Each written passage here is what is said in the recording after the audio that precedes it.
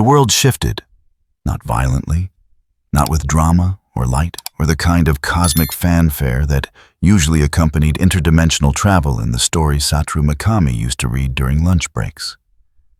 It was more like stepping from one room into another and realizing the air tasted different. Rimuru stood on a street corner in what his senses identified as Tokyo, Shibuya specifically. The crossing spread before him in its familiar organized chaos, except nothing about it felt familiar at all. The buildings were right. The signs were right. Even the flow of pedestrians matched the rhythm he remembered from his previous life. But something was wrong. He'd felt it the moment he arrived. A tension in the collective human consciousness. A performative quality to the way people moved, as if aware they might be watched at any moment. Advertising screens dominated every vertical surface, and half of them showed the same face. A blond man in a suit patterned like the American flag, cape flowing, smile wide enough to sell toothpaste or salvation, whichever paid better. Homelander saves downtown Los Angeles. The headline read. Footage showed the man catching a falling helicopter with one hand while waving to cameras with the other. Rimuru watched the replay 3 times, not because the rescue was impressive. It wasn't by any reasonable measure of power. He watched because of what happened in the final frame when the man turned away from the crowd. The smile didn't drop. The performance never stopped. But something in the way he held his shoulders suggested the weight he carried had nothing to do with helicopters. "Excuse me." A woman pushed past phone pressed to her ear. "I don't care what legal says. If we don't get that soup endorsement, we're dead in Q3. Soup. The word appeared everywhere. On magazine covers at the convenience store. In conversations bleeding from passing cars. A child's backpack featured a cartoonish hero throwing lightning bolts logo emblazoned across the chest. Rimuru moved through the crowd like water through rocks. No one noticed him. He'd learned that trick early. Not invisibility, just the art of being exactly uninteresting enough that eyes slid away without registering a reason. The coffee shop on the corner had English subtitles under its Japanese sign. Inside the menu offered something called a Starlight Special for 800 yen. The promotional poster showed a blonde woman in white and gold beaming with the kind of joy that advertising departments spent millions trying to capture. He ordered regular coffee. The barista didn't look up from her phone where a video played with the sound off. More heroes, more rescues, more carefully edited demonstrations of power that managed to show everything and reveal nothing. Rimuru took his coffee to a window seat and activated what CL would have called passive analysis mode. In this world, it meant sitting still and listening to everything. Did you see the Osaka incident? 2 salarymen occupied the next table. Vaught's saying it was a gas leak, but my cousin lives there. He said it was a soup gone rogue. They always say gas leak. Yeah, well. What are you going to do, sue Vought International? They both laughed. The sound carried no humor. Across the street, a massive digital billboard cycled through advertisements. Vought Skincare, Vought Energy Drinks, Vought Home Security featuring enhanced protection by certified hero consultants. The logo appeared 17 times in 60 seconds. A stylized V with wings rendered in corporate blue that probably tested well with focus groups. Rimuru sipped his coffee. It tasted like coffee everywhere tasted, which meant it tasted like disappointment, pretending to be sophisticated. He missed the tea Shuna made. He missed a lot of things about Tempest, though he'd chosen to leave. Chosen to see what existed beyond the boundaries of his world. Now he was seeing it. Mommy, look. A child pressed against the window, pointing at the sky. It's a hero. Everyone looked up. A figure streaked overhead too fast for normal vision to track clearly, but slow enough that the trailing cape caught the light just right. Intentional, Rimuru realized. The speed was calibrated for maximum visibility without being threatening. A performance of power, not its demonstration. The child's mother smiled and pulled out her phone, but the figure was already gone. She lowered the device with visible disappointment. "Maybe next time," she told her daughter. "Vaught's doing a meet and greet at Tokyo Dome next week," someone offered. "Tickets are only 30,000 yen. Only." The word hung there like a price tag on salvation. Rimuru finished his coffee and left the cup on the table. Outside, the crossing light changed. 1,000 people surged forward in synchronized chaos, and he moved with them because standing still would have drawn attention. Ciel's presence stirred at the edge of his consciousness. Not speaking, just observing. She'd learned when to stay quiet, which was most of the time now. This was his decision to make, his world to understand. They crossed 6 more intersections before Rimuru found what he was looking for. A small electronics store, the kind with dusty inventory, and a proprietor old enough to remember when heroes were just drawings in manga. The man barely glanced up when Rimuru entered. "Do you have international news access?" Rimuru asked in Japanese. The man gestured to a wall of outdated monitors. "First hour's free if you're not downloading." Rimuru took a seat at the terminal and began searching. The shape of this world revealed itself in layers. Vought International, headquartered in New York. Market cap larger than most nations' GDP. Primary business: superhero management, security, consulting, entertainment licensing, pharmaceutical research. That last one buried 3 pages deep in their corporate structure. He clicked deeper. Compound 5. The name appeared in medical journals, pharmaceutical patents, classified lawsuit settlements. A substance that granted superhuman abilities. Developed by Vought. Distributed by Vought. Controlled entirely by Vought, who also happened to employ every single hero with enough power to matter. The logic was elegant in its cynicism. Create the problem. Sell the solution. Maintain exclusive rights to both. Rimuru leaned back in the chair. On the monitor, another hero smiled for another camera cape pristine in the artificial wind. Behind them, a building burned with the kind of precision that suggested careful staging rather than genuine crisis. "Find what you needed." The proprietor was sweeping near the door, movements automatic. "Yes," Rimuru said. "Thank you." He left the shop and walked without direction for 3 hours. Tokyo at night became a different beast. The advertising screens glowed brighter. The heroes in the posters seemed to watch passers-by with painted eyes that promised protection for a price. Every 5th person wore clothing with a soup logo. Homelander's stylized eagle. Starlight's star. A-Train's lightning bolt. Humanity's protectors available in sizes small through triple extra large. Rimuru stopped at a pedestrian bridge overlooking the highway. Cars flowed beneath in rivers of light. Somewhere in this city, someone with powers they didn't ask for was probably making a choice. Probably weighing whether using those abilities would mean freedom or a contract with Vought. Probably already knowing which option came with health insurance. A train passed below advertisement wrapped around its exterior. Vought protecting tomorrow today. The slogan had focus grouped itself into meaninglessness. Ciel spoke for the first time since he'd arrived. Her voice existed only in his mind, analytical and precise. Preliminary assessment complete. This civilization has industrialized superhuman capability. Vought International maintains effective monopoly on power distribution through Compound 5. All enhanced individuals are either assets or targets.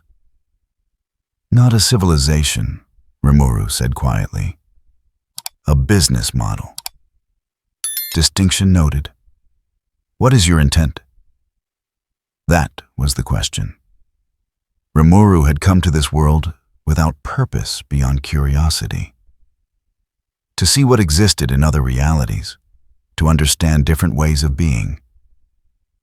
He'd found a world that took everything he'd built in Tempest, everything he'd learned about coexistence between humans and those with power, and inverted it into a system of control. A system that worked by certain metrics. The streets were mostly safe. Crime statistics looked impressive on paper.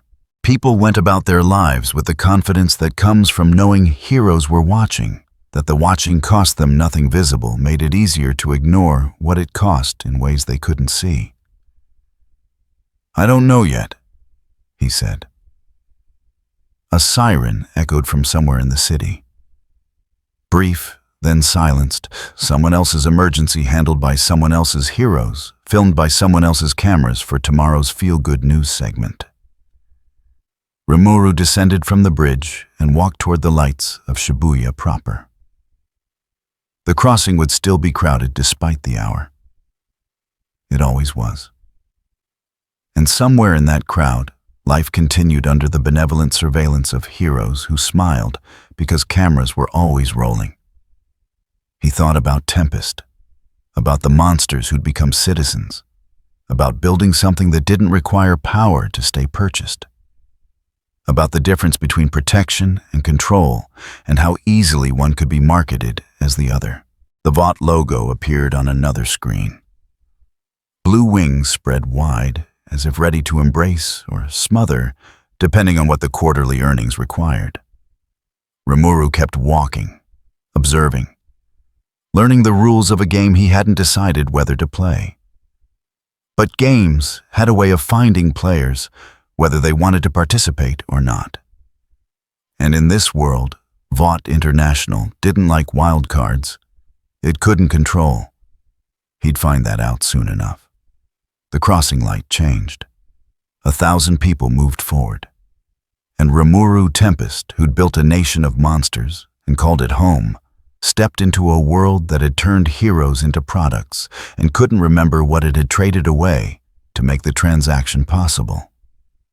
Somewhere above, a figure flew patrol patterns optimized for maximum citizen visibility. The cape caught the light perfectly. Always did. Had to. That's what the marketing team required. Rimuru looked up once, then kept walking. He'd seen enough for today. The event started at 7:43 on a Thursday evening, which meant maximum foot traffic and optimal camera coverage. Nobody planned it that way. That's just how disasters worked in cities where every corner had 3 smartphones pointed at it. Rimuru had spent the day walking, not searching, just existing in the spaces between attention. He'd learned Tokyo's rhythm, the way water learned the shape of whatever contained it. The crowds moved in patterns. The advertising screens cycled on schedules. Even the heroes flew predetermined routes, visible enough to remind everyone they were protected. He was crossing toward Hachiko when the air changed. Not temperature, not sound. Something deeper, the kind of shift that happened when systems broke down and nobody had realized it yet. Rimuru stopped walking. Around him, 1,000 people kept moving because they hadn't felt it. Hadn't learned to read the moments before collapse. 3 blocks away near the entrance to Tokyo Plaza, someone was losing control. Rimuru moved. Not running. That would draw eyes. He just stopped being in one place and started being in another, threading between bodies with the kind of efficiency that looked accidental to anyone watching. The plaza's entrance was elevated glass and steel, designed to funnel shoppers toward luxury they couldn't afford. A small stage had been erected in the courtyard. Promotional banners declared, "Meet miracle star Yuki Tokyo's brightest hero." A crowd of maybe 200 people, mostly young, mostly filming. On stage, a girl in a pink and white costume stood frozen, 20 years old, maybe younger. Her hands glowed with soft blue light that pulsed arrhythmically like a heart that couldn't decide on a beat. The light was getting brighter. "I'm sorry," she said into the microphone. Her voice carried across the plaza, amplified and cracking. "I'm sorry I can't." The light flared, not an explosion. Worse. A discharge of energy without direction spilling out in waves that warped the air. The stage buckled. Someone in the crowd screamed, and then everyone was screaming, pushing backward in a surge that would crush as many people as the power itself. Rimuru reached the edge of the crowd. On the stage, miracle star Yuki was crying. The glow around her hands had spread to her arms, consuming her in light that looked beautiful and wrong in equal measure. Her handlers, 2 men in corporate casual with earpieces, were backing away. One of them was already on his phone. "Gas leak," he said loud enough for nearby cameras to catch. "Everyone evacuate calmly. Gas leak." There was no gas. Just a girl who'd been given a power she couldn't control, dressed in a costume designed by committee, breaking apart in front of the audience that paid to adore her. The energy discharged again. A pillar near the stage cracked. Someone in the front row fell, trampled. A child couldn't have been more than 6, separated from her mother in the crush. Rimuru was already moving. He didn't run to the stage. Didn't shout. He just stepped into the space where panic was thickest and the child was about to disappear under 100 frightened feet. His hand found her shoulder. The crowd parted around them, without knowing why, their momentum redirected by the smallest adjustments of pressure and position. The girl looked up at him with wide eyes. Rimuru knelt, placed her behind a concrete planter, and turned back toward the stage. Miracle star Yuki was past words now. The light had become a corona, distorting everything within 3 meters. Her costume was burning away at the edges. The stage had started to melt. Ciel's voice quiet and analytical. "Compound V derivative. Impure synthesis. Subject experiencing cascading cellular breakdown. Can you stop it? Negative. Cannot reverse biological process already in motion. Can contain discharge." "Mark." Rimuru stepped closer. Not onto the stage, just near enough that when the next wave came, he was in its path. The energy hit him like water hit a drain. There was no flash, no impact, no visible sign of intervention. The light that should have torn through the plaza simply stopped existing 6 inches from Rimuru's body. Not absorbed, not reflected, just gone as if it had never been. On stage, Yuki collapsed. The glow around her hands faded to nothing.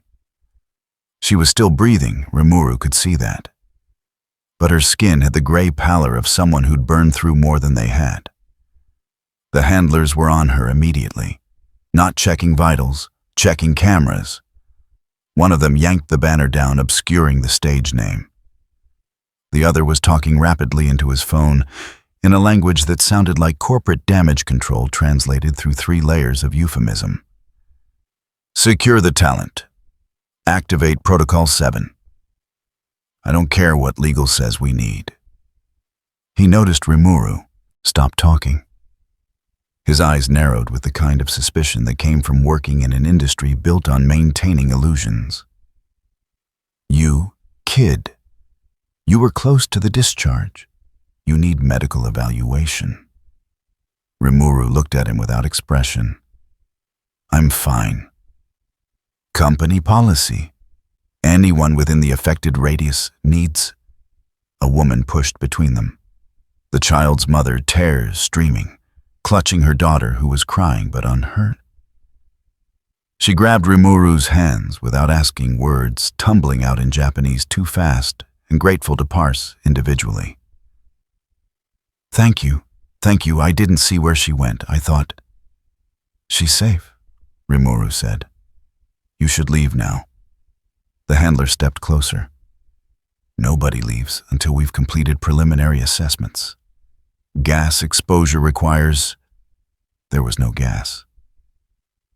Rimuru's voice didn't change pitch or volume. You know that. They know that. He gestured to the crowd where 24 phones were still recording despite the evacuation orders. Tell whatever story you want, but let them leave. The handler's hand moved toward his earpiece. Stopped. Behind Rimuru, sirens were approaching. Not emergency services. Private security, the kind Vought subsidiaries used when they needed problems handled quietly. Rimuru turned and walked away. Not quickly, not slowly. Just the exact pace of someone leaving because they'd decided to not, because anyone had given them permission. Nobody stopped him. He was 3 blocks away when the plaza went dark. Not power failure. Deliberate shutdown. Every screen, every light, every phone within a 2-block radius died simultaneously. Electromagnetic pulse, probably. The kind of thing corporations used when footage existed that shouldn't. Except it wouldn't work. Rimuru knew that without CL confirming it. The footage had already been uploaded. Live streams didn't need local power to reach servers halfway around the world.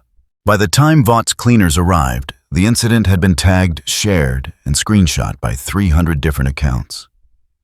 The videos wouldn't show much.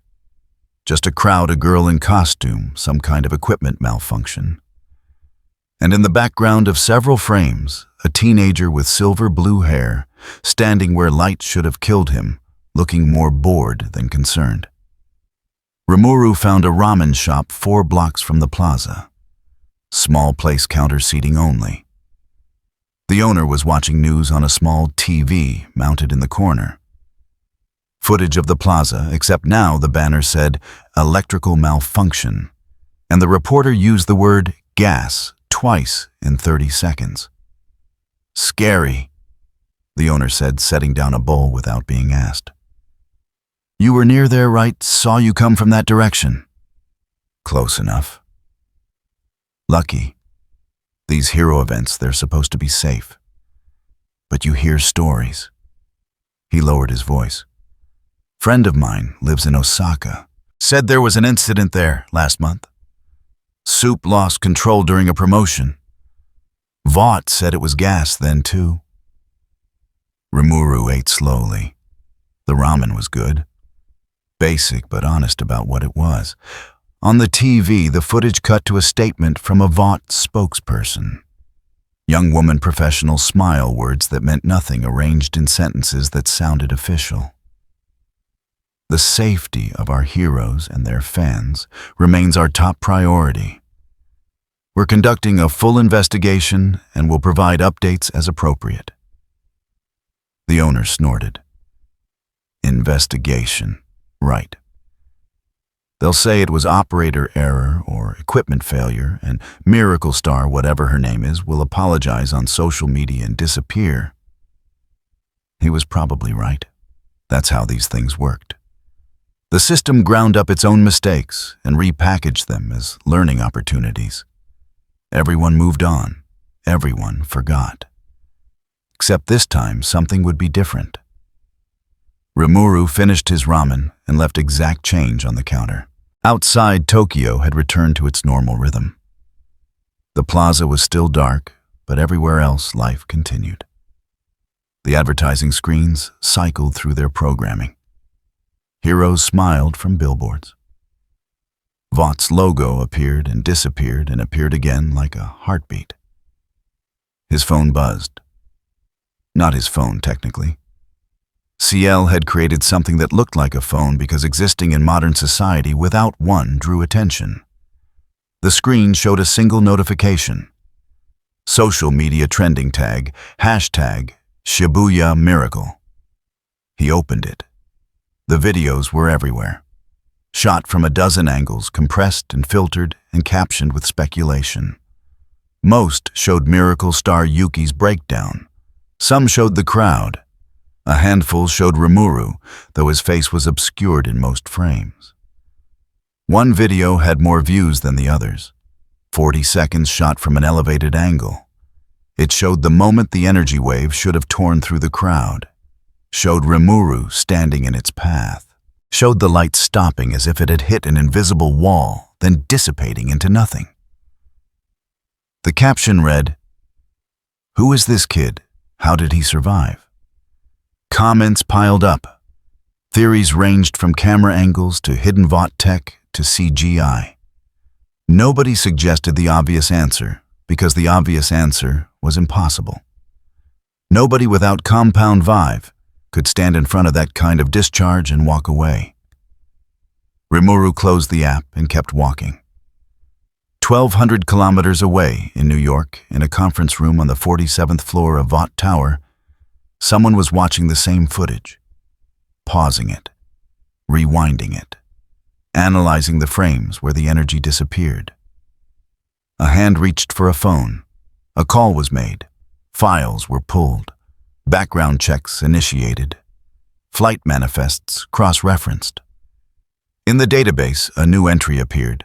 Subject unknown location, Tokyo Shibuya District, classification, potential asset / unknown threat notes, no compound V signature, no prior records, requires immediate assessment. The file was marked urgent and routed to 3 departments simultaneously: Security Research and Special Assets Acquisition. By morning, 2 teams would be en route to Tokyo. By the end of the week, VOT International would have deployed enough resources to contain or acquire the anomaly currently walking through Shinjuku without any idea he'd just become the most interesting problem the corporation had encountered in a decade. But that was later. For now, Rimuru walked. The night air carried the smell of street food and exhaust. Somewhere above a hero flew patrol patterns optimized for citizen reassurance. Their cape caught the light perfectly, as required by whatever marketing consultant had calculated the ideal angle. In his mind, Ciel spoke once. "Vought has noticed." "I know." Contingencies. Rimuru thought about that. About miracle star Yuki, who'd been given power and a costume and a corporate handler, then left to break apart on a stage in front of cameras. About the child he'd pulled from the crowd, who'd go home tonight and probably never know how close she'd come to being a statistic. About a system that industrialized heroism and called it progress. "Not yet," he said. "First, I want to see how they respond." The city lights reflected off glass towers, thousands of windows, each one representing someone living under the benevolent protection of heroes they'd been taught to trust. It looked almost beautiful if you didn't think about who paid for the lights to stay on. Rimuru turned down a side street away from the main roads and their surveillance. He had time. VOT would take at least a day to mobilize. And when they came, they'd come with contracts and lawyers and carefully worded offers that sounded like opportunities. They'd learn, eventually. Behind him in the distance, the Shibuya Plaza remained dark. Cleanup crews were already removing evidence of the incident that officially never happened. By morning, it would be as if nothing had occurred. Just another day in a city protected by heroes. The videos would tell a different story. But videos were easy to discredit, easy to explain away. What VOT couldn't explain away was the question those videos raised. A question that would spread through social media and forums and conspiracy boards until it reached critical mass. Who was the kid? And what was he? Rimuru didn't know yet whether he'd answer. But he knew one thing: the world had noticed him now. And, in a system built on controlling every variable, he was the variable they couldn't account for. That would be interesting. He kept walking, disappearing into Tokyo's maze of streets and lights. While halfway around the world, VOT International added his face to a list of problems that needed solving.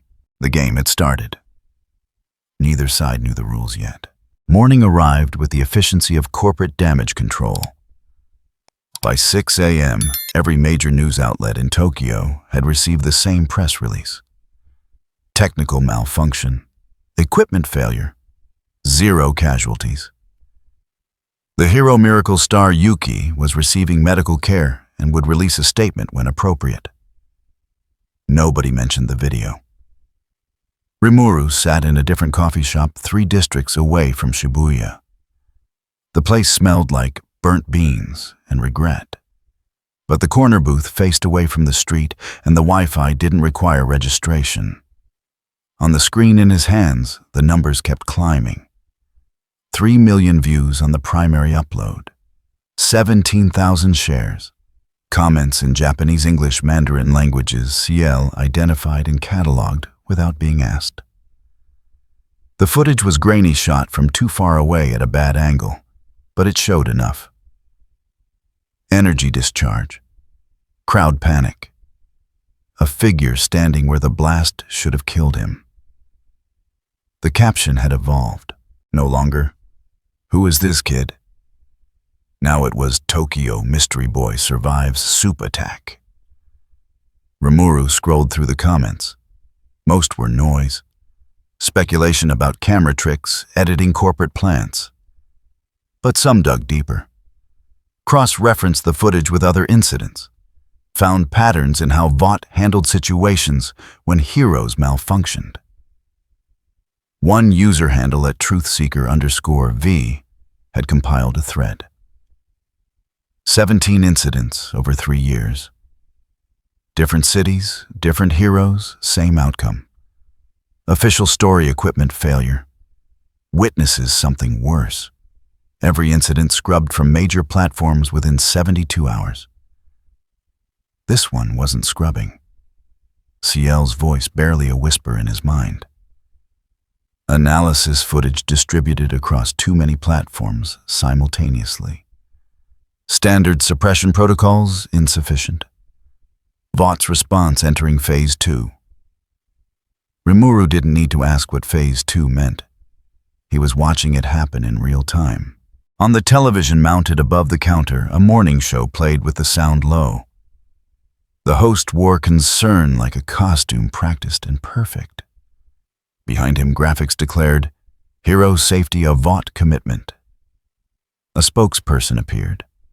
Different from last night's statement, but the same corporate DNA. Young professional words chosen by legal and marketing in equal measure. The safety of our heroes and their fans is paramount. Last night's incident was the result of prototype equipment malfunction. We've launched a comprehensive review and temporarily suspended all experimental tech from public demonstrations. The host nodded. And the individual seen in the footage, the one who appeared to be caught in the discharge. A pause, calculated, measured to the millisecond. We're grateful no one was seriously injured. As for specific individuals, we respect privacy concerns while ensuring everyone present receives appropriate medical screening. Translation, we don't know who he is. Yet. Rimuru closed the app and set the phone face down on the table. Across the city, in a hotel suite that cost more per night than most people earned in a month. 3 men sat around a table covered in tablets and printouts.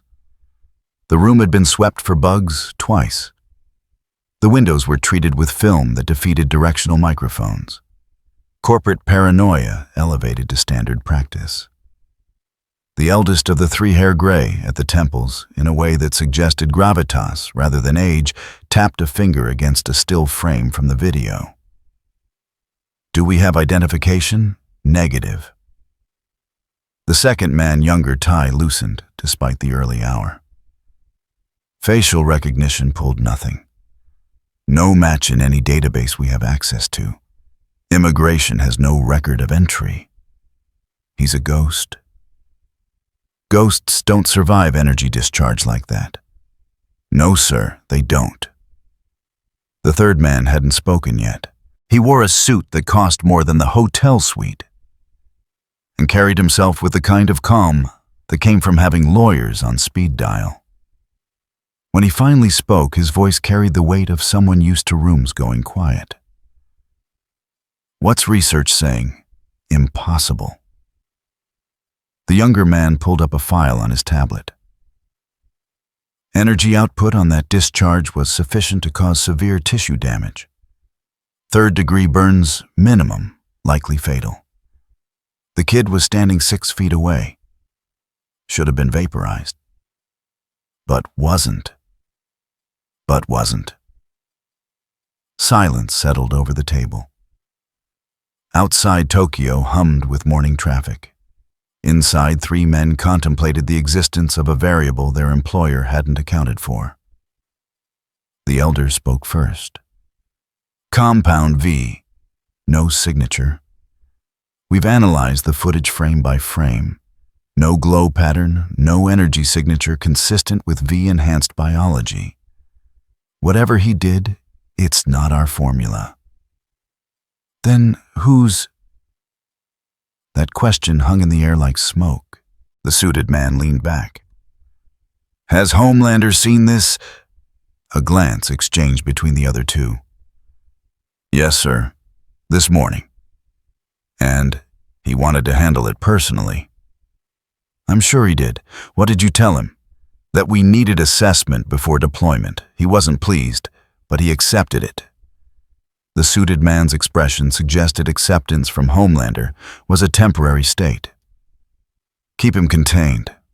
The last thing we need is our primary asset starting an international incident because his ego got bruised by a teenager." He stood straightening his jacket with the kind of precision that suggested every movement was calculated. "I want a team on the ground in Tokyo by tonight. Not the usual acquisition crew. Someone who can talk. Someone who understands we're not raiding a meth lab." "What's the objective?" "Information. Who he is, what he wants, whether he's an asset or a liability." He paused at the door. "And if he's an asset, what it costs to make him ours." The door closed behind him with a soft click of excellent engineering. In Vought Tower, 47 floors above, Manhattan Homelander stood in a room designed to look like an apartment, but felt like a showroom. Everything positioned for cameras that weren't there because you never knew when they might be. He watched the footage for the 6th time.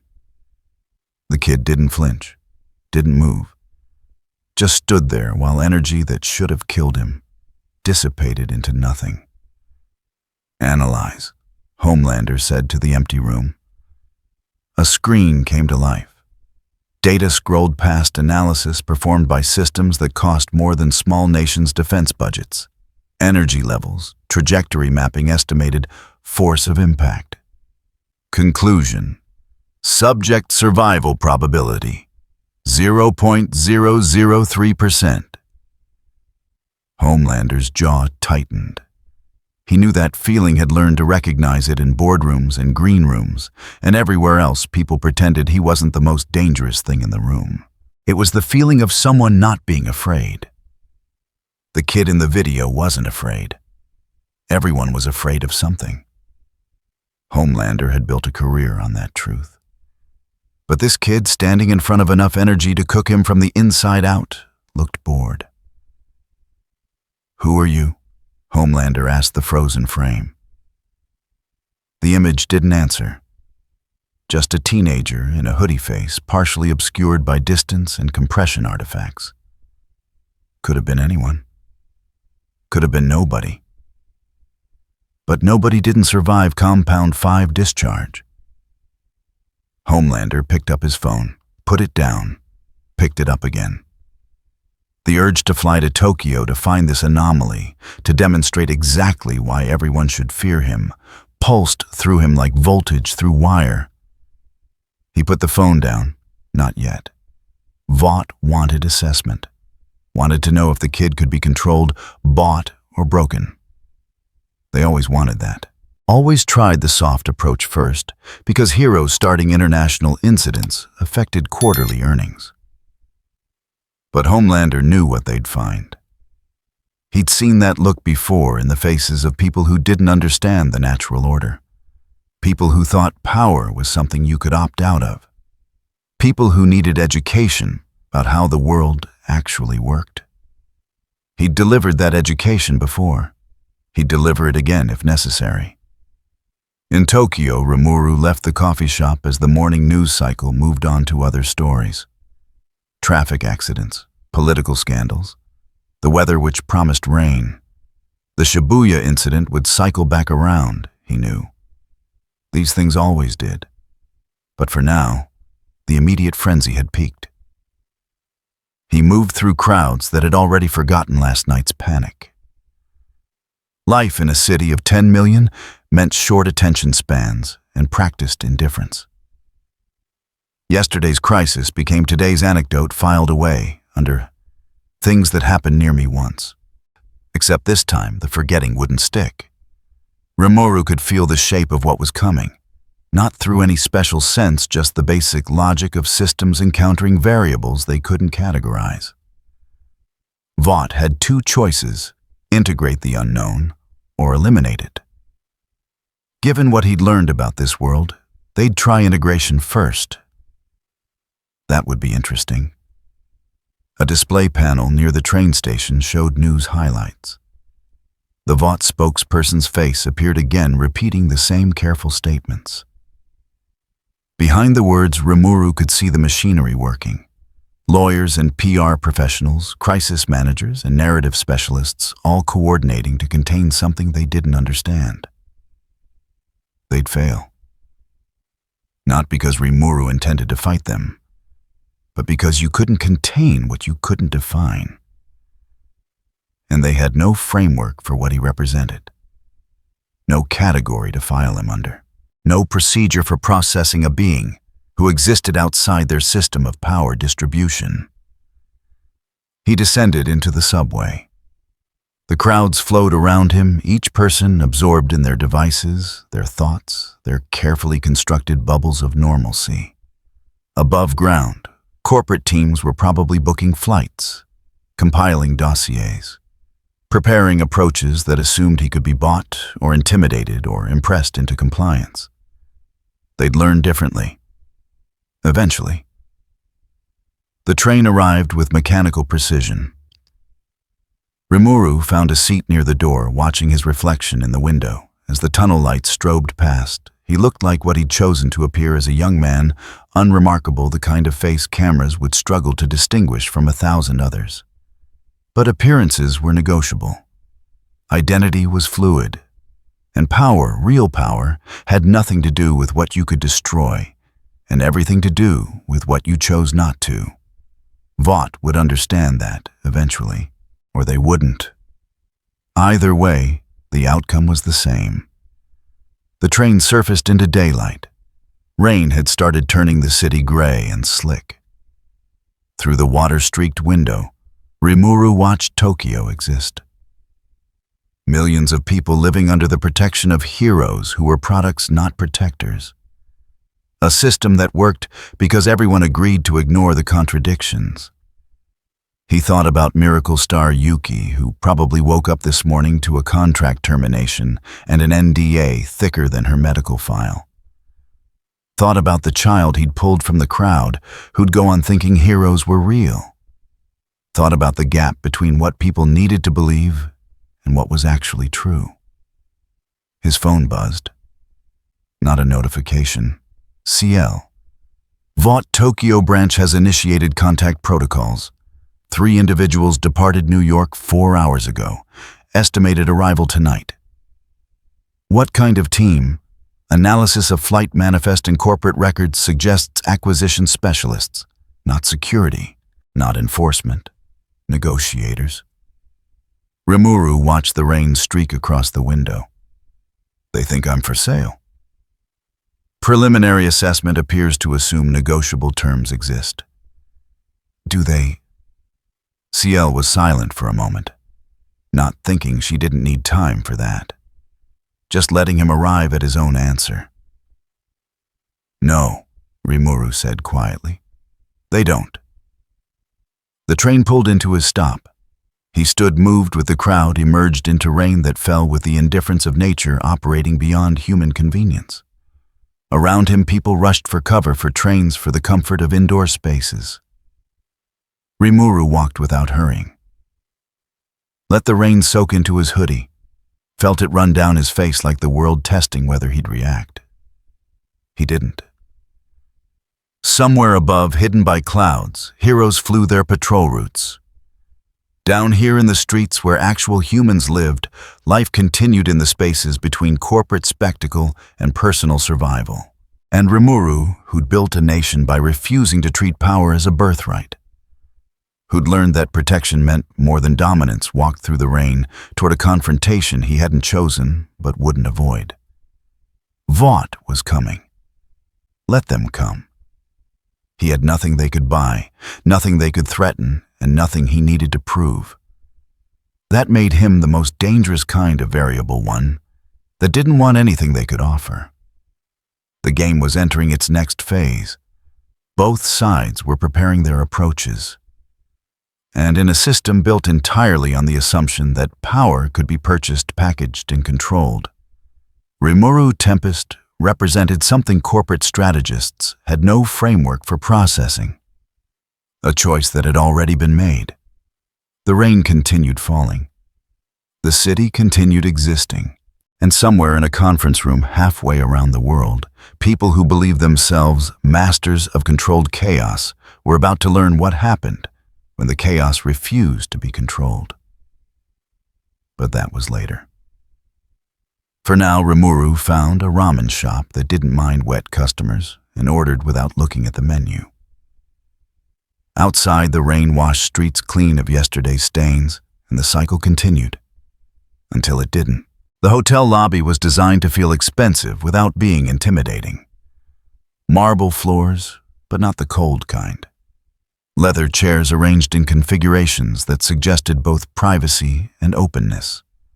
The kind of space where deals happened between people who wanted witnesses to see them talking, but not hear what they said. Rimuru arrived at 2 p.m. exactly on time. The message had come that morning, polite and professional, inviting him to a conversation. No threats, no demands. Just an opportunity to discuss matters of mutual interest with representatives from Vought International. He could have ignored it. Could have left Tokyo entirely disappeared into the vast indifference of a world that had proven very good at losing track of things it couldn't classify.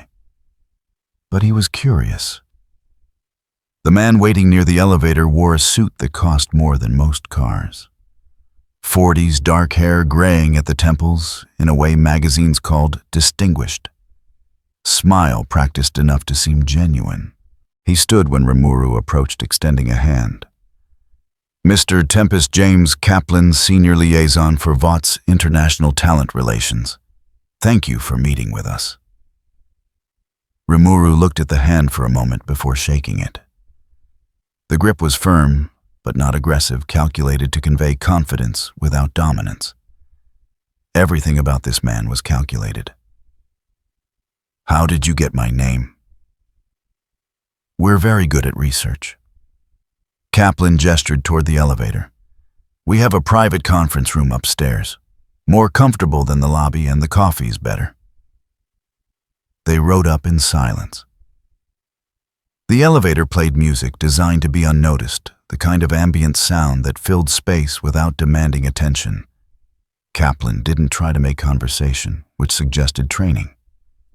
Most people felt compelled to fill silence. Corporate negotiators knew better. The conference room occupied a corner of the 14th floor. Windows on two sides, view of Tokyo spreading toward the horizon. The table was small, meant for 3 or 4 people, not a boardroom intimidation piece. 2 laptops sat closed at one end. A coffee service occupied a sideboard. A woman stood by the windows. Younger than Kaplan, Asian features suit cut with the kind of precision that suggested bespoke tailoring. She turned when they entered, offering a professional smile. Mr. Tempest, Linda Chen, Legal Affairs. She didn't offer her hand, which Rimuru appreciated. Please sit wherever you're comfortable. Rimuru took the chair facing the door. Old habits from a different life when exits mattered. Kaplan noticed filed that information away behind his practiced expression. Chen poured coffee without asking, setting a cup in front of Rimuru before taking her own seat. First, Kaplan began settling into his chair with the ease of someone who spent most of their life in conference rooms. We want to thank you for your assistance during the Shibuya incident. Miracle Star Yuki is recovering, and your intervention likely prevented casualties. Rimuru sipped the coffee. It was good, which made sense. Vought wouldn't serve bad coffee to someone they were trying to impress. Is that the official narrative now? My intervention? Chen's smile didn't waver. The official narrative is equipment malfunction, but we're not here for official narratives. We're here to have an honest conversation about what happened, what it means, and where we go from here. You Vought International and the broader ecosystem of enhanced individuals operating in the public sphere. Kaplan opened one of the laptops, angled it so Rimuru could see the screen. Footage from Shibuya played on loop, enhanced and analyzed. Energy readings overlaid the video numbers and graphs that presumably meant something to people who spent their lives quantifying power. You survived an energy discharge that should have been lethal, Kaplan continued. Not just survived, negated it entirely. We've analyzed the footage extensively. No conventional explanation fits. Maybe your analysis is wrong.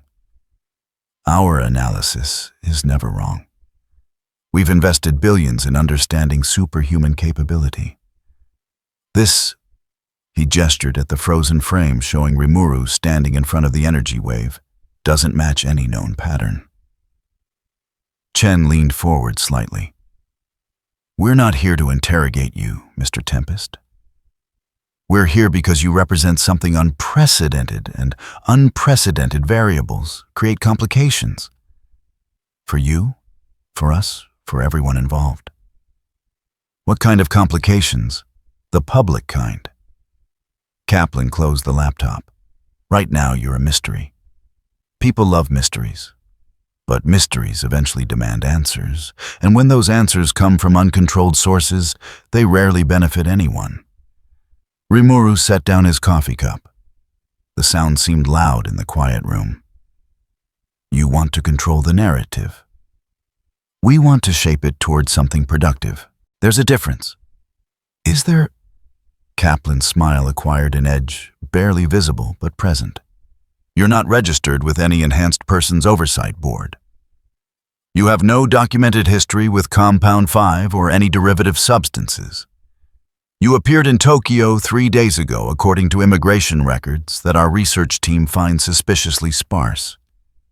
From Vaught's perspective, you're an unregistered asset operating in public, without oversight or accountability.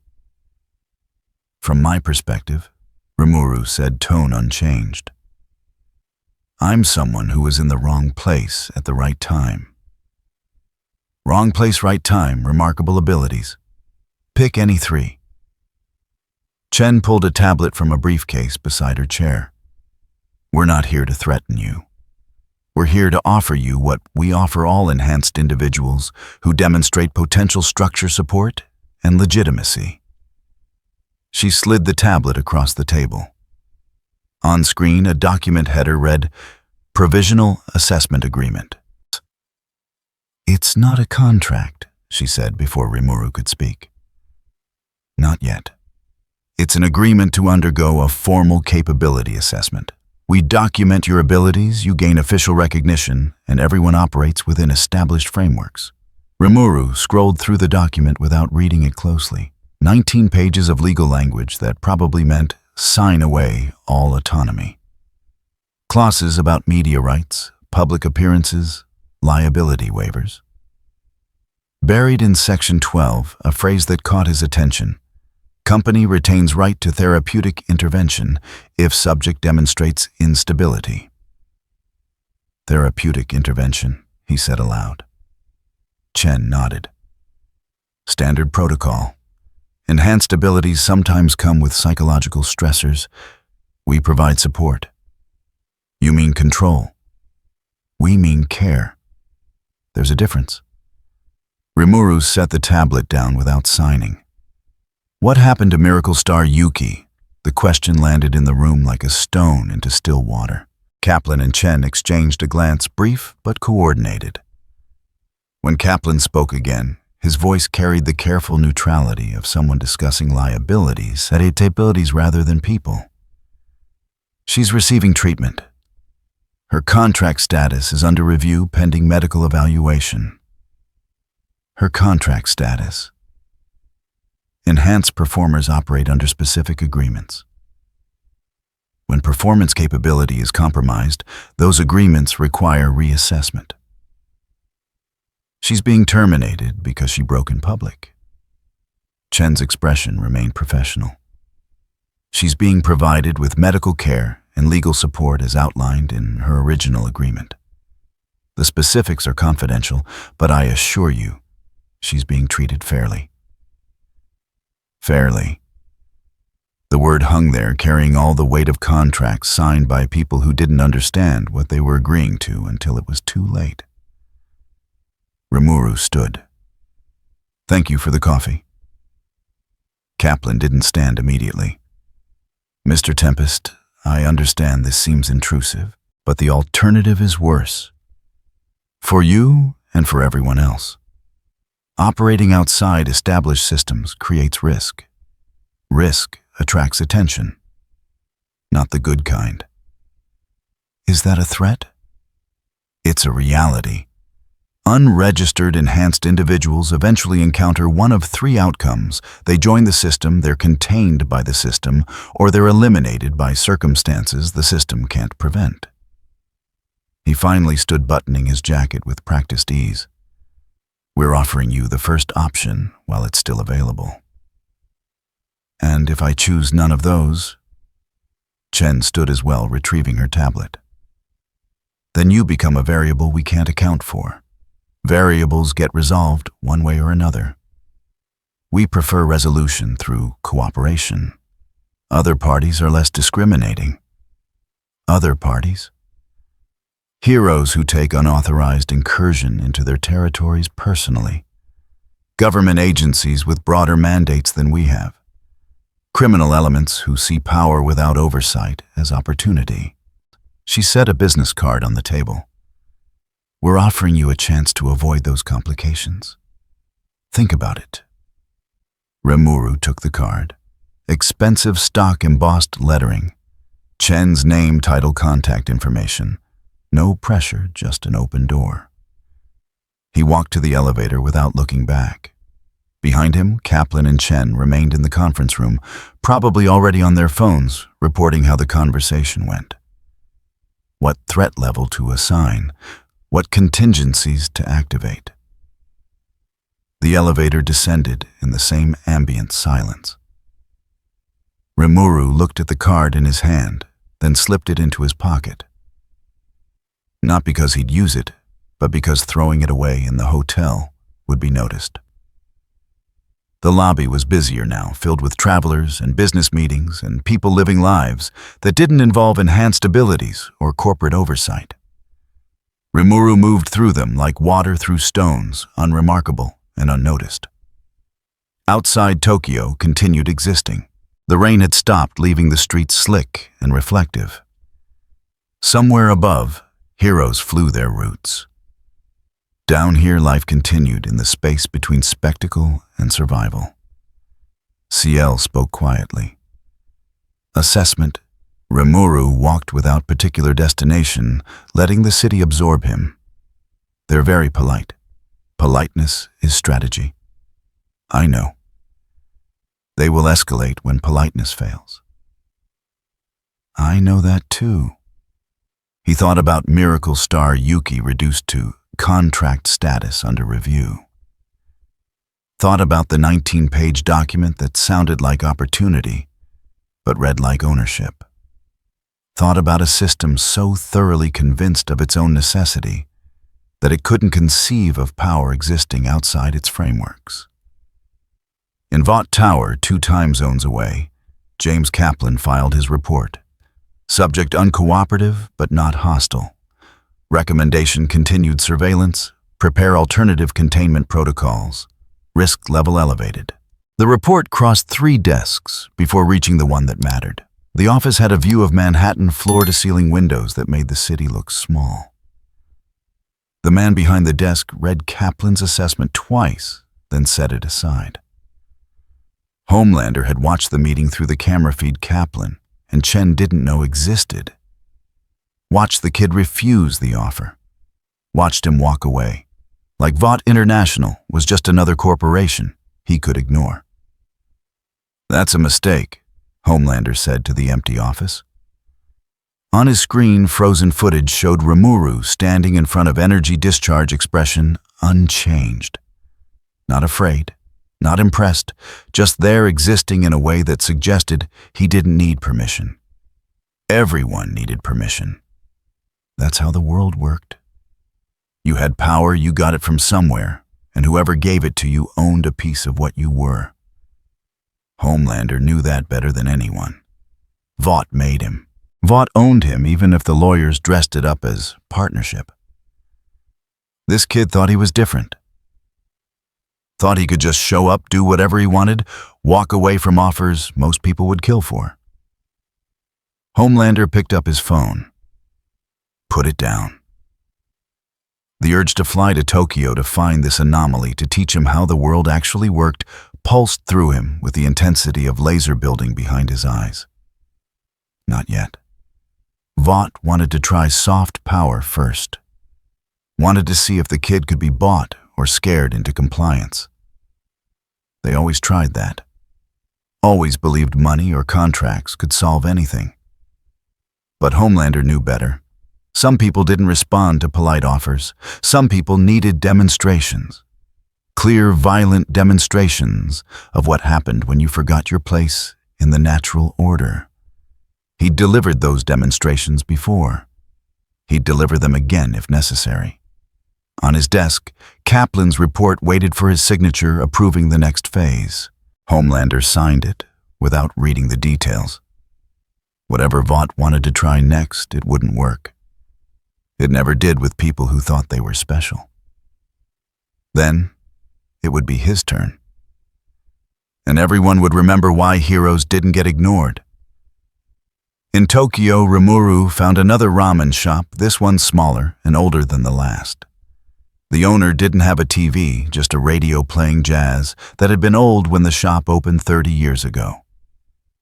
He ordered without speaking. The owner brought food without asking questions. Outside the city existed in layers of light and shadow.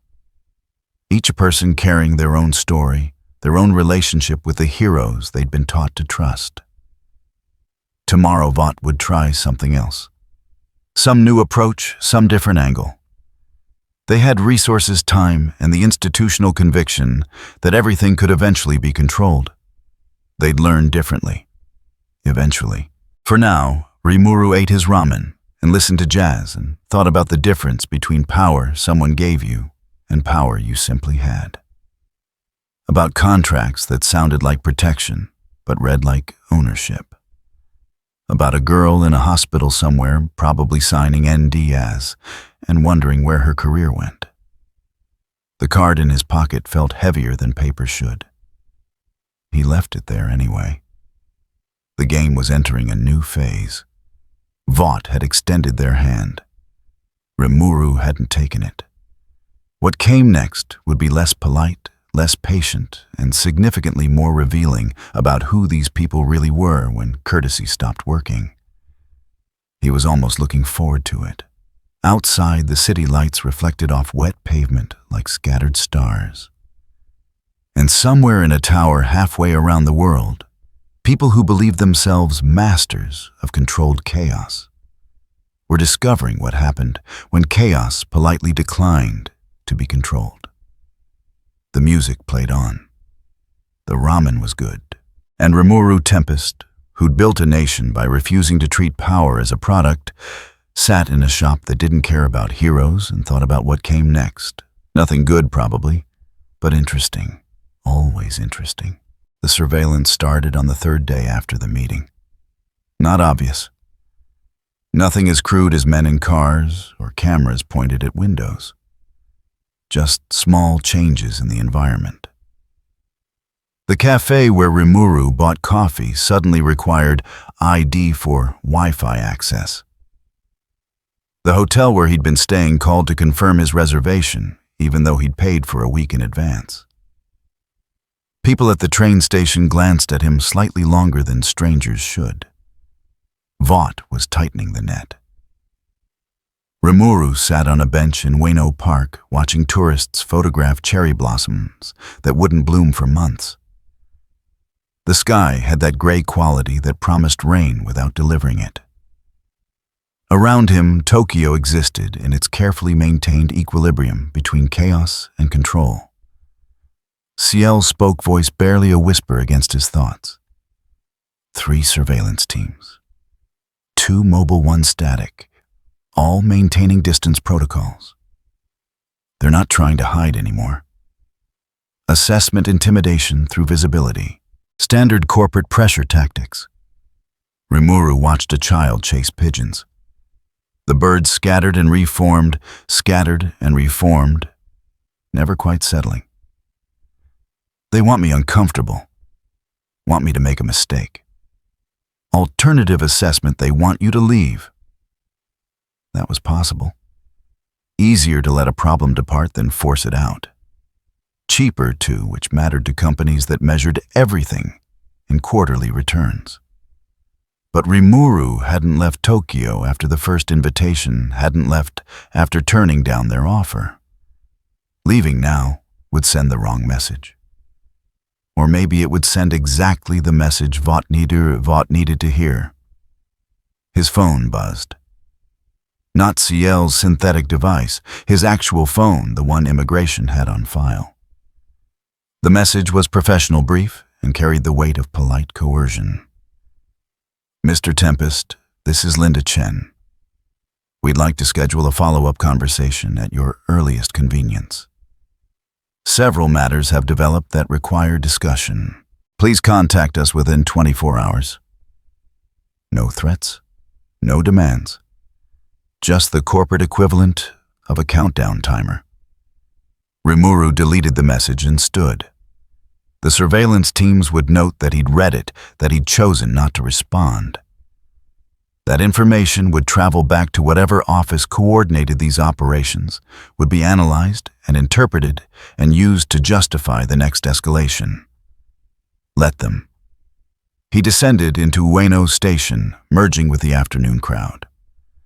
The trains ran with mechanical precision, carrying millions of people through Tokyo's circulatory system. Down here, surveillance became difficult. Too many faces, too many bodies, too much movement for cameras to track effectively.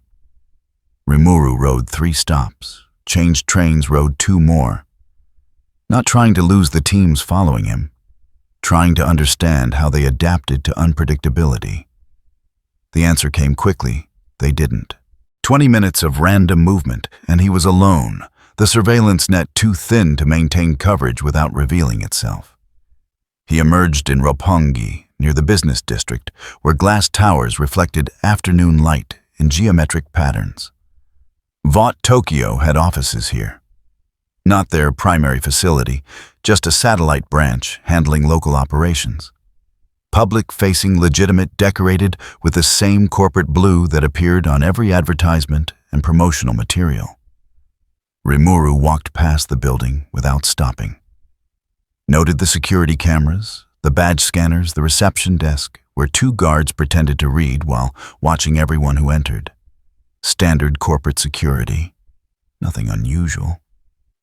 He continued, 3 blocks turned left, entered a convenience store. Ciel manifested data across his vision. Building schematics, power distribution, network topology. The convenience store wasn't important. What mattered was the fiber optic line running beneath it, part of Tokyo's dense data infrastructure. The line connected to several major hubs, including one that serviced the Vought building's network. "Can you access it?" Rimuru asked quietly, pretending to browse refrigerated drinks. "Affirmative. However, detection probability is elevated. Vought employs sophisticated counter-intrusion systems. Don't intrude. Just observe. Watch what they're searching for." CL was silent for 3 seconds. An eternity in digital time. When she spoke again, her voice carried something that might have been concern if she'd been capable of it. "Internal Communications Reference Operation, codenamed Odessa. Classification level exceeds normal security protocols. References include capability testing, asset acquisition, and contingency neutralization." What is Odessa searching? Another pause. "Found secondary reference in medical research database.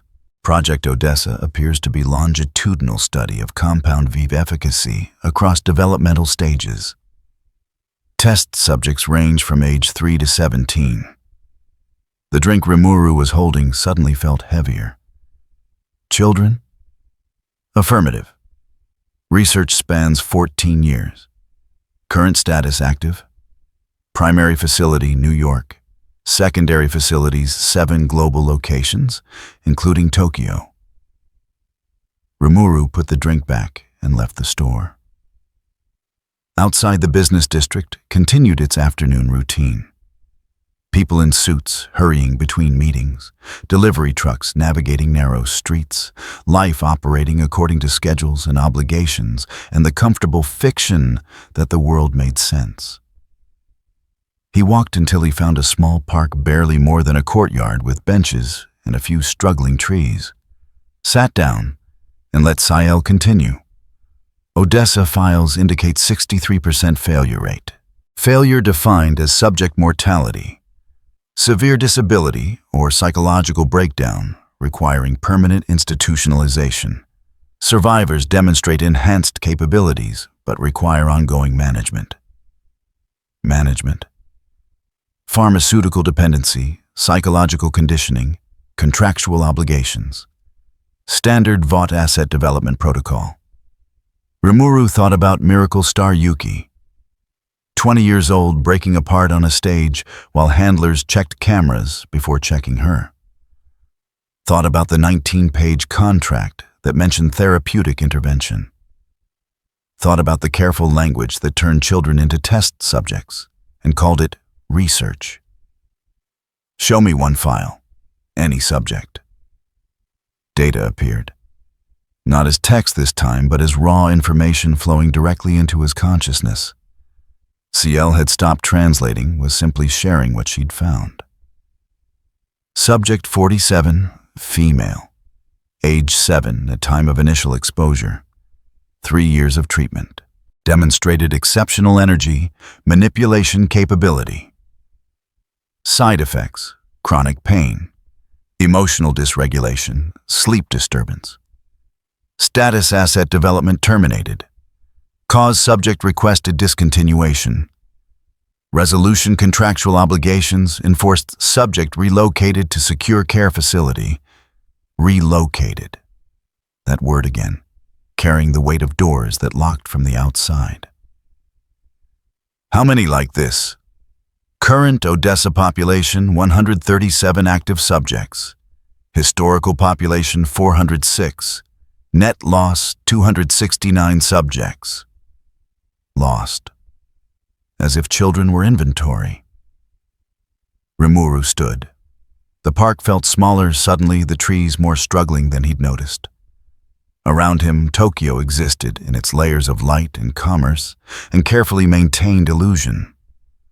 Somewhere in this city was a facility where Vought ran experiments on children and called it heroism. He started walking. Had no destination, just the need to move before the cold settling into his chest became something else entirely. CL spoke carefully. Recommendation, immediate intervention. Intervention how? Locate facility. extract subjects, neutralize compound V production capability. And then what? Where do they go? What happens to children who've been told they're heroes and then lose their powers? Silence. CL had no answer for that because there wasn't a good one. You couldn't undo years of psychological manipulation with a single act of liberation. You couldn't erase the trauma of being treated as a product just by removing the producers. But you could stop it from continuing. Not yet, Rimuru said. First, I need to understand the full scope. He walked until evening, piecing together what CL was finding in Vought's systems. The corporation's structure revealed itself in layers. Public operations, entertainment security services, merchandising, private operations, pharmaceutical research, genetic modification, capability enhancement, and beneath both a level that didn't appear on organizational charts or shareholder reports. Asset development, threat elimination, narrative control. Miracle Star. Yuki wasn't an aberration. She was the system working exactly as designed. Create power through chemistry, package it in costume and contracts. Exploit it until it broke, then file it away under lessons learned and move to the next subject. Rimuru found himself back in Shibuya, standing near the plaza where it had all started. The stage was gone. The memorial flowers had been cleared. Life continued as if nothing had happened, because in this city's memory, nothing had. Just another equipment malfunction handled by professionals already forgotten. His phone buzzed again. Not Chen this time. A new number, unlisted but professional. Mr. Tempest? We've been trying to reach you. It's important that we speak. Delete. Another buzz. Different number. Failure to respond constitutes breach of local enhanced persons regulations. Please contact us immediately to avoid escalation. Delete. The threats were becoming less polite. In Vought Tower, a conference room on the restricted floor hosted a meeting that would never appear in official minutes. 6 people, no names recorded, agenda limited to a single item, the Tokyo variable. He's accessed our systems. The speaker was research evident from the way she discussed security breaches as data problems rather than threats. Sophisticated intrusion, possibly AI-assisted. Got into medical archives before we could isolate him. What did he see? Everything. She set her tablet on the table like it was radioactive. Odessa files, containment protocols, disposition records. Full access for approximately 4 minutes. Someone swore quietly. Another reached for their phone, then stopped. Making calls during this meeting would create records. Does he know about the Tokyo facility? We have to assume yes. Then we move the subjects, where every facility is documented. If he accessed Tokyo, he accessed everything else too. The room fell silent. Outside Manhattan glittered with evening lights. Inside, people who dealt in power and control confronted the reality of encountering someone who operated outside their frameworks. What's his threat profile? This from security identifying himself by the question he'd been trained to ask. Unclear. He hasn't demonstrated hostile intent, but his capabilities exceed any registered asset.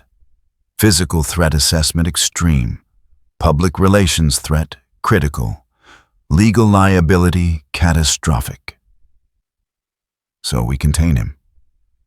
With what he negated, a compound 5 discharge without visible effort. Standard containment protocols assume power has limits. We haven't found his. Someone at the end of the table had been silent until now. When he spoke, his voice carried the weight of having made difficult decisions before and accepting responsibility for making them again. Homelander. The name settled over the room like a verdict. That's escalation. Major escalation. We're past polite offers. He's accessed classified research, refuses engagement, and demonstrates capability we can't quantify. If we wait until he acts, we lose the initiative. Homelander in Tokyo. The political complications are manageable. We've handled worse. What's not manageable is an uncontrolled asset with full knowledge of Odessa operating without oversight. He stood ending the meeting through posture alone. Initiate Phase 7. Deploy Homelander. Rules of engagement: assess, contain, or eliminate. His discretion. The room emptied quickly. Nobody wanted to be associated with what had just been authorized. 47 floors below, in his penthouse that felt like a cage with better furniture.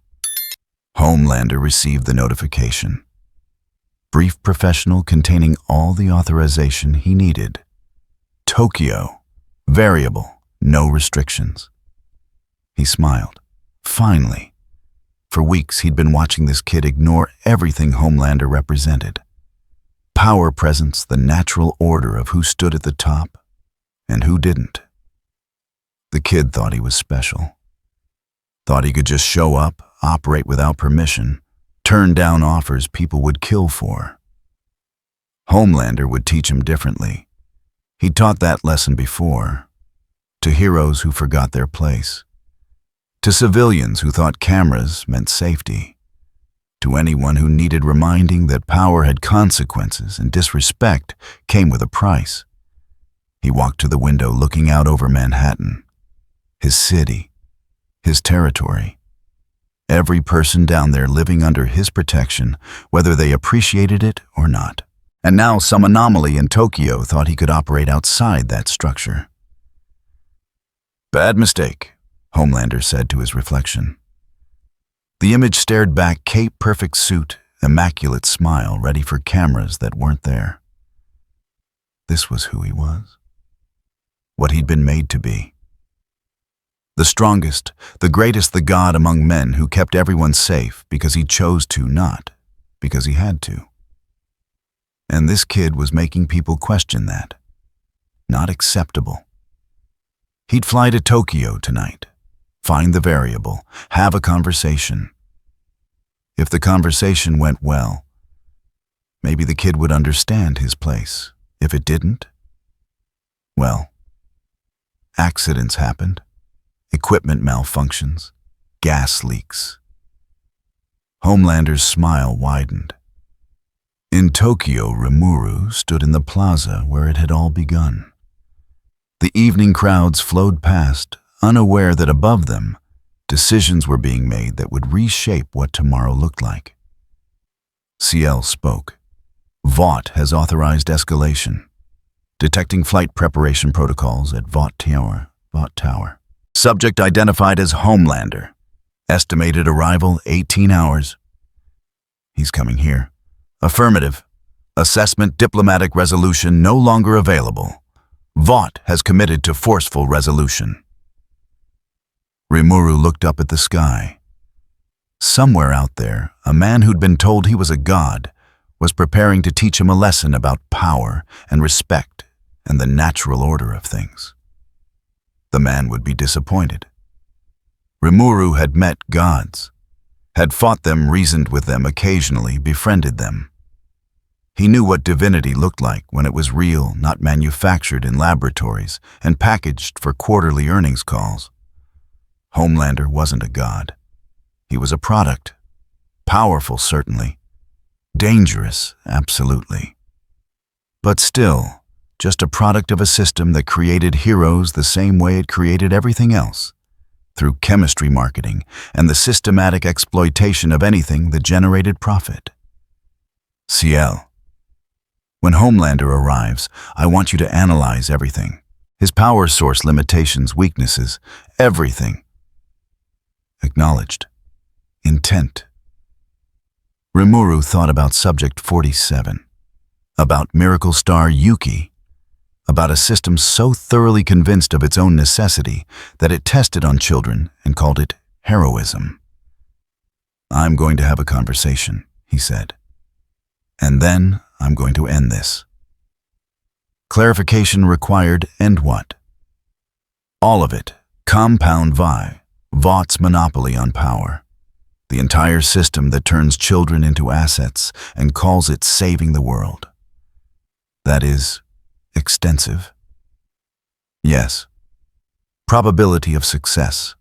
Irrelevant. It needs to be done. Above the sky darkened toward night. Tomorrow Homelander would arrive. Tomorrow Vought would learn what happened when you tried to contain something that refused to be categorized. Tomorrow the game would change permanently. But tonight, Rimuru walked through Tokyo one more time, watching people live their lives under the protection of heroes they'd been taught to trust, learning the shape of what he was about to break. Because you couldn't fix a system this corrupt. You could only end it and hope something better grew from the ashes. The rain started as he reached the station. Soft, persistent, washing the streets clean of temporary stains. Around him, Tokyo continued existing, unaware that the comfortable fiction of hero-protected civilization was about to be tested. Rimuru descended into the subway. Tomorrow would be interesting. Tonight, he needed to prepare for the conversation that would decide whether this world got the chance to build something better, or whether Vaught's system would be defended to its bitter, inevitable end. The train arrived. He boarded. And somewhere above the Pacific Ocean, a man in a cape began his journey to teach a lesson that would never land the way he expected. The game had changed. Neither side knew it yet. But they would. The incident began at 2:17 p.m. in a private hospital in Minato Ward. Expensive, discreet, the kind of facility where wealthy patients received care without media attention. The staff had impeccable credentials and confidentiality agreements thick enough to stop bullets. The building had 12 floors, 416 patients, and exactly one entrance that wasn't monitored by Vaught's surveillance network. At 2:18, the power failed. Not a blackout. Something more precise. The emergency generators kicked in immediately, maintaining critical systems. Life support monitoring equipment, surgical lighting. Everything essential stayed operational, everything except the elevators, and the fire suppression system. And the door locks on the third floor where experimental Compound 5 derivatives were stored in a research ward that officially didn't exist. Rimuru was 3 districts away when Sayel's voice cut through his thoughts with unusual urgency. Incident developing. Minato Ward Private Hospital. Detecting unauthorized Compound V activation, multiple subjects. Emergency response systems compromised. Estimated civilian casualties, if uncontrolled, 173. He stopped walking. Around him, afternoon shoppers continued their routines, unaware that 3 kilometers away, someone had just decided those 173 lives were acceptable losses. Vought. Probability exceeds 97%. Power failure follows known Black Ops pattern. Compound V release mechanism consistent with controlled escalation protocols. Rimuru started moving, not running. That would draw attention. Just the fastest walk that didn't register as panic to the people he passed. How long until conventional response arrives? Tokyo Fire Department estimated arrival 7 minutes. Police 4 minutes. However, building security has activated lockdown protocols. First responders will encounter delays of approximately 3 additional minutes. 10 minutes.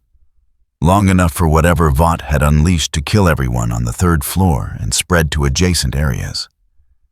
Long enough that when authorities finally arrived, they'd find a tragedy that could be blamed on equipment failure or unauthorized research, or any number of explanations that didn't mention deliberate attack. Rimuru reached the street, flagged a taxi. The driver looked annoyed until Rimuru slid yen onto the front seat. More than the fare, more than the tip, enough to communicate urgency without explanation. Minato Ward, fast as legal allows. The driver's annoyance transformed into professional focus. He pulled into traffic with the kind of aggressive confidence that came from decades navigating Tokyo's streets. Ciel continued her analysis, voice steady, despite the situation's escalation. 3 subjects have breached containment. Compound V variant designated Apex 7. Enhanced strength, limited regeneration. Severe neurological side effects. Subjects were classified as failed trials, scheduled for termination. They were going to kill them anyway. Affirmative. Current deployment serves dual-purpose test, subject disposal, and pressure application. The taxi accelerated through an intersection as the light turned yellow. Rimuru watched the city blur past, calculating distances and time and the gap between what should happen and what would. Civilian distribution. 3rd floor, 14 patients, 9 staff. Adjacent floors within contamination range, 37 patients, 22 staff. Building total, 416 patients, 171 staff and visitors. Too many. Even if he moved perfectly, made every right choice, some would die. That was the design. Force him to choose, document the casualties, then classify him as a threat to public safety. The taxi pulled up to a checkpoint 2 blocks from the hospital. Police had established a perimeter keeping civilians back while they assessed the situation. Smoke rose from upper floors. Not fire yet, just the beginning of what would become fire if systems failed. Rimuru paid the driver and slipped through the checkpoint before anyone could stop him. Not invisibility, just the art of moving like you belonged, like you had authorization nobody would think to check. The hospital's front entrance was chaos organized into procedure. Staff evacuating patients, police establishing control, fire teams preparing entry. Everyone following protocols designed for normal emergencies, not for a situation engineered to exceed normal parameters. Ciel spoke as Rimuru approached. Analysis complete. Optimal strategy requires selective intervention. Cannot prevent all casualties while maintaining cover. Must prioritize. I know. Recommendation: evacuate maximum number while eliminating compound VI subjects. Probability of 0 civilian casualties, 3%. 3%. Unacceptable. Can you override the building systems, override the lockdown, redirect the subjects away from civilians? Negative. Systems are air-gapped during lockdown. Physical access to control room required. Where? Basement level. Estimated time to reach and override 90 seconds. How many casualties in those 90 seconds? Silence. Then quietly, 12, possibly 14. Rimuru stopped at the entrance. A police officer shouted at him to stay back, evacuate, let professionals handle it. The officer meant well. Had no idea the professionals who designed this situation had calculated acceptable losses and decided a few dozen deaths were worth the tactical advantage. Ciel, is there another way? Clarification required. A way to save them all. More silence. Longer this time. Still processing possibilities, running scenarios, calculating probabilities across thousands of potential interventions. One option exists. Success probability 68%.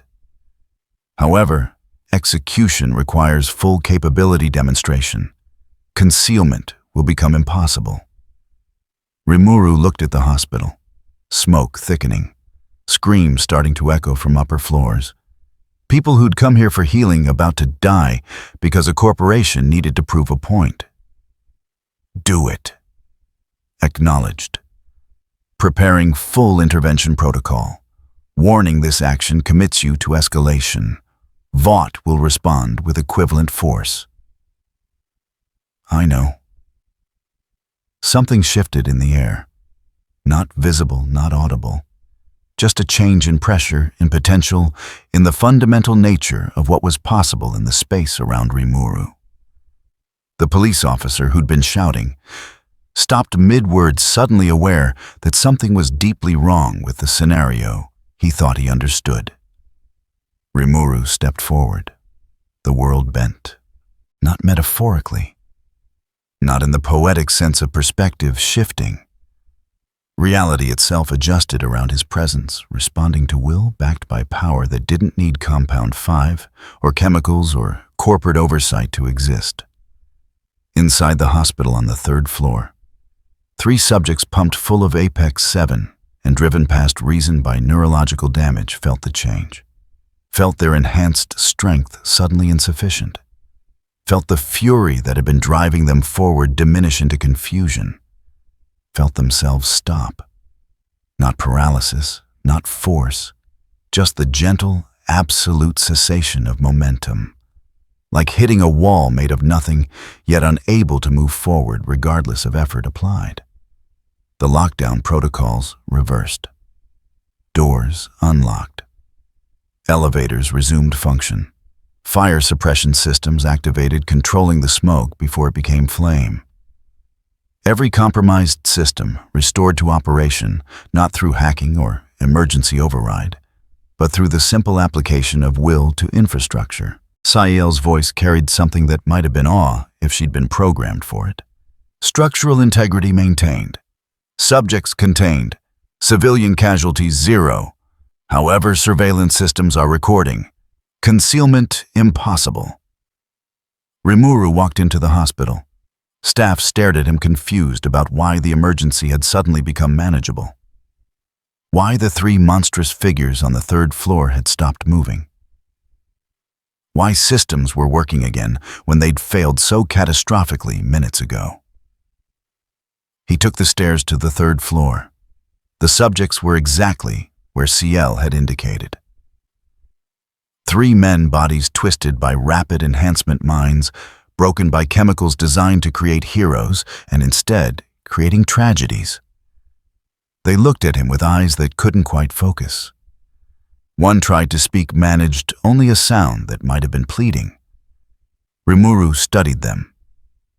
Not with anger or disgust, just the clinical assessment of someone who'd seen power misused enough times to recognize the patterns.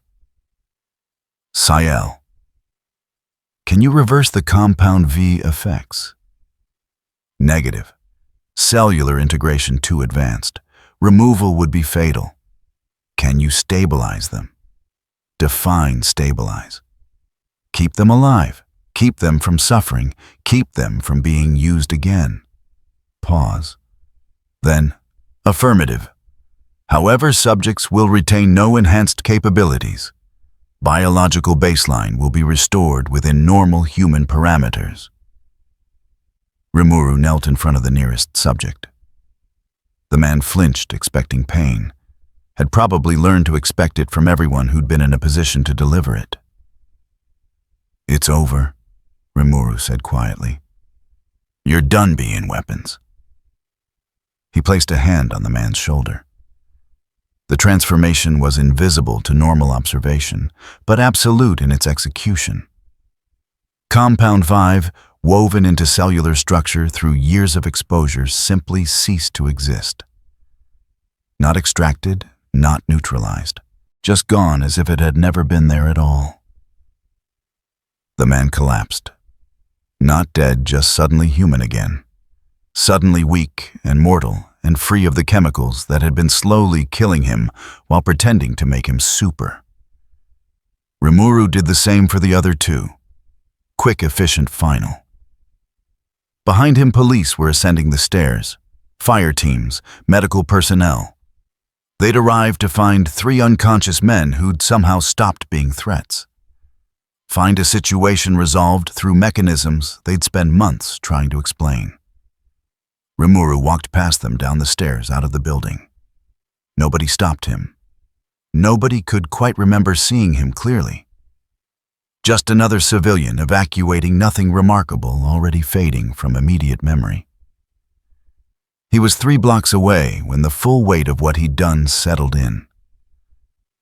CL had been right. Concealment was impossible. Every camera in that hospital had recorded him. Not his face necessarily, but his presence.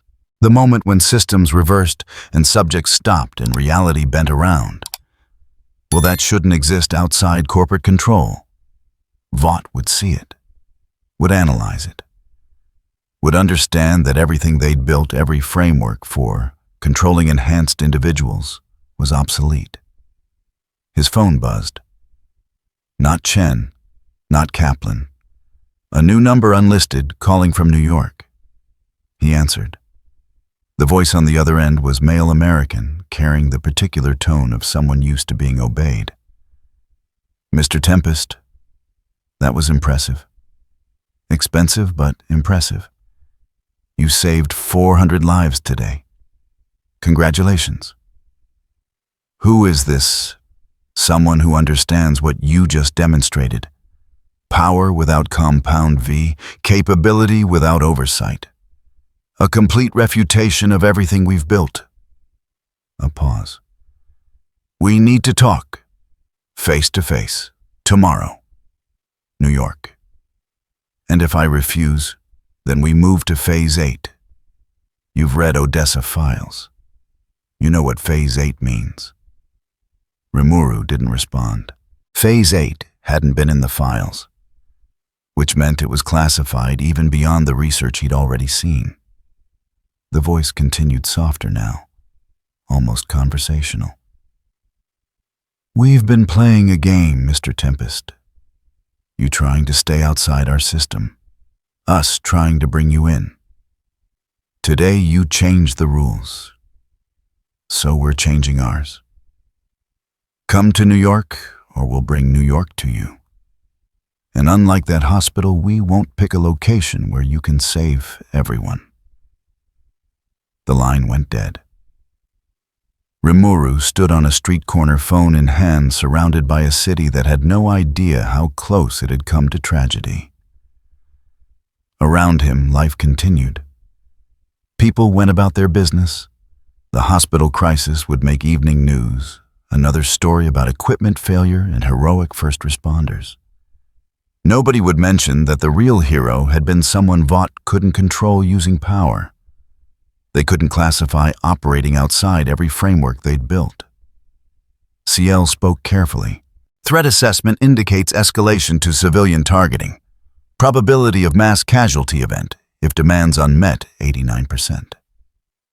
Phase 8. Unknown. Not present in accessible databases. However, given Vaught's established protocols, logical extrapolation suggests systematic targeting of civilian populations to force compliance.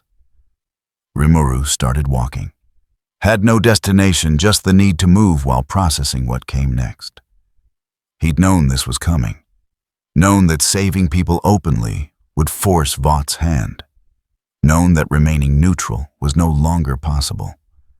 But knowing and accepting were different things. CL. Complete analysis of Vaught's global operations. Every facility, every asset, every connection to power infrastructure. I want a full map. Acknowledged. Purpose. If I'm going to end this, I need to understand what I'm ending. Clarification, you intend to dismantle Vought International. I intend to dismantle the system that makes Vought possible. The monopoly on power. The chemical dependency. The entire framework that turns people into products. That is extensive. Probability of success without collateral damage minimal. I know. Do it anyway. Above the sky darkened toward evening. Tomorrow he'd fly to New York. Face whatever Vought had prepared. Have the conversation that would determine whether this world got the chance to build something better. But tonight he walked through Tokyo one last time. Watching people live under the protection of a system that would kill them to maintain itself. Learning the shape of what he was about to destroy. Because you couldn't fix something this fundamentally broken. You could only end it and hoped the people left standing remembered how to build without monsters. The hospital behind him was already returning to normal operations. The 3 subjects he'd saved from their own enhancement would wake up human again, probably terrified, definitely confused. But alive. Free. No longer weapons. That was worth the attention he'd drawn. That was worth whatever came next. In Vought Tower, analysts reviewed footage from the hospital. Watching systems reverse without explanation, watching subjects stop without visible intervention, watching their carefully engineered crises resolve through mechanisms that shouldn't exist. Someone swore. Someone else reached for a phone. And 47 floors above, in an office with a view of Manhattan Homelander, watched the footage for the 3rd time. The kid had saved everyone. Hadn't even tried to hide it. Just stepped in bent reality to his will and made everything work the way it should. No one did that. No one except Homelander. "He's challenging me," Homelander said to the empty room. His reflection in the window disagreed, but he ignored it. This wasn't about power anymore. Wasn't about Vaught's interests or corporate strategy. This was about someone thinking they could operate in Homelander's world without acknowledging who stood at the top. Tomorrow, the kid would come to New York. Homelander would be waiting. And everyone would finally understand the natural order. In Tokyo, Rimuru found a quiet park and sat on a bench as evening descended. His phone remained silent. The city continued existing. And in his mind, CL compiled data on every Vought facility, every power distribution network, every connection between Compound 5 and the civilization that depended on it. Tomorrow, everything would change. Tonight he sat in the quiet and thought about responsibility. About the difference between power you used to control and power you used to free. About children in facilities, test subjects in hospitals, heroes who'd been turned into products and forgotten. About what came after, when the system was gone and people had to remember how to protect themselves. CL. Yes. When I remove Compound 5 from existence, how long until enhanced individuals lose their abilities? Estimated time frame instantaneous for new enhancements. Existing integrations would degrade over approximately 48 hours. And the casualties from power-dependent infrastructure failures. Longer silence, then quietly. Significant. Estimated range 10 to 30,000 globally. Rimuru closed his eyes. 10 to 30,000. Deaths that would be his responsibility. Deaths that wouldn't happen if he just walked away, let Vought continue accepted that some systems were too big to change. But Odessa had cost 269 lives. Miracle star Yuki and thousands like her, broken by the system. How many more would die if he did nothing? Calculate long-term casualties if current system continues. CL processed for 3 seconds. Extrapolating from historical data, approximately 2,000 annual deaths from Compound 5 complications, test subject mortality, and enhanced individual incidents. Over 10-year period, 20,000 casualties. Equal. The immediate cost of ending it versus the accumulated cost of letting it continue. Show me the math that makes this right. There is no math. This is a trolley problem with no correct solution, only choices and consequences. Rimuru opened his eyes. Above the first stars appeared through Tokyo's light pollution. Somewhere out there, Homelander was preparing for tomorrow. Somewhere, Vought strategists were planning contingencies. Somewhere, children were being dosed with chemicals that would kill or break them. He couldn't save everyone, but he could end the system that guaranteed someone would always need saving. Tomorrow. Tonight he sat in the quiet and made peace with what came next. The choice was already made. Now came the consequences. The rooftop belonged to a hotel in Shibuya, 32 floors above the streets, where tourists photographed intersections and bought souvenirs they'd never look at again. From up here, Tokyo spread in every direction, lights layering on lights until the horizon blurred into glow.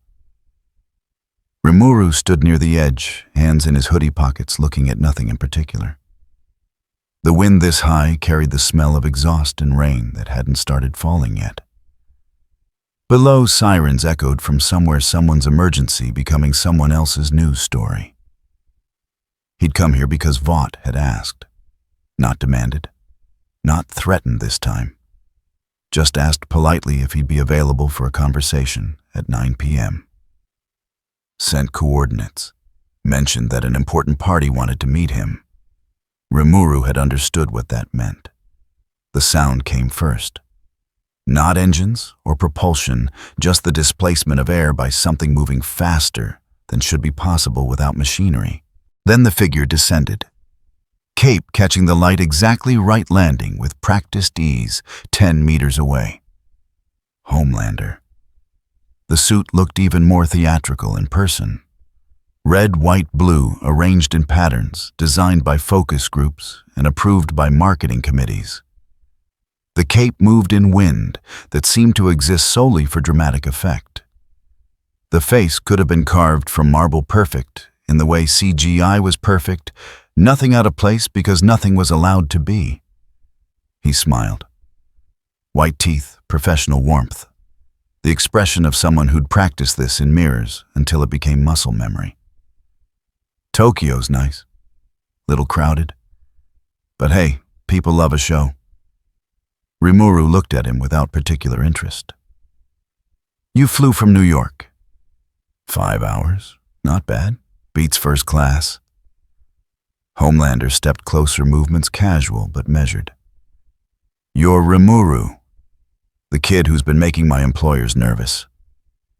Your employers? Vought International. You've heard of them. Big company. Very successful. They pay me to keep people safe. He paused, smile widening slightly. And to have conversations with people who might become problems. Am I a problem? Homelander tilted his head, studying Rimuru with the kind of attention predators use to assess threats. You tell me. You saved a hospital full of people yesterday. Impressive. Expensive for Vought, but impressive. Made us all look bad showing up and fixing things we'd somehow missed. You didn't miss anything. You created it. The smile didn't drop, but something behind Homelander's eyes shifted. A flicker of surprise, maybe annoyance. People usually denied, deflected, played games with words. Direct statements weren't in the script. That's a serious accusation. It's an observation. Not interested in accusations. Right. Just interested in playing hero without permission. Homelander moved closer. Not threatening exactly, just occupying space in a way that suggested ownership. See, that's where we have a problem. This world has rules. Registration oversight, accountability. You don't get to just show up and do whatever you want because you think you're special. I don't think I'm special. I know what I can do. There's a difference. Homelander's jaw tightened. Barely visible, but there. You know, people like you usually end up wanting something. Money, fame, recognition. Everyone wants to be somebody. So what is it you want? Rimuru finally turned to look at him fully. No challenge in his gaze, no respect either. Just observation, the way someone might study an insect under glass. People like you usually don't notice when they already have everything and still feel empty. The air changed. Not temperature, not pressure. Something deeper, the shift that happened when egos collided and one of them couldn't process what it was encountering. Excuse me, You have power, position, recognition, everything Vought could give someone. And you're still here, still needing to be seen, still requiring validation from people who should be beneath you. Rimuru's voice carried no judgment, just clinical assessment. That's not strength. That's dependency. Homelander's smile died. You don't know anything about me. I know you were made, not born made, built in a laboratory to be exactly what you are.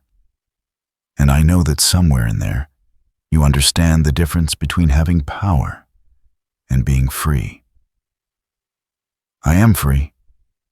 I'm the freest person on this planet. I can do anything I want. Can you walk away? Silence. The wind picked up, pulling at Homelander's cape in a way that should have looked impressive, but now just seemed like costume maintenance. Walk away from what? All of it. Vought, the suit, the cameras, the constant performance of being what they made you to be. Rimuru turned back toward the city. You think you're protecting people. Maybe you even believe it sometimes. But every time you fly somewhere, every time you save someone, you're doing it because Vought needs content. Because your value is measured in social media metrics and quarterly approval ratings. That's not... Homelander stopped. His hands had clenched into fists without him noticing. You think you're different? Think you're better? I think I don't need an audience to matter. The words landed like a physical blow. Homelander took a step back, then forward again, caught between retreat and assault. His eyes glowed red, just the edges, heat building behind them without releasing. Careful. Or what? Rimuru didn't move, didn't tense. You'll hurt me. Kill me in front of Vought's cameras. He gestured vaguely toward the surrounding buildings where surveillance undoubtedly watched. That would complicate the narrative they're trying to build. Maybe I don't care about the narrative anymore. Yes, you do. You care more than anything. Because without it, you're just someone who was grown in a lab and taught to smile for cameras. Rimuru turned back to Homelander. How many times did you choose who to save? And how many times were you told where to go? The glow intensified. Full red now, laser heat building to critical. Homelander's jaw worked, teeth grinding against words that wanted to escape but couldn't, because acknowledging them would mean acknowledging everything else. If you do it, Rimuru said quietly, it won't mean what you think it means. And what do I think it means? That you're strong, that you're in control, that you matter. A pause. But killing someone who isn't afraid of you won't make you less afraid of yourself. Homelander's eyes flared. The laser was there, ready, needing only the final decision to release. He'd done this before. To threats, to problems, to anyone who'd forgotten that power had consequences and disrespect came with a price. But something stopped him. Not fear, not rational calculation. Just the sudden, horrifying awareness that Rimuru wasn't bluffing, wasn't posturing, wasn't playing the game everyone else played, where power was currency and weakness was death. The kid genuinely didn't care. Didn't care about Homelander's strength, his status, his ability to end lives with a glance. Didn't care about Vought's empire or the system that had made heroes into products. Didn't care about any of the things that made Homelander matter in this world. And somehow that indifference was more threatening than any weapon. The glow faded. Slowly, reluctantly, like a dog being pulled back from a fight. Homelander lowered his gaze, and when he looked back at Rimuru, something in his expression had cracked. You have no idea what I can do. I know exactly what you can do. I've seen your footage, read your files, analyzed your limitations. Rimuru's tone remained neutral. You're very powerful by this world's standards. But standards are relative, and this world's ceiling is very low. Then show me. The words came out rough, almost pleading. You want to lecture me about power, about choice, about being free. Show me what you are. Prove you're anything more than talk. Why? The question stopped Homelander cold. What? Why would I prove anything to you? What difference would it make?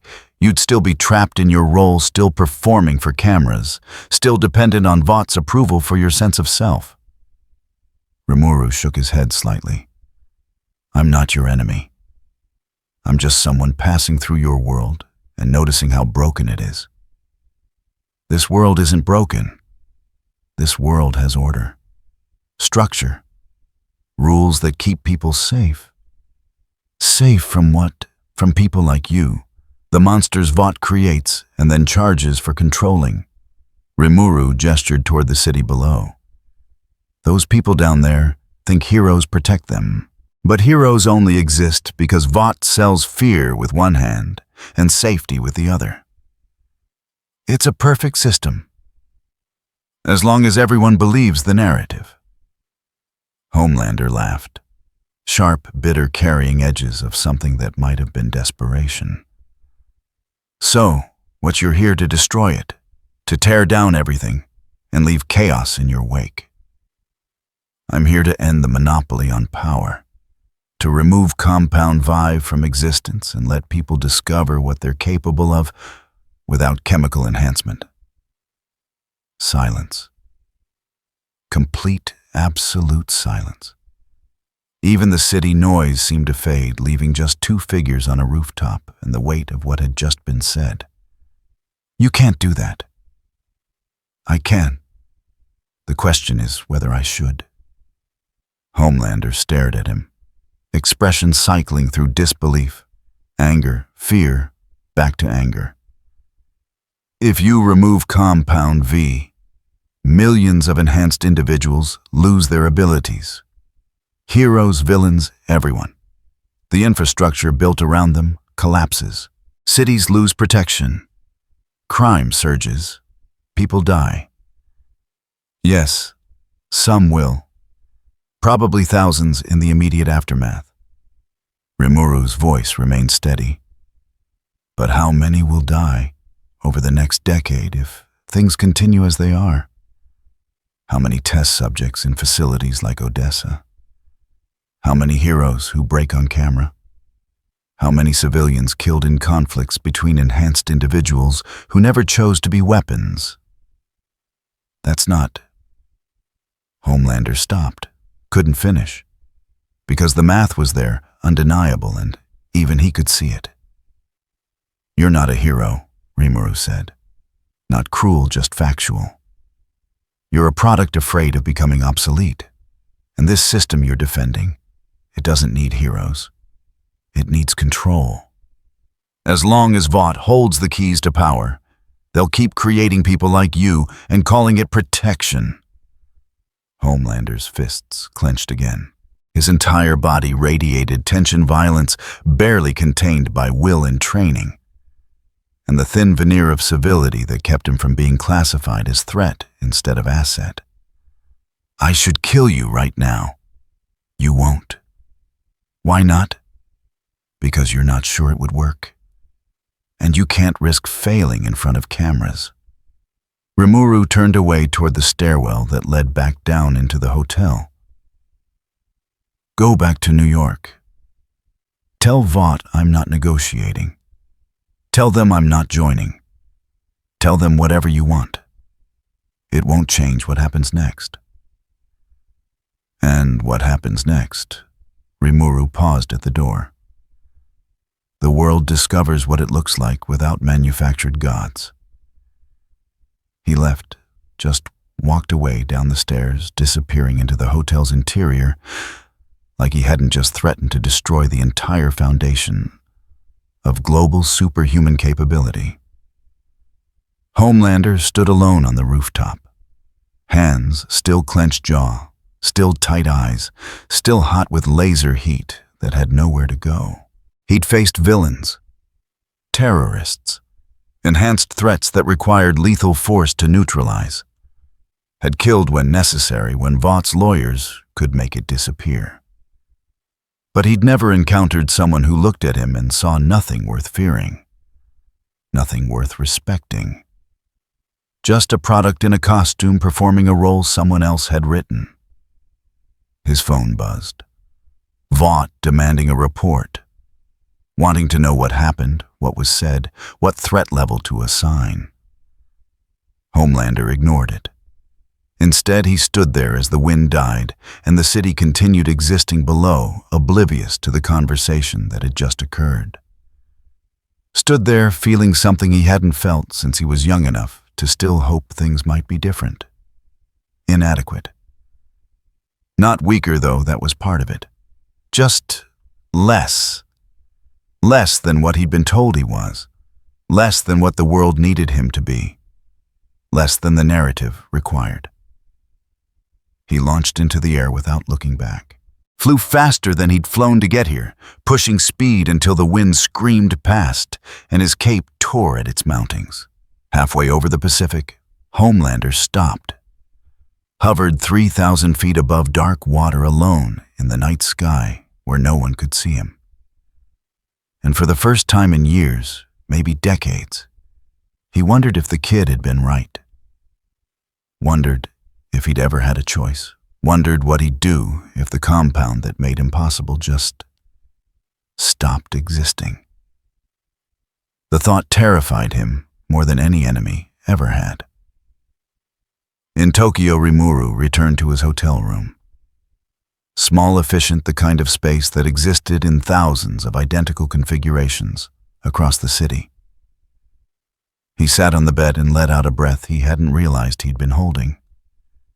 CL spoke into the silence. Threat assessment, Homelander represents significant risk. Psychological profile indicates potential for catastrophic violence if ego further threatened. I know. Then why challenge him? Because he needed to hear it. Needed to understand that the world doesn't revolve around him or Vought or their carefully manufactured hierarchy. Rimuru lay back staring at the ceiling. And because tomorrow, when I remove Compound 5, he needs to understand why. He will attempt to stop you. Probably. Probability of success in direct confrontation. Rimuru didn't answer immediately. Thought about Homelander's eyes, the mixture of rage and fear and desperation behind the hero's mask. Thought about a man who'd been grown in a laboratory and told he was a god, now facing the reality that gods could be unmade. It won't be a confrontation. It'll be an ending. Of the system, of the monopoly of everything Vought built.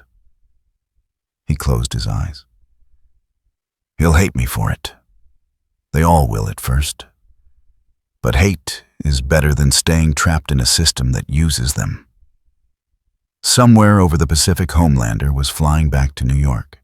Flying to report failure to admit he couldn't intimidate or understand or control the variable that threatened everything. Tomorrow Vought would try something else. Probably violence. Probably overwhelming force. They'd exhaust every option before accepting that their monopoly was ending. But it was ending, whether they accepted it or not. In the quiet of his hotel room, Rimuru thought about what came after.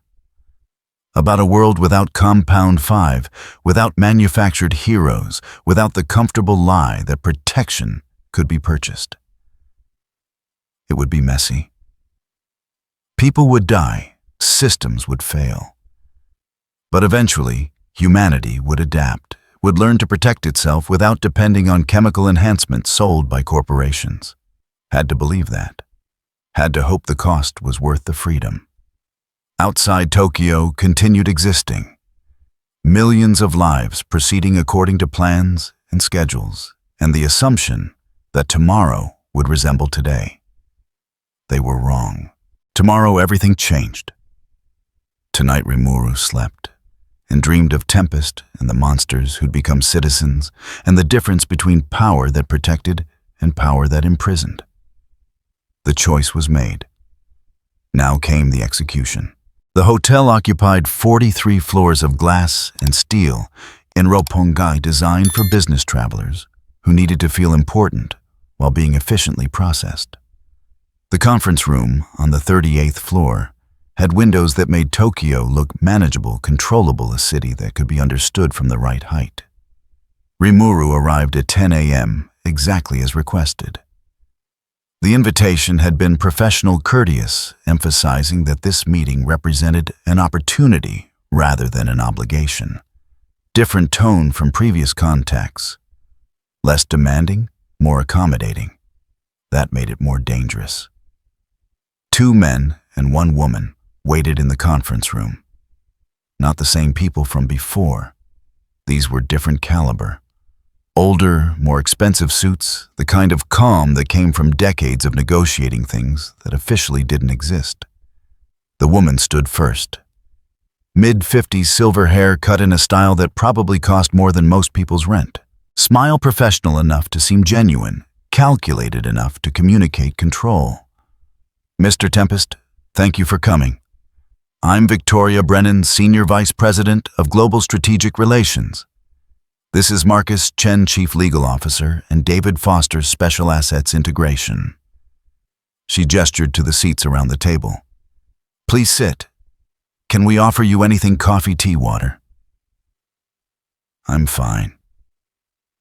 Rimuru took the chair facing the door. Same old habit? The 3 Vought executives settled into their positions with the ease of people who spent their lives in rooms like this, negotiating outcomes that would never appear in public records. Brennan opened a thin tablet, glanced at it once, then set it aside. I want to start by saying this. We're not here to pressure you.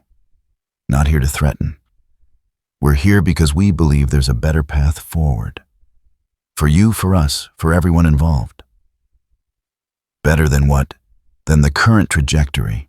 You're operating without infrastructure, without protection, without the resources that make long-term sustainability possible. She leaned forward slightly. People are asking questions. Social media is filling in gaps with speculation. Some of that speculation is dangerous. For you. Chen spoke next. Voice measured, carrying the precise articulation of someone who'd spent career making complex things sound simple. We've reviewed the incidents. Shibuya, the hospital, yesterday's encounter with Homelander. Each one raises questions about origin, capability, oversight. Questions that will eventually attract attention beyond corporate interest. Government attention, Foster added. His voice carried a hint of Southern accent, softened by years of corporate polish. Intelligence agencies. Military research divisions. Groups with mandates that don't include respecting personal autonomy. Rimuru listened without expression. The play was obvious, but executed well. Establish threat, offer protection. Make dependence seem like wisdom. What are you proposing? Brennan smiled, genuine warmth, mixing with practiced technique. Partnership. We help you navigate this world's complexity. Provide infrastructure, legal protection, strategic guidance. In exchange, you work with us to develop an identity that serves everyone's interests. She activated the tablet, projected documents onto the wall behind her. Contract outlines, benefit packages, terms and conditions, arranged in language designed to sound like opportunity. Global visa access, all major nations. Financial support, no caps. Legal representation, highest tier. Media training, personal security, healthcare benefits, extended to family and associates. She cycled through slides with the rhythm of a presentation given many times before. This isn't employment. It's collaboration. You maintain autonomy while gaining access to resources most enhanced individuals never see. Autonomy, Mason, Rimuru repeated. Controlled autonomy, Chen clarified. Structured freedom. You operate with full capability, we provide coordination and support. Think of it as having a professional team managing the complications that distract from core competencies. Foster leaned back, projecting casual confidence. We've done this hundreds of times. Brought in unaffiliated, enhanced individuals, integrated them into productive frameworks. Most find it liberating. No more hiding, no more uncertainty. Just clear parameters and reliable backing. Rimuru scrolled through the documents on the tablet Brennan had pushed toward him. The language was impressive. Sophisticated enough to hide the control mechanisms while remaining technically legal. Clauses about coordination requirements, appearance restrictions, image rights assignments. Buried in Section 19, a phrase that crystallized everything. Company retains ultimate authority regarding public engagement and risk assessment protocols. Ultimate authority. There it was wrapped in legal terminology and professional phrasing. Sign this and Vought owned every decision that mattered. What happened to people who didn't accept? The room temperature didn't change, but something shifted in the executive's postures. Brennan's smile remained fixed professional mask that had weathered harder questions than this. We respect personal choice. Not everyone finds our approach compatible with their vision. Those individuals typically continue operating independently, though without the protections and resources partnership provides. And how do they fare? These independent operators. Chen cleared his throat softly. Enhanced capability without oversight attracts complications. Legal issues, regulatory attention occasionally, accidents. We can't protect people who won't accept protection. There it was. Polite as silk, sharp as wire. Accept our control or face consequences we can't prevent. Wouldn't prevent more accurately. The difference between declining to protect and actively undermining was academic when outcomes aligned with corporate interests. How many of those accidents were preventable? Silence, brief telling. Foster's expression never changed, but his fingers tightened slightly on the armrest. Brennan recovered smoothly. We're not here to discuss historical contingencies. We're here to discuss your future. The incidents involving you demonstrate capabilities we've never documented. Power at that level operating without structure creates instability. For you, most of all.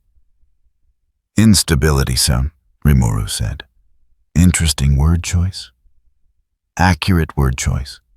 Chen pulled up a different set of documents. These are pending inquiries from 3 governments, 2 intelligence agencies, and 17 independent research groups, all requesting information about the Tokyo anomaly. Currently, we're managing those requests through proper channels, keeping them contained, bureaucratic, slow. But you can't manage them indefinitely, Foster continued. Eventually, someone with resources and motivation will pursue direct investigation. When that happens, you'll need infrastructure, legal protection, institutional backing that makes casual approach politically complicated. Rimuru set the tablet down. You're offering to be my shield. We're offering to be your partner, shield advisor, resource multiplier. Brennan's smile widened slightly. We've built a global network over decades. Government relationships, media control, legal precedent. We can make problems disappear before they fully materialize. Make opportunities appear when timing aligns. All we ask is cooperation within reasonable frameworks. What frameworks? Coordination on public appearances, consultation before major actions, transparency regarding capability parameters. She made it sound simple, reasonable. Standard operating procedures for anyone operating at your power level. Safety measures that protect everyone involved. Rimuru studied the three executives. They believed what they were saying, more or less. Had convinced themselves that packaging control as protection was doing people a favor. Had spent careers building systems where power only existed within corporate structures, where autonomy was something granted rather than inherent. If I say no. The question hung in the air like smoke. Brennan's smile didn't falter, but something in her eyes acknowledged they'd reached the important part. Then you continue as you are. Independent, unprotected, increasingly visible to groups with interests less aligned with peaceful coexistence. She paused, letting the implication settle. We can't control what other parties do. Can't prevent investigations, interference accidents that occur outside our sphere of influence. But you could prevent them, if I cooperate. We could certainly discourage them.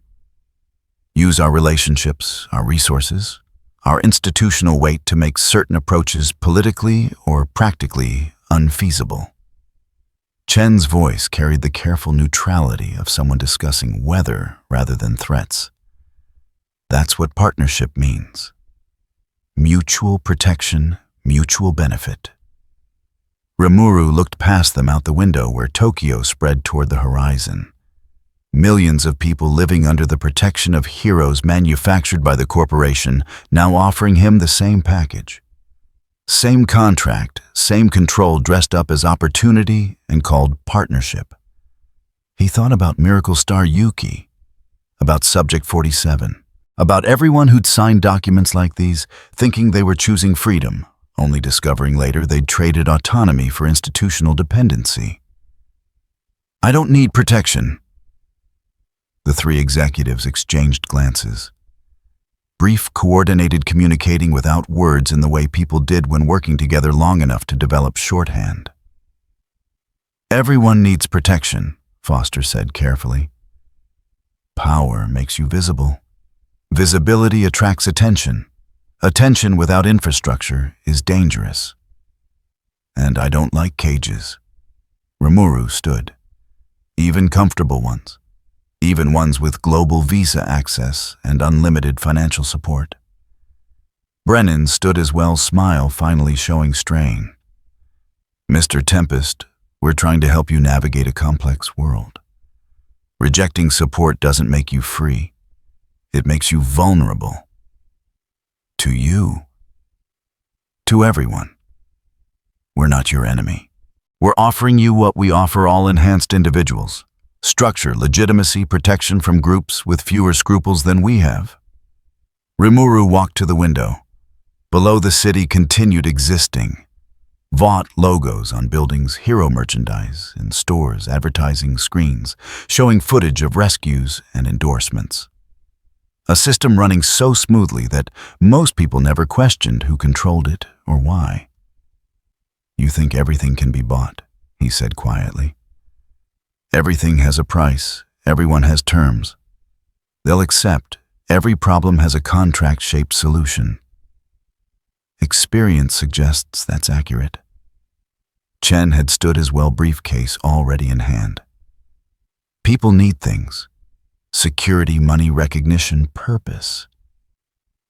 We provide those things in exchange for cooperation. That's not exploitation. That's civilization. Rimuru turned back to face them. I don't need security. I have money when I need it. Recognition means nothing to me. And my purpose... He paused, considering how much to reveal. My purpose is incompatible with your business model. And what is your purpose? Brennan's professional mask had cracked slightly genuine curiosity bleeding through. To end the monopoly on power. To remove Compound 5 from existence. To let people discover what they're capable of without chemical enhancements sold by corporations who profit from dependency. The room went silent. Complete absolute silence. The three executives stared at him with expressions that cycled through disbelief, shock calculation, back to professional neutrality in the span of 3 seconds. "That's—" Foster stopped, apparently unable to finish. "Impossible," Chen completed. "You're talking about dismantling the entire enhanced individual infrastructure. Millions of people, trillions in economic value, global security frameworks. You can't just remove the foundation." "I can. I will. The only question is timing." Brennan's professional composure returned, though her voice carried an edge it hadn't before. "Then this conversation is over.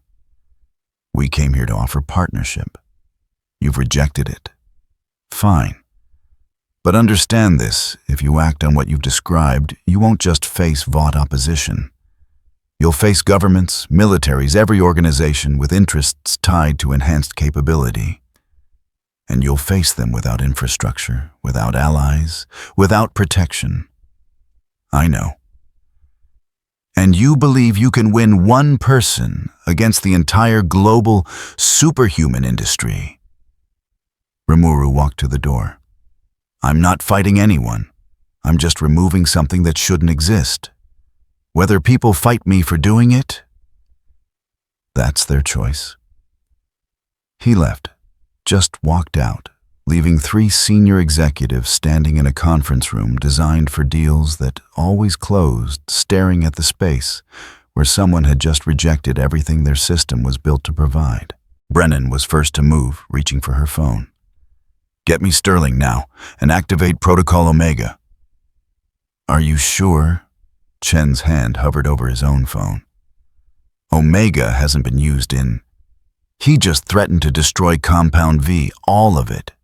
Every formula, every application, every enhanced individual globally. Her voice had lost its professional warmth entirely.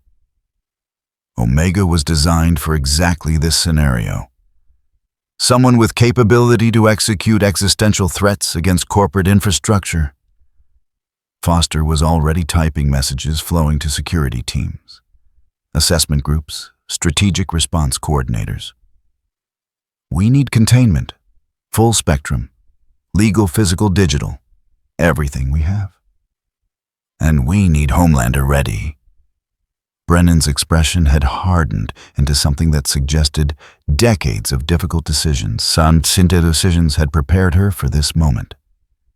"If diplomacy fails, we need enforcement."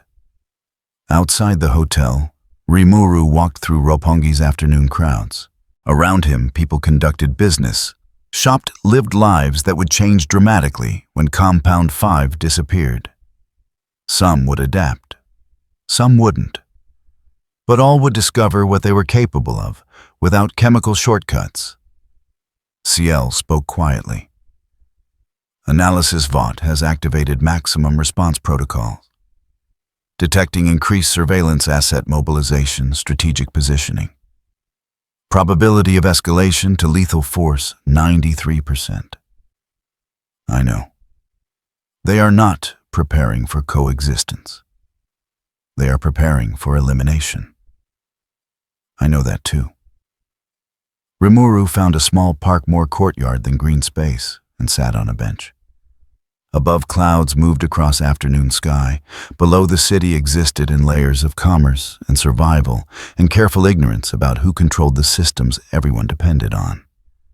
He thought about the contract Vought had offered, the cage they'd wrapped in promises of protection and called partnership. Thought about how many people had accepted similar offers, trading freedom for security and believing they'd made the better choice. Some had. For them, the cage was comfortable enough that the bars didn't matter. But comfort built on dependency wasn't freedom, and protection that required permission wasn't protection at all. Tomorrow he'd act. Remove Compound 5 from existence. Watch the system that depended on it scramble to adapt. Face the consequences of choosing to break rather than reform something fundamentally corrupt. But tonight, he sat in a small park and thought about the world that would emerge from the rubble. about people learning to protect themselves, about heroes who chose to help rather than being manufactured for profit, about the difference between power someone gave you and power that simply was. Ciel's voice softer than usual. Probability of survival once you initiate removal uncertain. Variables exceed calculation capacity. Too many actors, too many responses, too much chaos. I know. Then why proceed? Rimuru looked up at the sky where heroes flew patrol routes optimized for visibility rather than protection. Because someone has to. Because this system won't fix itself. Because children are being tested in laboratories and called heroes when they're just products that haven't broken yet. That is not a tactical reason. No, it's a moral one. Silence. Then quietly, understood. In Vought Tower, half a world away, 3 executives briefed a room full of people who'd never appear in company photographs. Protocol Omega was rare, reserved for threats that endangered not just operations, but the entire foundation of enhanced individual commerce.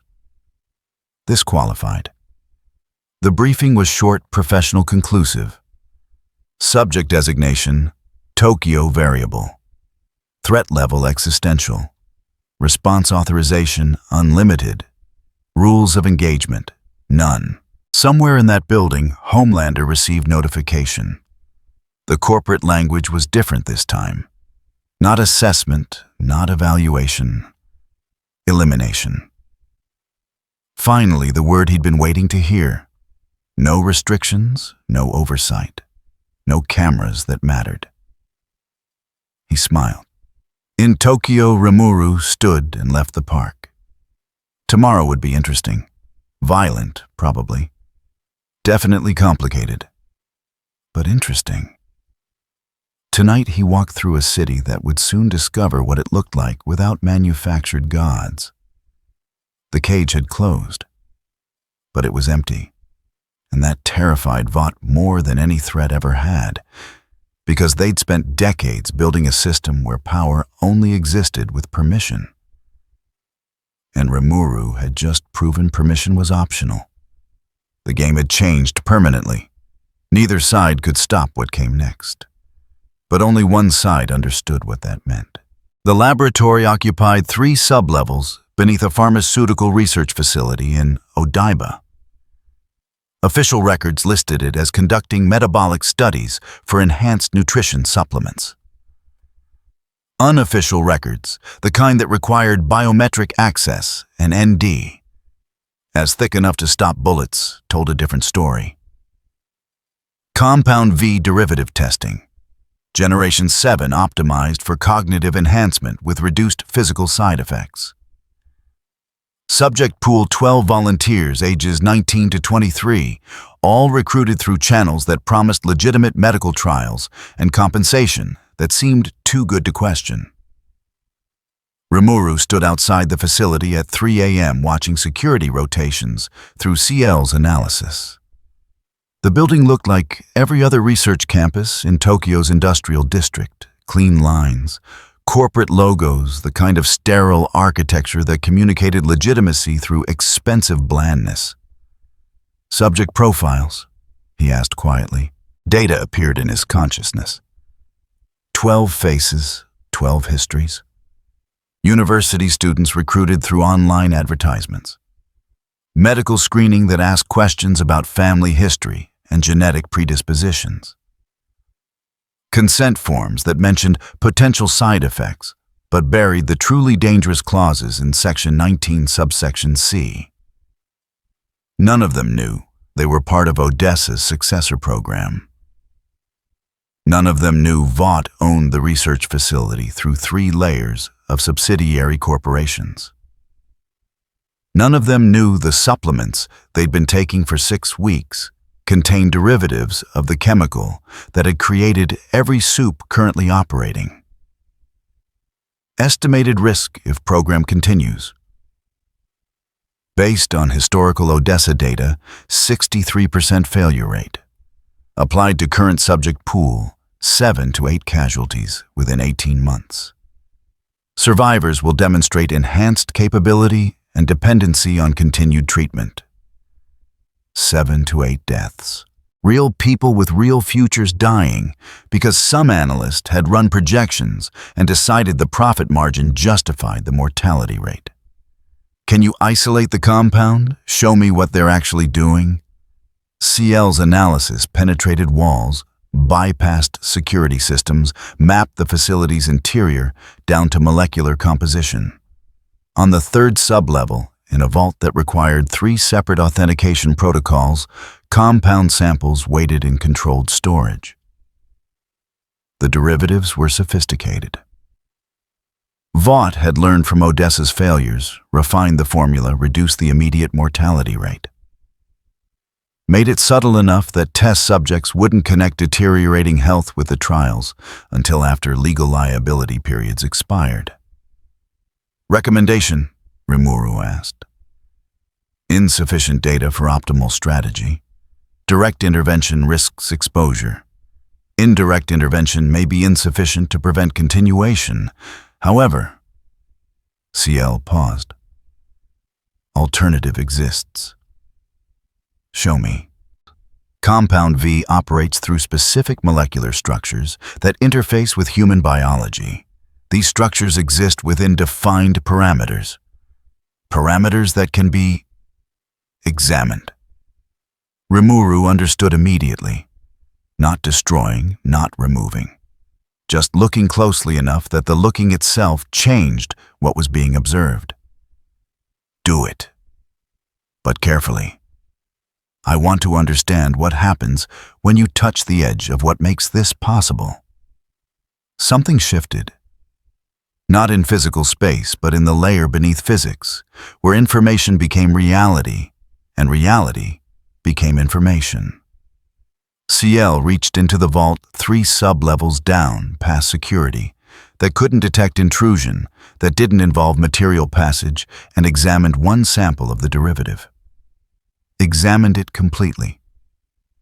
Every molecule, every atomic bond, every quantum state that allowed the compound to exist as it did. And in examining it that thoroughly, in understanding it, that completely, something changed. The sample remained physically present. Same mass, same volume, same appearance under visual inspection. But something fundamental had shifted. The compound still existed, but its capability to interface with human biology had become uncertain, undefined. Like Schrödinger's cat, if the box had been opened and closed so many times that the cat forgot whether it was supposed to be alive or dead. In the vault, monitoring systems registered no change. Temperature stable, pressure stable, all readings within normal parameters. But when morning came and researchers attempted their daily verification scan, the equipment would return results that made no sense. The compound was there, but it also wasn't. Present, but inactive. Existing, but unable to perform the functions that defined its purpose. Status, Rimuru asked. Sample rendered inert through information layer interference. Physical structure unchanged. Biological activity nullified. Effect localized to single container approximately 15 milliliters.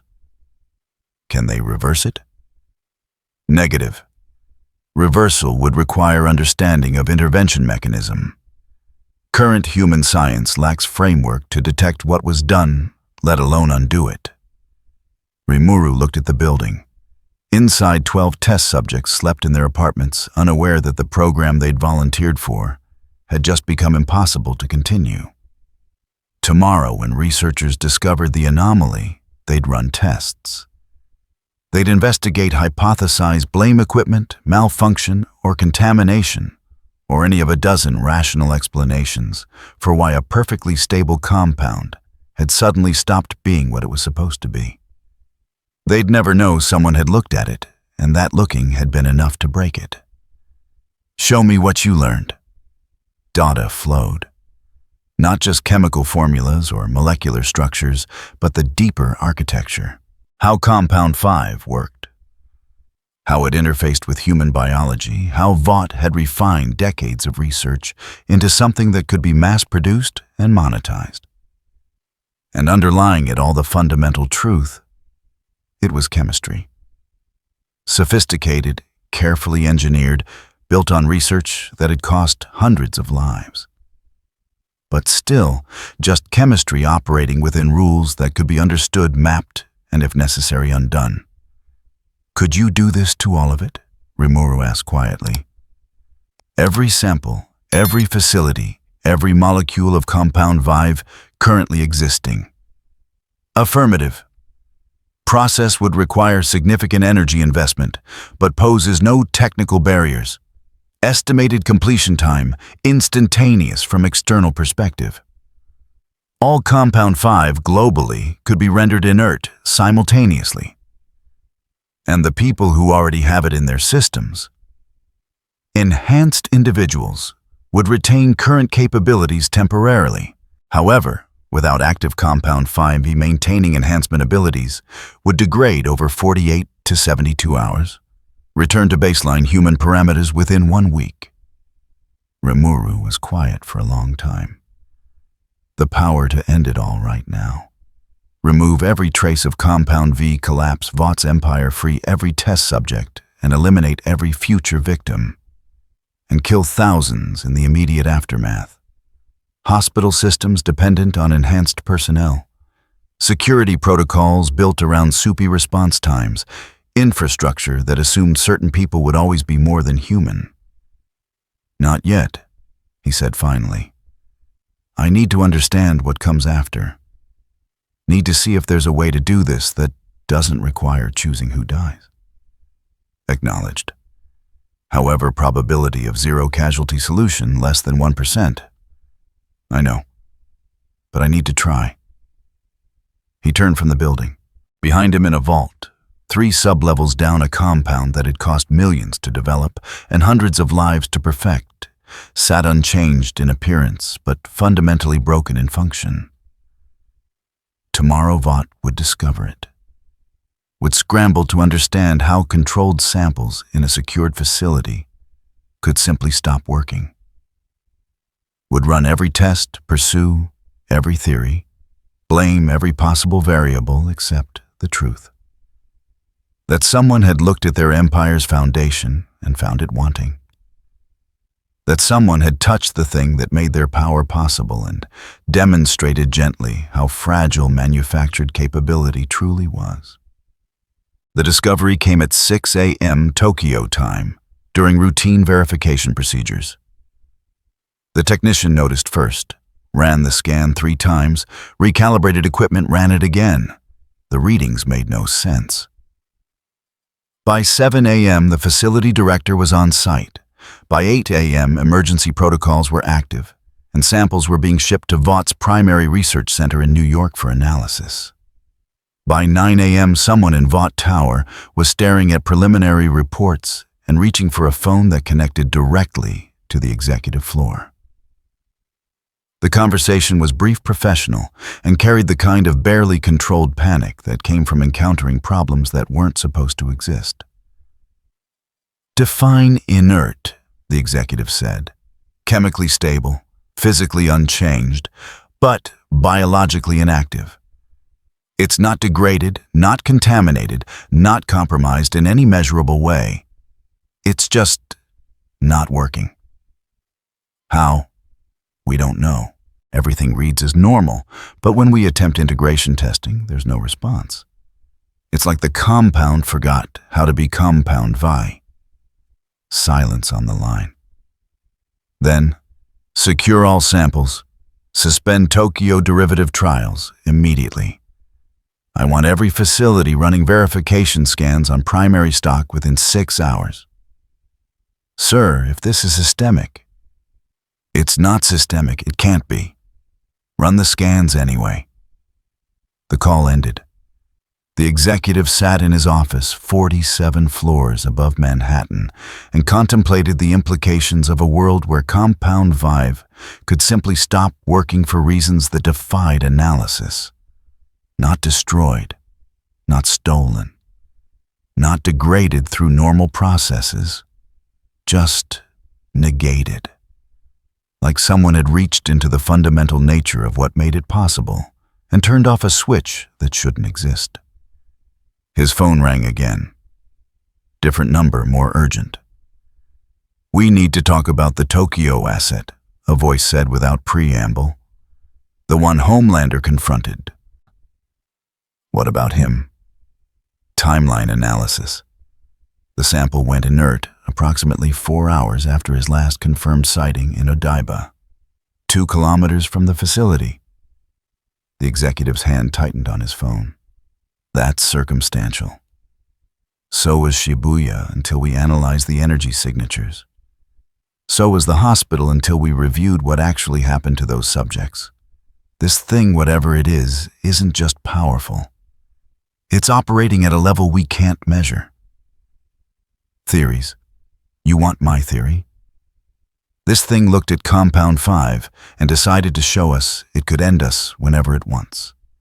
This was a demonstration, not an attack. A warning shot that didn't miss because it wasn't aimed to kill.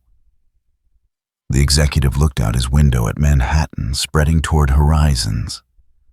Somewhere in this city, Homelander was probably training or doing promotional work or whatever passed for a normal day when you were the world's most powerful soup. Still strong, still capable, still the apex predator everyone believed in.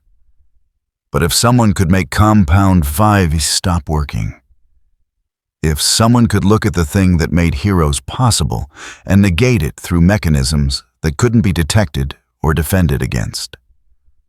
"Move him to Priority Alpha," the executive said. "Every resource we have. I want to know what he wants, what he's capable of, and what it would take to neutralize him before he decides demonstrations aren't enough. And if we can't..." The executive didn't answer immediately. Outside, the city continued its afternoon routine. Millions of people living under the protection of manufactured heroes, believing the system that created them was permanent, stable, unassailable. Then we're already finished. We just don't know it yet. Decked in Tokyo, Rimuru sat in a park and thought about what CL had shown him. The architecture of Compound 5, elegant and terrible in equal measure. Decades of research, hundreds of test subjects, billions in investment. All of it resting on chemical reactions that could be understood, mapped, and negated. Not destroyed.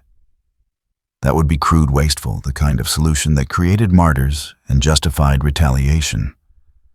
But negated, made irrelevant. Rendered inert through understanding so complete that the thing being understood stopped being able to function. "They know," CL said quietly. "Vought has connected the timeline. Probability they understand causation, 73%. Good. Clarification required. Why is detection desirable? Because now they know I can end them. Not through violence, not through exposure, not through any method they can defend against or spin into narrative. They know that their empire's foundation can be switched off, and they don't know how to prevent it. This increases probability of aggressive response. Yes. Which will tell me whether this system can be reformed or needs to be ended." Rimuru looked up at the sky, where somewhere Homelander probably flew patrol routes. If they try to negotiate, try to find compromise, try to build something better, maybe there's a path that doesn't require choosing who dies. And if they escalate to elimination protocols, then they'll have made the choice for me. Somewhere in Vought Tower, executives were probably drafting strategies. Some would argue for negotiation, offering Rimuru whatever he wanted in exchange for not doing what they'd just discovered he could do. Others would advocate for elimination, removing the threat before it could act. A few, the smart ones, would recognize that both approaches assumed Rimuru wanted something they could offer or feared something they could threaten. Those few would understand the real problem they were facing. Someone who didn't need their approval, didn't fear their retaliation, and was currently deciding whether their entire industry deserved to continue existing.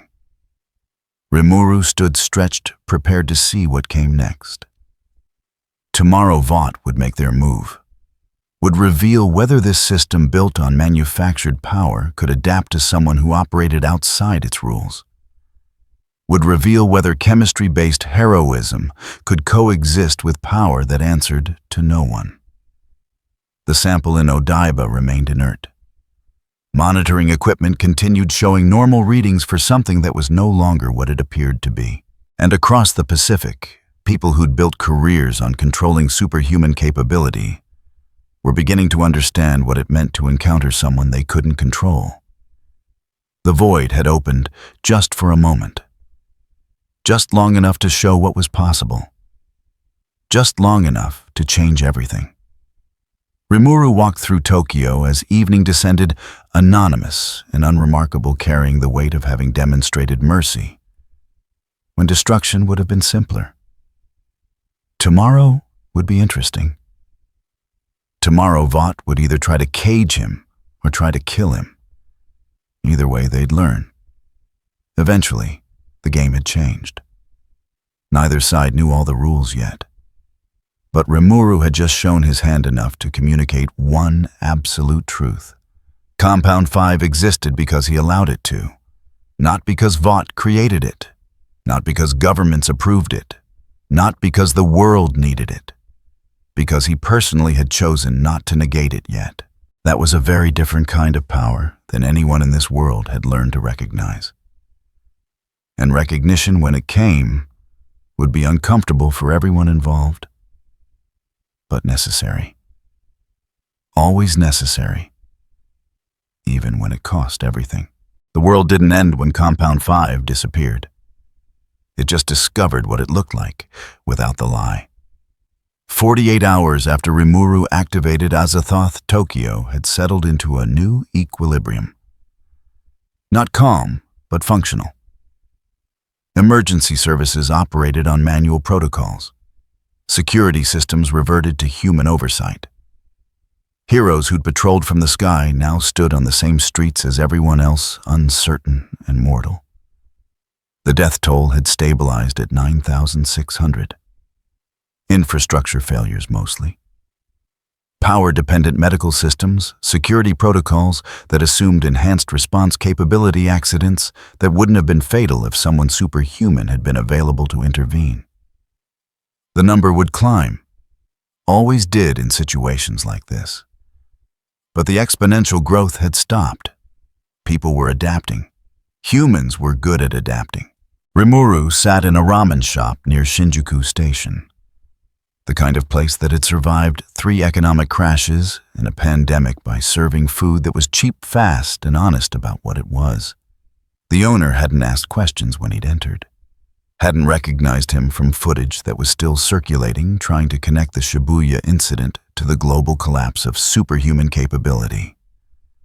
Nobody had made that connection yet. Too big, too impossible. Easier to blame equipment failures, cosmic radiation, unprecedented solar activity. Anything except accepting that one person had unmade an entire industry. His phone buzzed. Not Vought. They'd stopped calling after the first 24 hours, when their threats had proven empty, because you couldn't threaten someone who'd already done the worst thing imaginable. The message was simple. Ueno Park, North Entrance, 20 minutes. Come alone. No signature. American number. Could have been anyone, but Rimuru knew who it was. The people who hunted soups for a living had finally decided to talk. He finished his ramen, left payment on the counter, and walked out into evening rain that had been threatening all day. Tokyo looked different now. Not visibly, but in some fundamental way. The absence of heroes in the sky created a kind of negative space, like a frequency that had been constant had suddenly gone silent. People noticed. Even if they couldn't articulate what had changed, they felt it. The world was theirs again, for better or worse. Ueno Park at night was mostly empty. Rain kept casual visitors away. The few people Rimuru passed were hurrying toward shelter or train stations, not lingering. He reached the north entrance and found a man leaning against a closed gift shop, smoking despite the rain. 40s, dark hair, leather jacket that had seen better days. Face that suggested violence was a familiar acquaintance. British if the way he held himself was any indication. "You're early," the man said. Not quite hostile, not quite friendly. "I respect that. Hate waiting. You're Butcher. Billy Butcher. We talked on the phone." He flicked his cigarette into a puddle. "My team's around. Don't get nervous, we're not here to start shit. Just here to have a conversation between adults." Rimuru looked at him without particular interest. "You hunt soups." "Hunted. Past tense. Bit redundant now, innit? Seeing as how soups don't exist anymore." Butcher's smile had edges. "Thanks for that, by the way. Put me out of a job. Very considerate." "You're welcome." That was sarcasm, mate. "I know." They stared at each other for a moment. Butcher broke first, laughing, once short and sharp. "Christ, you're exactly like they said. Cold bastard." "Who said everyone? Vought the footage analysts, every conspiracy theorist with a YouTube channel." Butcher pushed off from the wall. "Come on. Team wants to meet you. Promise we won't bite. Much." He led Rimuru deeper into the park toward a pavilion that offered shelter from the rain. 5 people waited there. Rimuru cataloged them automatically: young man, anxious energy. Older man, military bearing. French accent judging by the way he held himself. Woman in a starlight costume minus the glow. Another woman, quiet, watching everything. Butcher gestured. "The boys. We've been dealing with Vaught's bullshit for years. You destroyed it in a morning. We're here to understand how and why."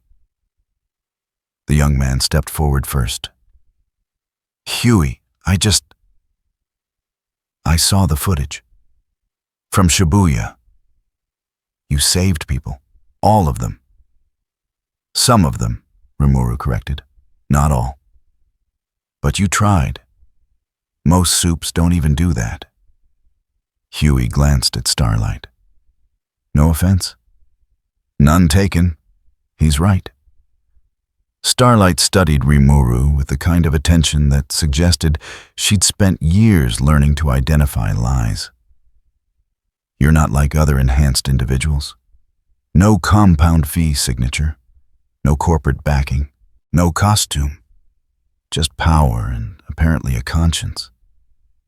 Power without accountability is still power," the quiet woman said.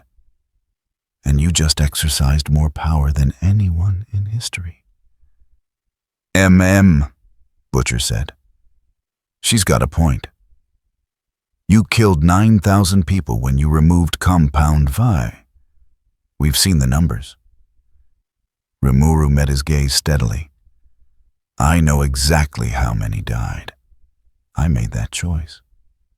Just like that, no angst, no second thoughts." "I had second thoughts for hours. Then I did it anyway because the alternative was worse." Butcher laughed again, sharper this time. "See, that's what I told them. You're not a hero. Heroes pretend their choices are clean. You own yours. I own the consequences. Doesn't make the choice clean." The Frenchman Frenchie Butcher had called him spoke up. "The energy signature when you intervene. It's not chemical, not technological, something else entirely. We've analyzed the footage. You don't enhance reality. You replace it." Rimuru said nothing. Let them theorize. They'd never understand Azathoth, and explaining would only create more questions. "So what are you?" asked. "Alien god government weapon. Someone who was in the wrong place at the right time. Bullshit, Butcher said flatly. Nobody removes Compound 5 from existence globally by accident. You planned this. Executed it perfectly. Now 9,000 are dead, and millions have lost abilities they depended on. You owe us an explanation. I don't owe you anything. The temperature in the pavilion dropped. Not literally just the shift that happened when violence became possible. Starlight stepped between them. We're not here to fight. We're here because we need to understand what comes next. You destroyed Vought's monopoly on power. Fine. But what replaces it? Nothing. Nothing. People protect themselves. Communities organize security. Governments remember they're supposed to serve citizens, not corporations selling enhancement. Butcher snorted. Naive. You really think humans are better without soups? Crime's already up 40% globally. People are scared. And scared people do stupid shit. They're scared because they were taught to depend on heroes instead of themselves. They'll learn. While how many more die in the transition? Rimuru met his gaze. Fewer than would die if I let Vought continue. I've done the math. Math. MM shook her head. You calculated acceptable casualties like it's an equation. It is an equation. Everything is. 2,000 deaths annually from Compound 5 complications over 20 years is 40,000 casualties. I chose 9,000 immediate deaths to prevent that. The math works. And the morality? There is no morality, just choices and consequences. I chose. Now we live with what comes after. Huey had been quiet, but now he spoke up. But you saved those people in the hospital, in Shibuya. You didn't have to, but you did. That's not just math. Rimuru looked at him, saw genuine confusion, the kind that came from encountering something that didn't fit expected categories. I save who I can when I can. Doesn't mean I'm a hero. Just means I'm not a monster. Thin line, Butcher muttered. Yes. They stood in silence, rain drumming on the pavilion roof. Finally, Starlight spoke. Vought's not done. They're mobilizing everything they have left. Conventional assets, political connections, media control. They're going to come after you. I know. We can help. We know how they operate, what resources they have access to, where the bodies are buried. She paused. Literally and figuratively. Why would you help me? Because we want Vought destroyed too. You did in one day what we've been trying to do for years. But if you die before the job's finished, they'll rebuild. Might take a decade, but they'll do it. Rimuru considered that. These people weren't allies. They were opportunists who saw a chance to finish what they'd started. But opportunism was honest, in a way heroism wasn't. No pretense, no performance. Just mutual interest aligning temporarily. What do you want? Odessa. Butcher said immediately. The files you accessed. The full documentation. We want to release it. Make sure everyone knows what Vought did to children in the name of heroism. Why? Because Vought dies in the daylight. You killed their product. We'll kill their reputation. Make sure they can't come back. Rimuru reached into his pocket, pulled out a data drive. Everything from Odessa. Medical records, financial transactions, correspondence. Subject profiles dating back 14 years. It's yours. Butcher took it carefully, like it might explode. You were going to give this to us anyway. Someone should. Might as well be people who'll use it correctly. And what's correctly? However causes Vought the most damage. Butcher's smile acquired something almost like warmth.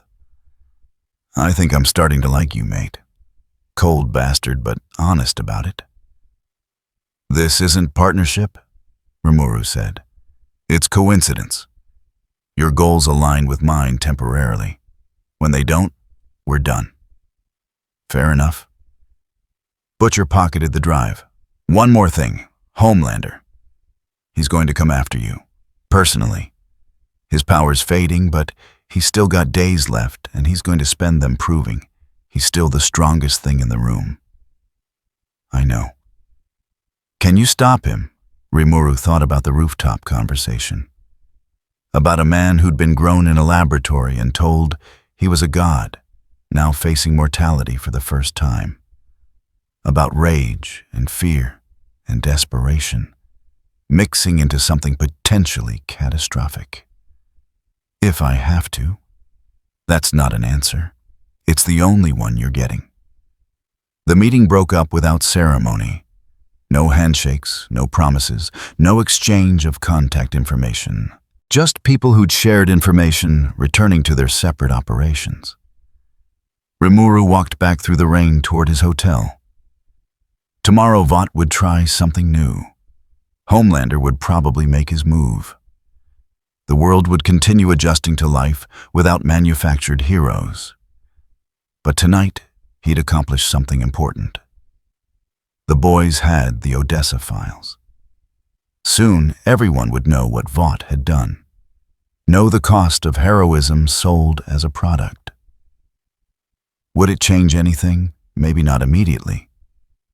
But information was corrosive. Given time, truth dissolved even the strongest foundations. He reached his hotel and checked his messages.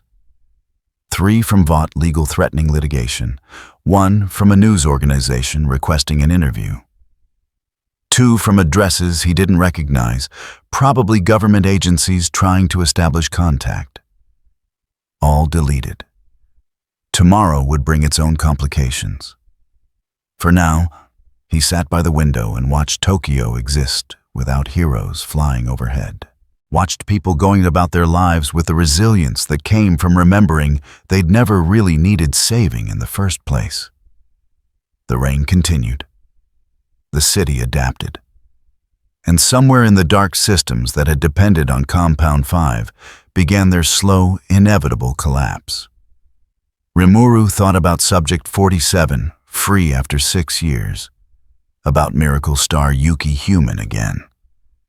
About 9,600 people who died because he'd made a choice. About whether any of it had been worth it. The math said yes. His conscience wasn't convinced. But conscience was a luxury people with power couldn't always afford. He closed his eyes and thought about Tempest, about building something that lasted. About the difference between protection and control. About what came after you burned down a system and left people to build something new from the ashes. Tomorrow would tell. Tonight he rested. The game had entered its final phase. Vought's counterattack was coming. Homelander's reckoning was approaching. And the boys were about to release documentation that would ensure the truth couldn't be buried, no matter how much money or influence tried to bury it. The world had changed. Now came the part where everyone discovered whether the change had been worth the cost. Rimuru suspected the answer would depend on who you asked. And when. Outside, Tokyo slept, or tried to. It was hard to sleep when the fundamental nature of your reality had shifted, when heroes had proven to be products and protection had been revealed as purchased. But humans adapted, always had, always would. Tomorrow they'd wake up and continue the work of building a world that didn't depend on chemicals sold by corporations. Whether they succeeded or failed would be their choice. Rimuru had made his. Now, he'd live with the consequences, whatever they turned out to be. The data came in pieces. Not because CL couldn't access complete files. She could have already mapped every server, every backup, every redundant system. Vought maintained across 7 continents. But Rimuru had asked for the information to be assembled gradually, the way investigators built cases rather than receiving answers fully formed. Understanding required process. Watching how fragments connected taught more than seeing the complete picture. They sat in a small apartment Butcher's team used for operations, 3rd floor of a building in Shibuya that had seen better decades. The space smelled like instant coffee and old electronics. Huey occupied the desk, managing 3 laptops simultaneously. MM stood near the window, watching the street below, with the practiced vigilance of someone who'd survived by paying attention. Frenchie was elsewhere, something about acquiring materials. Starlight sat across from Rimuru expression, carrying the weight of someone about to learn things they couldn't unlearn. Butcher leaned against the wall, arms crossed, watching Rimuru with predator patience. "So," Butcher said. "Odessa.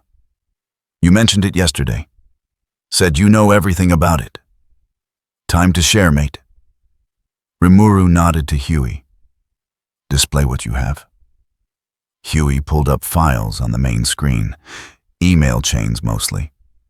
Corporate correspondence stripped of context, discussing Project Odessa in the careful language people used when committing crimes in writing. "This is all we've found," Huey said.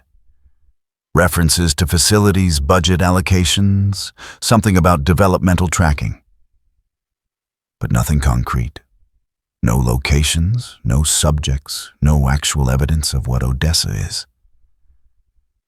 "That's because you're looking for paper trails," Rimuru said quietly. Vought doesn't document crimes. They document investments. CL's voice emerged from his phone calm and precise.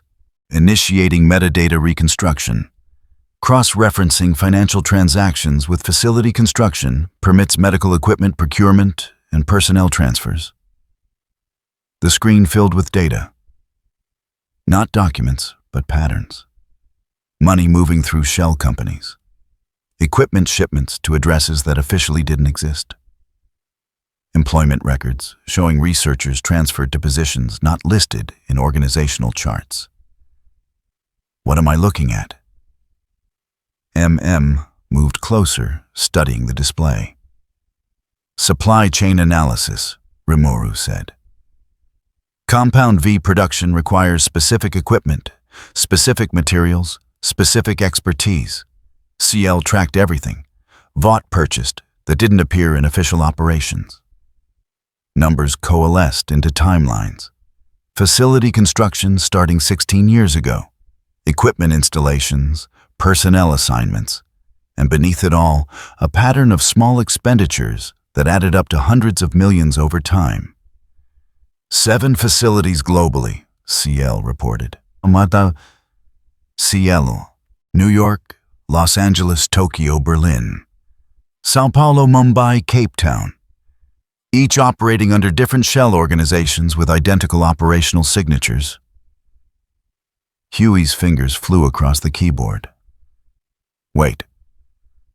I'm cross-referencing these addresses with known Vought properties." He stopped. "These aren't hidden. They're just unlabeled. The buildings exist. They're in property records. But there's no indication of what happens inside." "Because officially nothing happens inside," Rimuru said. "They're holding facilities, medical research centers, educational institutions. The paperwork says whatever it needs to say." Starlight's voice was quiet. "What actually happens inside?" Ciel answered before Rimuru could. "Subject intake and processing. Age range 3 to 17 years. Total historical population 406 subjects across all facilities. Current active population prior to Compound 5 removal, 137. The room went silent. Absolute horrified silence. Kids, said finally. They're testing compound V on kids.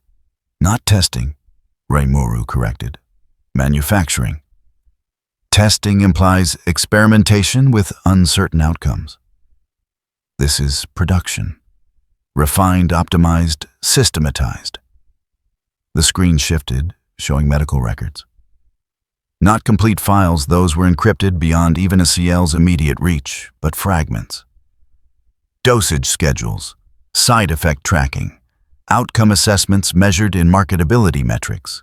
Subject 23, exceptional strength development, minor psychological instability, recommended for urban security applications. Subject 47, energy manipulation capability, chronic pain syndrome, moderate marketability pending pain management solutions. Subject 81, flight capability with limited range. Excellent psychological profile. High marketability across multiple demographics. Huey stood abruptly, turning away from the screen. I think I'm going to be sick. Don't, Butcher said flatly. Not yet. Need you functional. They're treating children like products.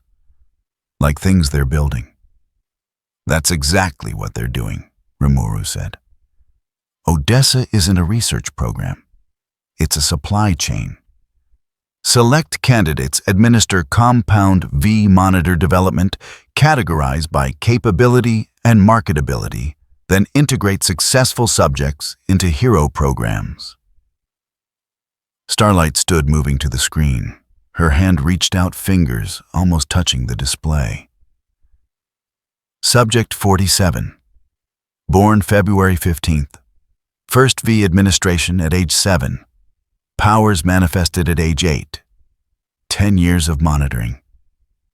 Her voice cracked slightly. She's 17 now. They've had her for 10 years.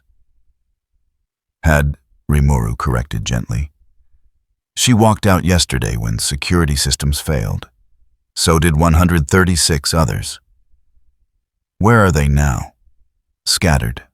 Some stayed near facilities, unsure where else to go. Others left immediately. CL's tracking their movements to ensure they're not recaptured, but they're free. Butcher pushed off the wall, approaching the screen.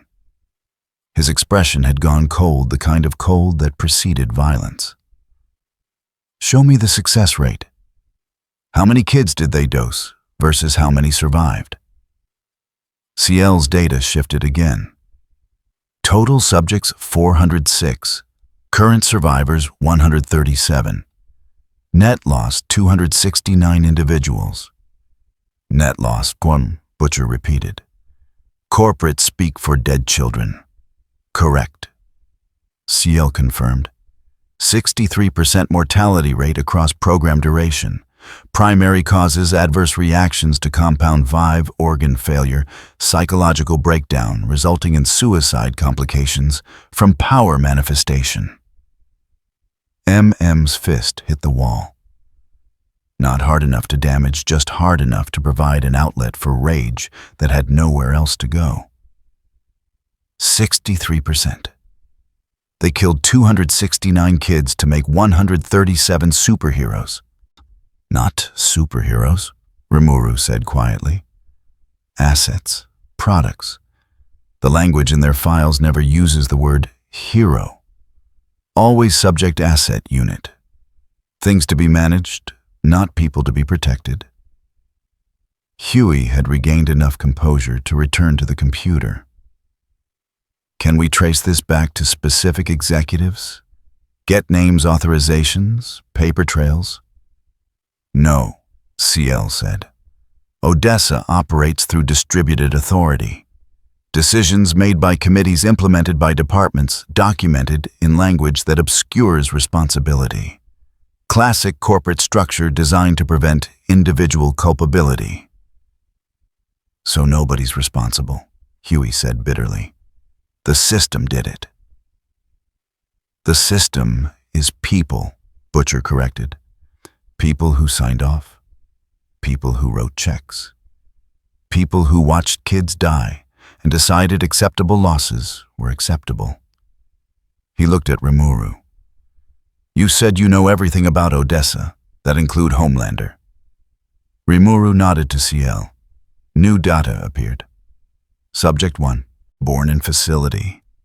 Raised in controlled environment. Compound V administered in utero.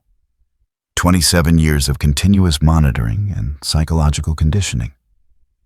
He's the first, Starlight whispered. Homelander was the first Odessa subject. Not just first, CL clarified. Prototype, proof of concept. Every other subject was measured against his success metrics. The screen showed psychological evaluations spanning decades. Narcissistic personality development noted as early as age 5. Recommendations for emotional manipulation and ego reinforcement. Careful cultivation of dependency on external validation. They didn't just make him powerful, Huey said. They made him broken. On purpose. They made him controllable, Rimuru corrected.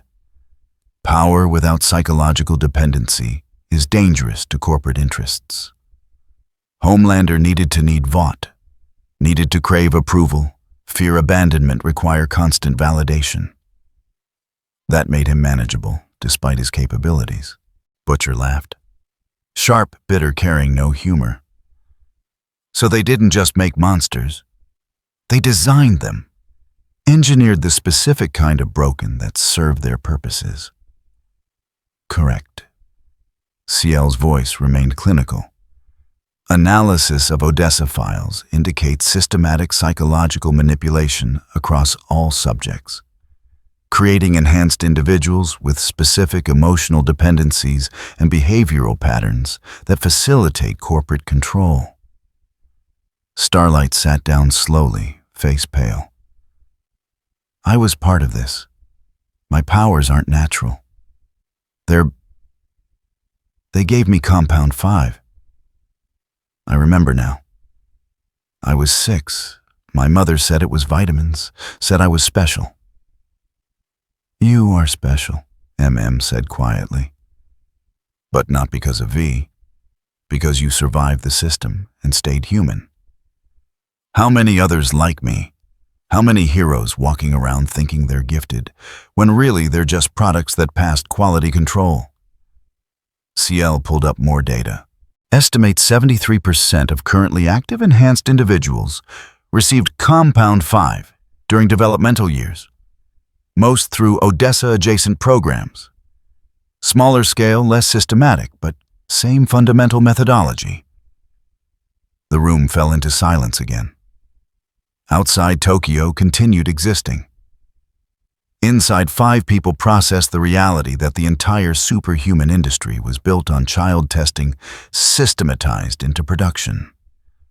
Rimuru stood moving to the window. Below, people lived their lives in ignorance of how heroes were made. Probably better that way.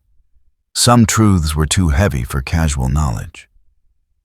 This is not experimentation, he said quietly. This is production. Vought didn't test whether Compound V worked on children. They refined processes for maximum yield with acceptable losses. That's industrial, not scientific. And you ended it, Butcher said. Removed Compound V, freed the kids, destroyed the entire infrastructure in one move. Yes. Cost 9,000 lives doing it. Yes. Worth it. Rimuru turned from the window. Ask me in 10 years, after we see what grows in the space where Odessa used to exist. After we know whether people learned to protect themselves or just found new ways to exploit power. He looked at each of them. I made a choice, executed it. Now I live with the consequences. That's all anyone can do. Starlight's phone buzzed. She glanced at it, expression shifting to alarm. Vought just released a statement. They're calling you a terrorist, saying you attacked their facilities, killed thousands through sabotage, and need to be stopped for public safety. Expected, CL confirmed. Vaught's PR strategy focuses on narrative control. Transforming your actions into criminal activity provides legal justification for response. Response meaning what? Huey asked. What can they do? You removed Compound V. Homelander's losing his powers. Their entire enhanced division is human now. They still have resources, MM said. Money lawyers, politicians, media control. Can't laser eye someone to death anymore, but they can still destroy lives through conventional means. Butcher smiled without warmth. Then we use this. Leak Odessa files. Everything. Let the world see what Vought actually is. No, Rimuru said. Everyone turned to stare at him. Why not? Starlight demanded. This is evidence of systematic child abuse murder experimentation. Release this and Vaught's finished. Public outrage alone would kill the children you're trying to save. Rimuru interrupted. Subject 47 and everyone like her are currently protected by public ignorance. The moment Odessa becomes public knowledge, they become news stories. Celebrities, symbols. Every journalist, researcher, and conspiracy theorist will hunt them for quotes and photos. They'll never be able to disappear into normal lives. Silence again. Longer this time. He's right, Huey said quietly. We leak this, those kids become the story. They'll be hounded forever. So we just let Vought get away with it. MM's voice carried frustrated disbelief. No, Rimuru said. We use this strategically. Apply pressure where it matters. Protect subjects first, expose systems second. But carefully, precisely, without turning victims into public spectacle. Butcher studied Rimuru for a long moment. You're not what I expected. What did you expect? Someone who broke the world and walked away. Instead, you broke it and stayed to clean up. That's... He paused, searching for the word. Responsible. Fucking annoying, but responsible. Rimuru returned to his seat. CL. Secure all Odessa files. Complete encryption, distributed backup. Nobody accesses this without authorization. Acknowledged. Files secured. Now show me Vaught's current strategic posture. What are they planning? The screen shifted again, showing intercepted communications, movement patterns, resource allocation. A picture emerged of a corporation wounded, but still dangerous, preparing responses that ranged from legal action to less official solutions. They're scared, MM observed. All this activity, they're reacting, not planning. Scared things are dangerous things, Butcher said, especially when they're used to being apex predators. Starlight stood moving toward the door. I need to make a call. Someone at Vought I still trust. See what's happening internally. Careful, Rimuru cautioned. Trust is expensive in organizations built on lies. I know. But some people there are just employees. Not everyone knew about Odessa. She paused at the door. Most of us were victims too. Just didn't realize it until someone showed us the cage. She left. The remaining four sat in uncomfortable silence, processing information that fundamentally altered their understanding of the world they'd been fighting against. Finally, Huey spoke. What happens now? Now, Rimuru said, we make sure those 137 children stay free. We protect them from Vaught's recovery attempts. We prepare for whatever response comes. And we start building something better in the space where Odessa used to exist. Just like that, MM asked. Simple cleanup operation. Nothing about this is simple. but necessary actions rarely are. Butcher stood stretching. Right, so we're babysitters for traumatized super kids while fighting a desperate corporation that still has billions in resources. Brilliant plan. Love it. What could possibly go wrong? Despite everything, Huey laughed. Slightly hysterical, but genuine. This is insane. We're insane. This whole situation is completely insane. Welcome to the new world, Rimuru said quietly, where heroes or human power can't be purchased and the comfortable lies everyone believed are exposed as exactly that. He stood preparing to leave. At the door he paused. Odessa wasn't a secret anymore. The files existed secured, but accessible. Eventually they'd be used carefully and strategically to dismantle what remained of Vought's credibility. But not yet. Not while children were vulnerable. First came protection, then came justice. That was the right order. Had to be. Outside Tokyo woke to another day without manufactured gods.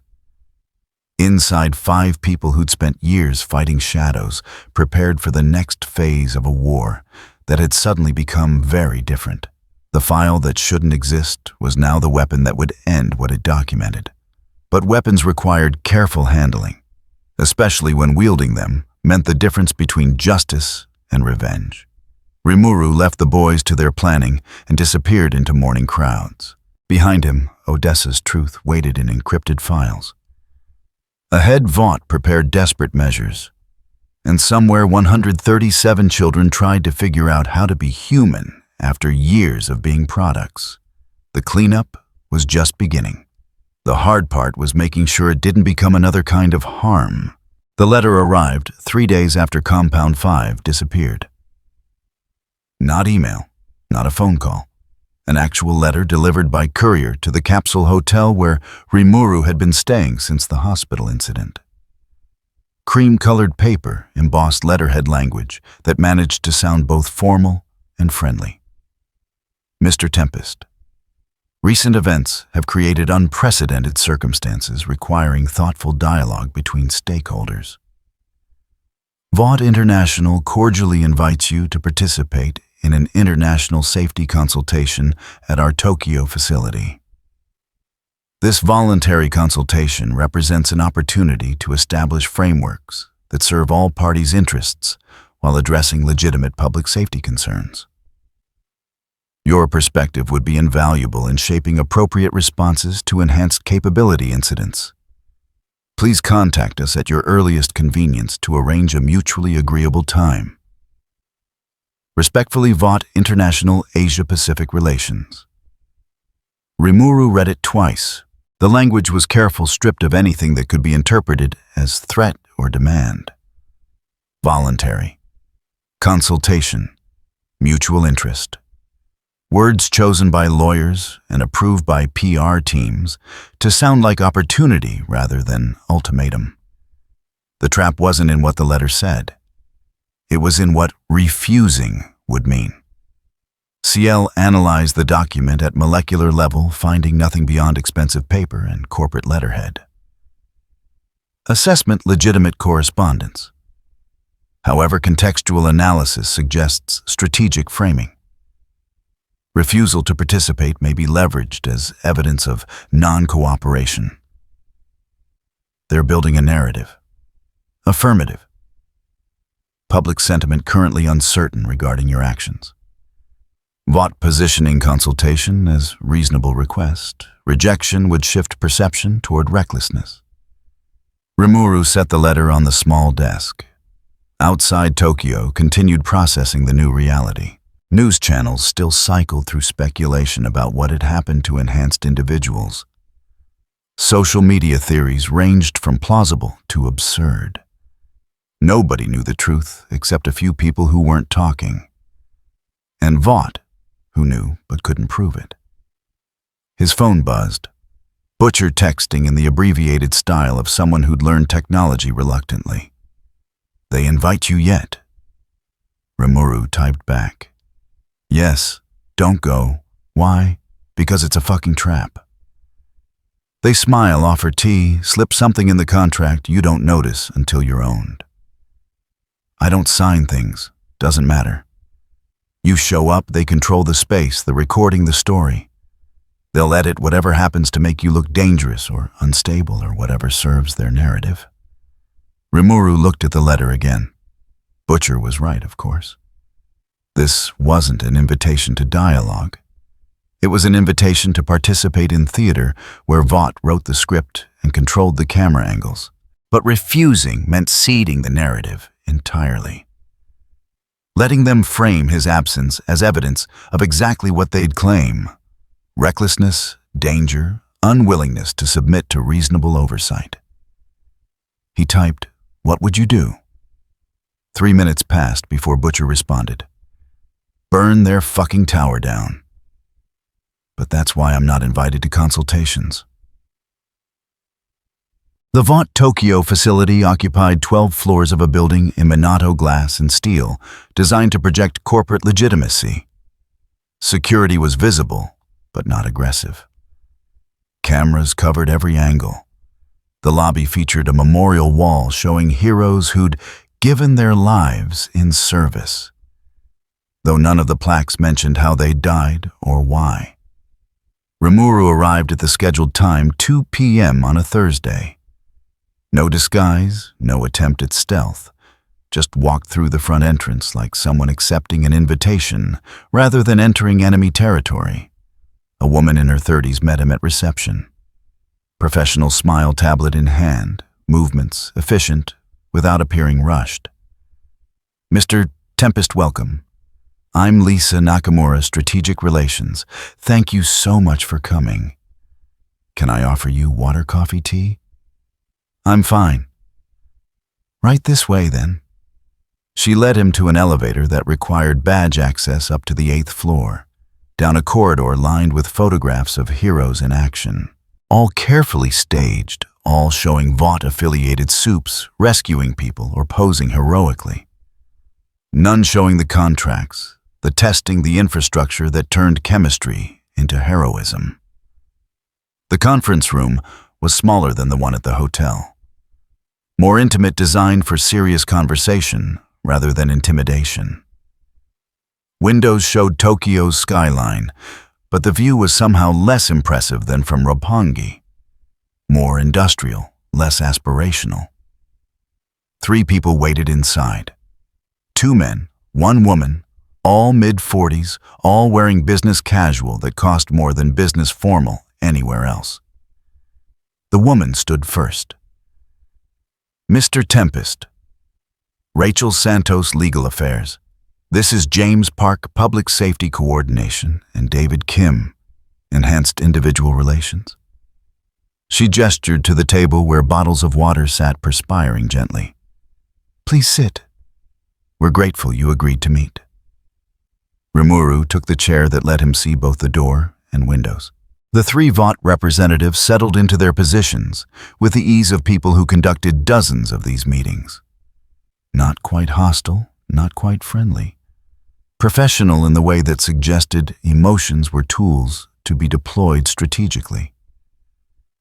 "Before we begin," Santos said, setting a tablet on the table, "I want to emphasize this is informal. Not a legal proceeding, not an interrogation, just a conversation about how we can work together to address legitimate concerns while respecting individual autonomy." "What concerns?" Park leaned forward slightly. "Recent incidents involving enhanced capabilities have raised questions about oversight frameworks. When individuals with significant power operate without coordination, risks emerge. Not because anyone's malicious, but because power at certain levels requires structure to prevent accidents." "Like the hospital?" Brief pause. Kim recovered first. "The hospital incident demonstrated remarkable capability, coupled with, from our perspective, concerning lack of coordination. 400 lives saved, which is extraordinary. But the methods employed, the energy manipulations detected, suggest power levels we've never documented. And that's concerning because power without understanding creates risk. Santos pulled up documents on her tablet. These are proposed frameworks, not mandates, just suggestions.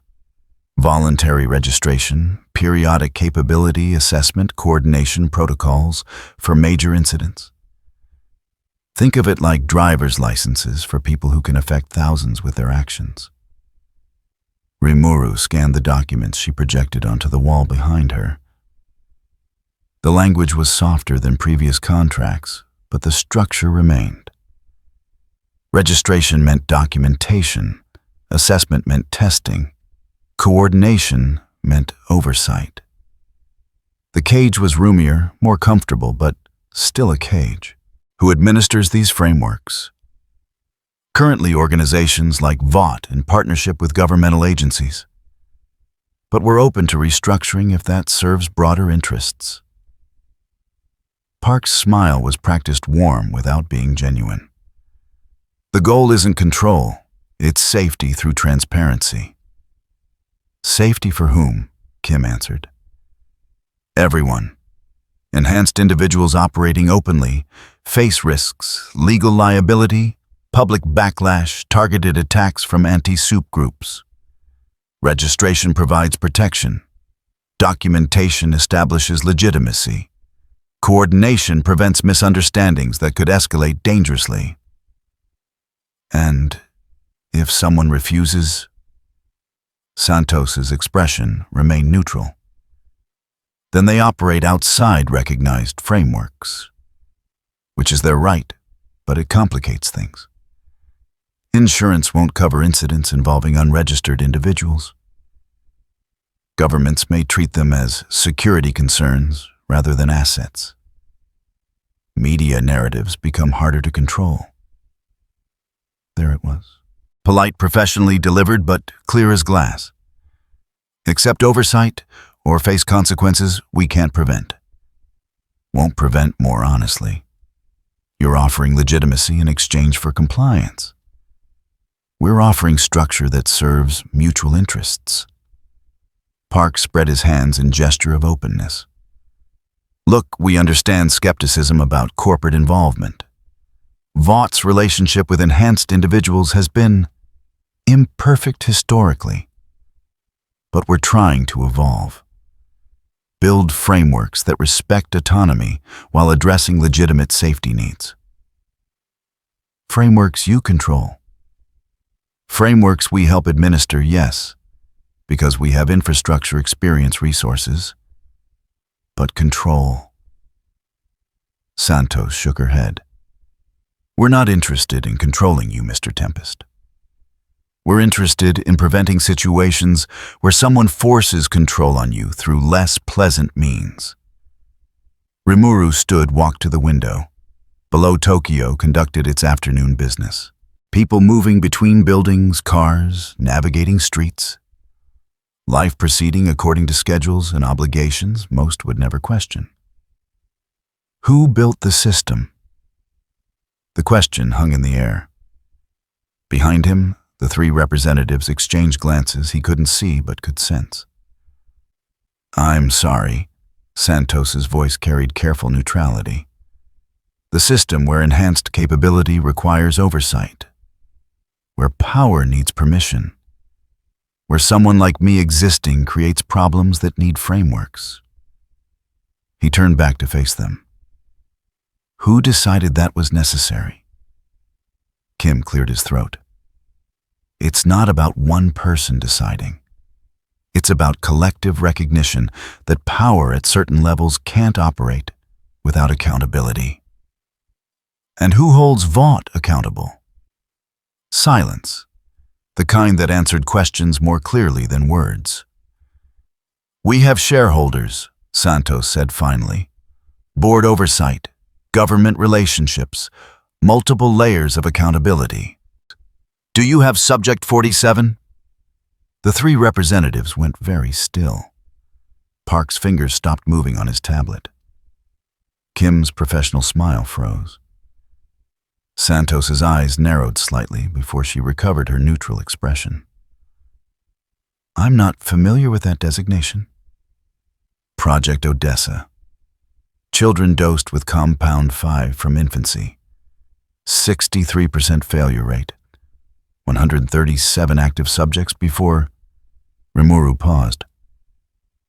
Before they all walked out of facilities that suddenly couldn't hold them. Park was first to respond. I don't know what information you've accessed, but Project Odessa is classified research into enhanced capability development. Any suggestion of unethical practices is... It's not a suggestion, it's documentation. Medical record subject profiles, mortality statistics. Rimuru's voice remained calm, clinical. I've seen what your frameworks produce. Children turned into test subjects. Heroes broken by contracts they signed too young to understand. Power manufactured and sold like any other commodity. Santos stood tablet forgotten. Mr. Tempest, if you've accessed classified materials, that's a serious legal issue we need to address separately. But those programs, whatever their historical context, don't represent current practice. Because they don't exist anymore. Because Compound V doesn't exist anymore. He looked at each of them in turn. You're offering me frameworks built on a foundation that disappeared. Oversight systems designed for power you manufactured. Legitimacy granted by institutions that created the illegitimacy in the first place. Kim stood as well. You're making serious allegations about proprietary research. Allegations that could have significant legal implications. I'm making observations about a system that decided human capability needed to be controlled, then profited by controlling the means of enhancement. Rimuru moved toward the door. Your frameworks assume I need what you're offering, your legitimacy protection structure. But I don't need permission to exist. Don't need documentation to matter. Don't need your oversight to decide what's right. Then what do you need? Santos's professional mask had cracked slightly genuine frustration bleeding through. If not structure, not coordination, not recognition, what are you here for? Rimuru stopped at the door. I'm here because refusing would let you frame absence as evidence. Would let you build narratives about recklessness or danger without contradiction. But being here doesn't mean accepting cages you've wrapped in safety protocols and called frameworks. He opened the door. Thank you for the invitation. But I won't be registering or submitting to assessment or coordinating through VOT channels. You can frame that, however serves your narrative. Mr. Tempest? Park started. I'm not your threat. I'm just someone who removed something that shouldn't have existed and won't pretend that needs your approval. He looked back once. The cage only works on people who believe they need the bars. He left. Walked past Lisa Nakamura, who'd been waiting outside, past the photographs of Vought heroes, past the memorial wall that didn't mention how people died. Descended to the lobby where security cameras recorded everything out onto Tokyo streets, where surveillance continued, but at least pretended to be incidental. Behind him in the conference room, 3 professionals dealt with failure in the way corporations always did, immediately strategizing how to spin it. Santos was already on her phone. He knows about Odessa. Full details documentation level, and he's not cooperating with any framework proposal. Yes, I understand. Escalation protocols understood. Yes, we'll prepare the briefing. The call ended. She looked at Park and Kim with an expression that suggested long-held assumptions had just been proven dangerously incomplete.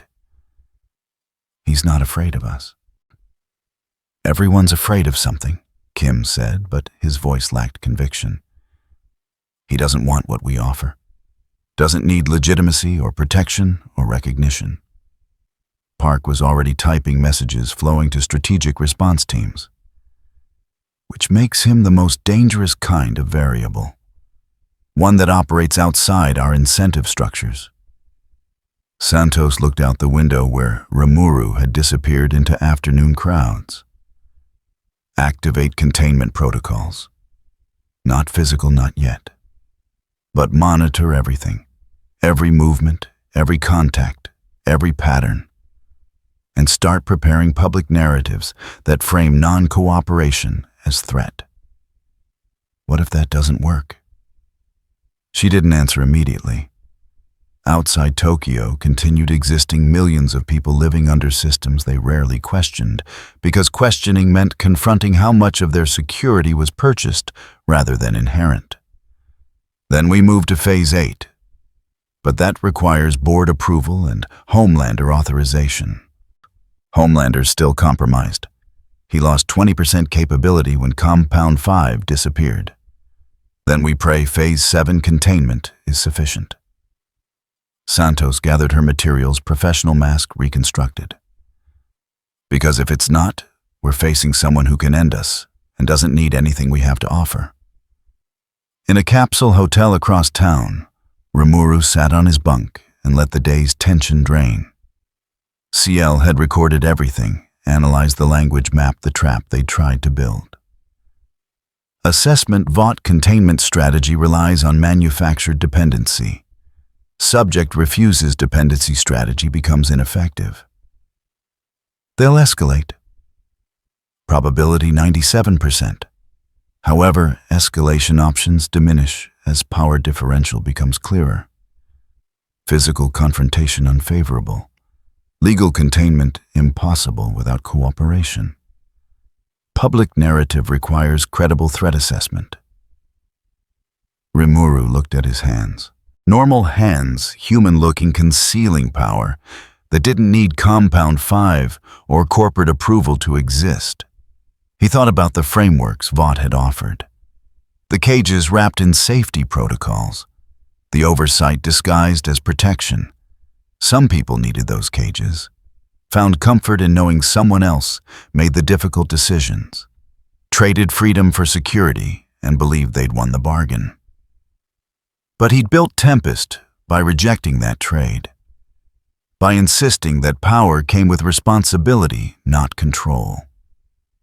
That protecting people meant respecting their autonomy, not managing it. This world would learn that lesson. Or it wouldn't, but either way, he wouldn't participate in systems built on the assumption that human capability needed corporate permission to exist. The cage was sophisticated, comfortable, designed with decades of experience in containing enhanced individuals who didn't realize they were being contained.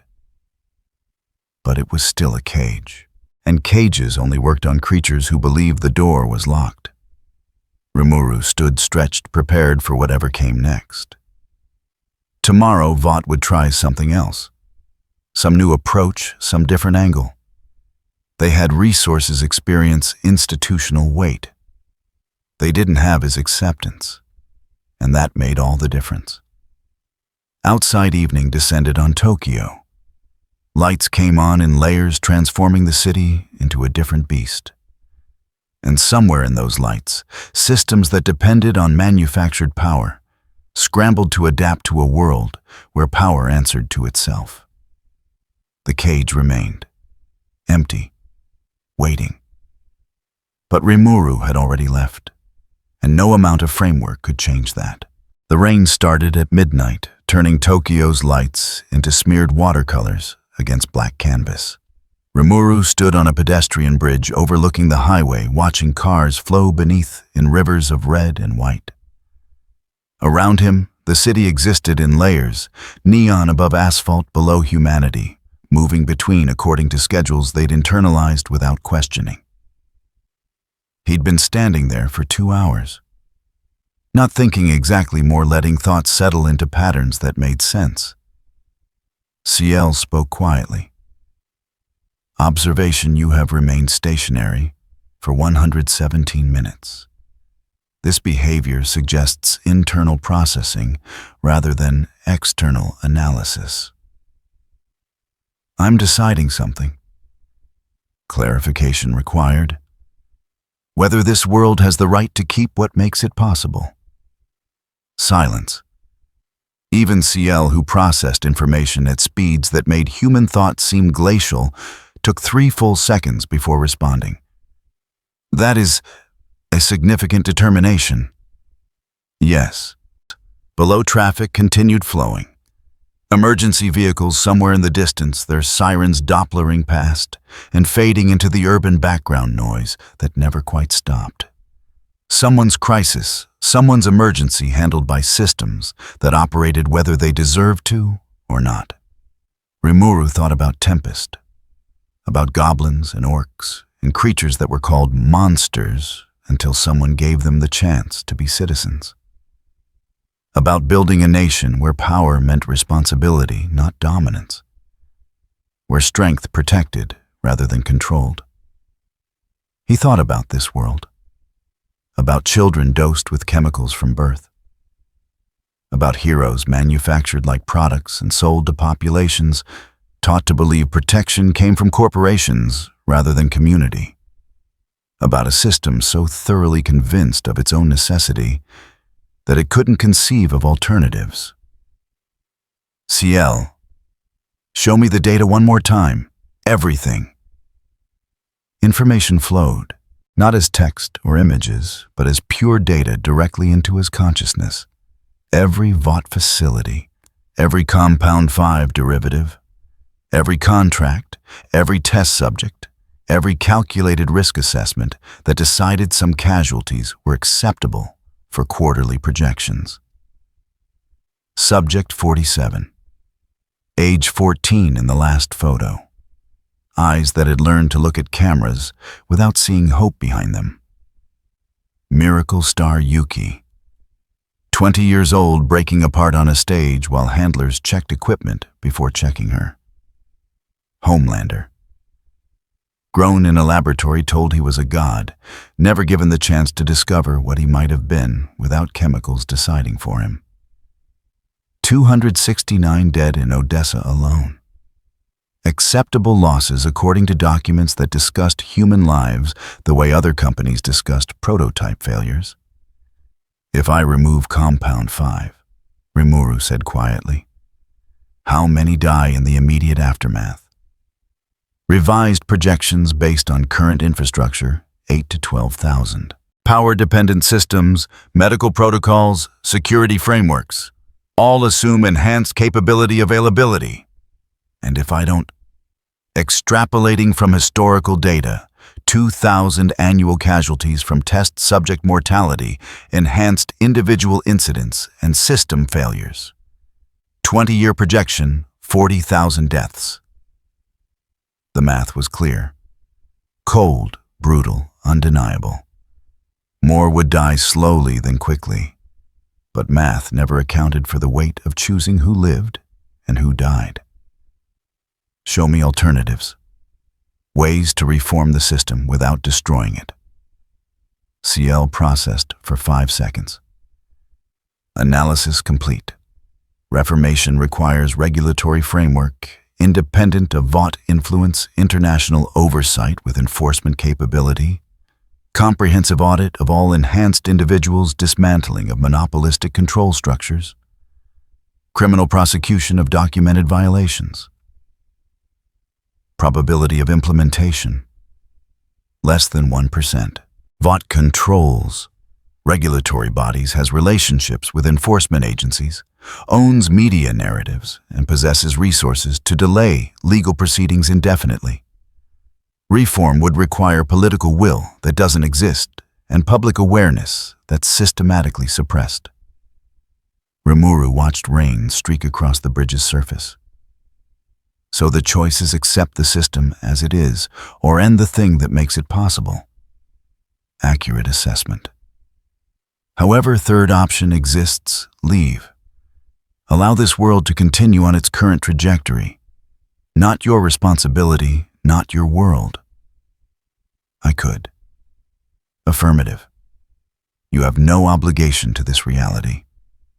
Could depart, return to Tempest, or explore other dimensions. The suffering here would continue, but it continued before your arrival, and would continue after your departure. That was true. He could walk away. Let this world solve its own problems, or fail to solve them. Not his people, not his responsibility. But he'd seen the files, knew what happened to children in Odessa facilities, knew that walking away meant accepting that someone somewhere had decided those casualties were acceptable cost for a system that profited from manufactured heroism. Judgment is not an action, CL said voice, carrying something that might have been understanding if she'd been programmed for it. It is a condition you impose on reality. Rimuru turned from the railing. I need to talk to them, the boys. They deserve to understand what I'm considering. Rationale. Because if I'm going to end the foundation of their world security, they should know why, should have the chance to argue against it. And if they convince you not to proceed, then I won't. But they won't. The meeting happened in a warehouse Butcher had secured through connections Rimuru didn't ask about. Industrial space in a district where businesses asked fewer questions and security cameras had mysteriously stopped working. 4 people waited when Rimuru arrived. Butcher, Huey, Starlight, and MM. Butcher spoke first. Right. You called this meeting, so let's hear it. What are you planning that's got Vought executives shitting themselves? Rimuru stood rather than sitting. Easier to face what came next while standing. I'm going to remove Compound 5 from existence. All of it. Every formula, every derivative, every molecule that grants enhanced capability through chemical means. Silence. Complete, absolute silence. Huey's mouth opened slightly. MM's expression cycled through disbelief to calculation to something harder to define.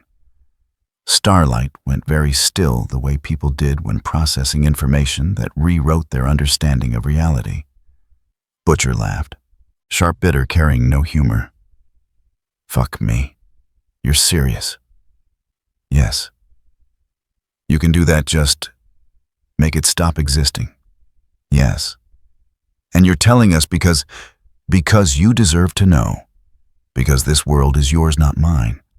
Because if I'm going to pull the foundation out from under millions of people, the ones fighting that system should understand what comes after. MM spoke carefully, voice measured. Compound V removal means every soup loses their abilities. Heroes, villains, everyone. Infrastructure that depends on enhanced response fails.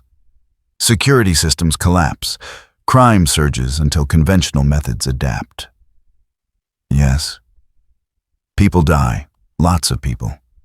How many we talking? 8 to 12,000 in the immediate aftermath. Huey stood movement sharp with tension. 8 to Jesus Christ. That's a small city. You're talking about killing a small city's worth of people. I'm talking about ending a system that will kill 40,000 over the next 20 years. That's killed 269 in Odessa alone. That turns children into test subjects and calls it heroism. That's not the same. Huey's voice rose. Those deaths haven't happened yet. Might not happen. You can't make that choice for everyone. Someone has to. Starlight finally moved, standing to face Rimuru directly. Her expression was complex, mixing anger and fear, and something that might have been understanding. You sound like Homelander. Someone has to decide, might as well be me. I'm not Homelander. Then explain the difference. Explain why you get to decide that 8,000 people die now to maybe save more later. Who gave you that authority? Rimuru met her gaze without flinching. No one. I'm taking it. Because I have the capability and I've seen what your system does to maintain itself. It doesn't reform, doesn't improve, doesn't stop creating victims because victims are profitable. So you're judge and executioner. Her voice carried pain that went beyond the conversation.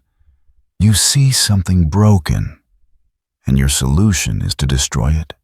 Consequences be damned. My solution is to remove the thing that makes choice impossible. Compound Vive isn't power someone earns or develops naturally. It's manufactured dependency sold as heroism. Every soup exists because Vought decided to create them. Every child in Odessa was dosed because someone ran the numbers and decided the profit margin justified the mortality rate. Butcher had been quiet watching the exchange, with eyes that suggested he was processing implications everyone else hadn't reached yet. And after you pull the plug and everyone who is super goes back to being human, what then? Then this world decides what it builds. Whether it creates real heroes or just finds new ways to package control, whether it protects people or just sells them the illusion of protection. That's a shit plan. It's the only plan that ends the monopoly on power. MM stepped forward. Look, man, I get it. Vaught's evil systems corrupt something needs to change. But you're talking about scorched earth. Burn it all down and hope something better grows from the ashes. Not hope, ensure. By removing the thing that made the current system possible. But you don't know what comes next, Huey said, voice desperate. You're gambling that humanity will build something better, when the alternative might be chaos warlords, nations going to war, without the threat of super intervention. You're gambling with millions of lives. Rimuru was quiet for a moment, considering how to explain what he'd learned in Tempest. I've seen what happens when you give people the chance to build without manufactured power structures deciding for them. Sometimes they fail. Sometimes they build things worse than what came before. But at least they're building based on choice, not dependency. That's pretty fucking philosophical for someone planning mass casualties, Butcher said. 8 to 12,000 deaths now, or 40,000 over 20 years. That's not philosophy. That's arithmetic. Starlight moved closer, anger fading into something more complex. If you do this, do we get a choice, does anyone? Or are you just imposing your judgment on everyone because you have a choice. Convince me I'm wrong. Show me another way to end Vaught's monopoly without removing Compound 5. Give me an alternative that doesn't require political will that doesn't exist or regulatory reform that can't happen. He looked at each of them in turn. I'm listening, honestly listening. If there's a better path, show me. Silence returned.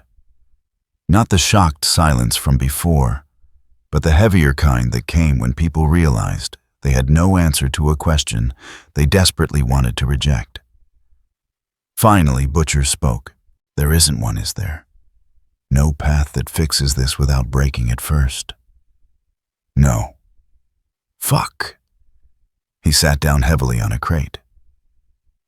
20 years I've been fighting these cunts. 20 years trying to burn Vought down. And you're about to do it in one move. I'm not burning Vought. I'm removing the product they built everything on. What happens to the company after that is up to this world's legal systems and societies. MM shook his head. Legal systems Vought owns. Societies that depend on heroes they manufactured. You pull Compound Vive, you create a vacuum. And nature abhors a vacuum. Yes. That's it, just yes. You understand you're about to cause geopolitical chaos, and you're fine with it. I'm not fine with it. But I'm less fine with children being dosed with chemicals from birth, so corporations can sell protection to populations kept deliberately afraid. Huey was shaking his head, movements small and tight. This is wrong. I know Vaught's evil. I know the system's broken, but this is playing God. Deciding for everyone what reality should look like. Someone decided reality should include manufactured heroes sold for profit. I'm just deciding it shouldn't anymore. But you're not this world's arbiter, Huey's voice cracked.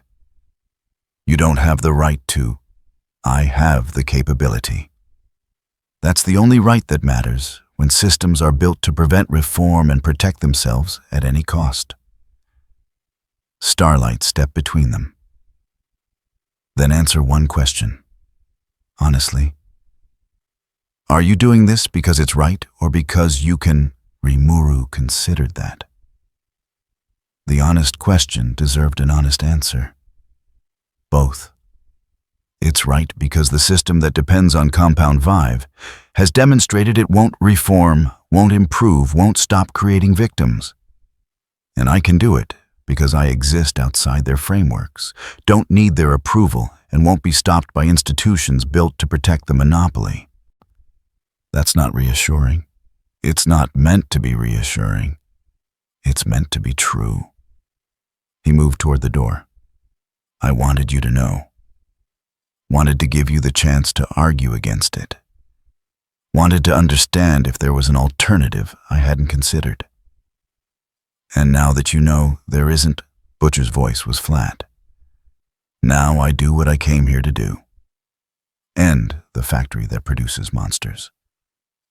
What you build after that is yours to decide. He stopped at the door, looking back. I'm not your enemy. Not your savior either. Just someone passing through your world who saw something that shouldn't exist and decided to remove it. When? MM's voice was quiet. Soon. Days, not weeks. I need to ensure infrastructure can adapt, that systems can compensate. But soon. Rimuru left. Walked out into rain that had intensified, turning streets into reflected light and shadow. Behind him, 4 people who'd spent years fighting Vought confronted the reality that someone was about to grant their wish in a way that terrified them. Butcher spoke first. He's really going to do it. We have to stop him, Huey said. How you see what he did at the hospital. You see how Homelander backed down. We're mice trying to stop an avalanche. Then we warn Vought. Let them prepare, evacuate something. Starlight's laugh was bitter. Warn Vought that their entire business model is about to disappear. They'll just accelerate whatever plans they have for killing him. Maybe that's better than letting him commit genocide. It's not genocide, MM said quietly. It's system collapse. There's a difference. Tell that to the 8,000 people who die because hospitals can't function without enhanced staff. Tell that to the families of cops who get killed because criminal soups don't lose their powers at the same time as hero soups. The 4 of them stood in the warehouse, rain hammering on the roof, and confronted a choice none of them had asked for support. Someone trying to end the system they hated or oppose him because the method was too brutal to accept. In his capsule hotel, Rimuru sat on his bunk and felt the weight of what he'd set in motion. 8 to 12,000 deaths. Real people, real lives, real families who'd lose someone because he'd decided the math justified it. CL, do you think I'm wrong? I do not process moral judgments, only probabilities and outcomes. Then what do the probabilities say? That you are correct in your analysis. Compound V removal results in lower total casualties over a 20-year period. However, concentrated immediate deaths create more intense short-term suffering than distributed long-term deaths. That's not helpful. Truth rarely is. Rimuru lay back, staring at the capsule's ceiling. Tomorrow Vought would learn what he was planning, would mobilize everything they had to stop him, would throw resources influence power against someone who didn't need any of those things to accomplish his goal. And he'd do it anyway. Not because he was certain it was right, but because doing nothing meant accepting a system that manufactured suffering and called it heroism. The rain continued falling. The city continued existing. And somewhere in the machinery of corporate power plans were being made to stop something that couldn't be stopped by plans. The judgment had been declared. Now came the reckoning. And this world would have to answer whether it deserved to keep the thing that had defined it for decades. The answer, Rimuru suspected, wouldn't be comfortable for anyone. But comfort had never been the goal. Justice was. Or something close enough to matter. The story broke at 6 a.m. Eastern, 8 p.m. Tokyo time. Not on social media first, but through proper channels. Morning news shows press releases, coordinated statements from Vought International and 3 governmental agencies simultaneously. The headline was simple, professional, terrifying. Unidentified enhanced individual poses potential security risk. Rimuru saw it on the television in a convenience store, standing in the aisle with a bottle of tea he hadn't paid for yet. The anchor's voice carried practiced concern, the kind that sounded genuine, because focus groups had confirmed it tested well with target demographics. Enhanced individual of unknown origin, operating without registration or oversight. Sources close to the investigation described the entity as demonstrating capabilities that far exceed known parameters. While no direct hostile actions have been confirmed, security experts warn that unregulated power at this level represents an unprecedented risk to public safety. The screen cut to footage. Not from Shibuya, though, that appeared briefly. New footage, grainy security camera quality, showing what looked like an energy discharge near a shopping district. People running property damage emergency response. The timestamp showed yesterday location, tagged as Ikebukuro. Rimuru had been nowhere near Ikebukuro yesterday. The anchor continued. Vought International has issued a statement calling for international cooperation in identifying and establishing contact protocols with what they term unregulated high-capability entities. Homelander, America's premier hero, is scheduled to address the United Nations Security Council later today regarding enhanced individual oversight frameworks. Rimuru paid for his tea and left the store. Outside Tokyo was waking to the same news, the same carefully crafted narrative. He could feel the shift in how people moved. A little faster, eyes tracking strangers a little longer. The comfortable fiction of safety had been replaced with something more immediate fear of what couldn't be controlled. CL spoke quietly. Analysis, Ikebukuro incident fabricated. Energy discharge pattern inconsistent with your capability signature. Damage radius suggests controlled explosive with electromagnetic pulse overlay. They staged it. Affirmative. Designed to create appearance of pattern while providing plausible deniability. Victims are real, casualties are real. But attribution is manufactured. Rimuru started walking. No destination, just movement while processing what Vought had done. They couldn't beat him physically, couldn't contain him legally, couldn't buy him with contracts. So they'd done the one thing corporations excelled at, shape the narrative. Made him the villain in a story most people would never question. Because questioning required effort, and accepting the official version was easier. In New York, in a studio makeup chair, Homelander reviewed his talking points one more time. The speech had been written by PR teams, approved by legal tested with focus groups. Simple language, patriotic themes, just enough fear to justify oversight without causing panic.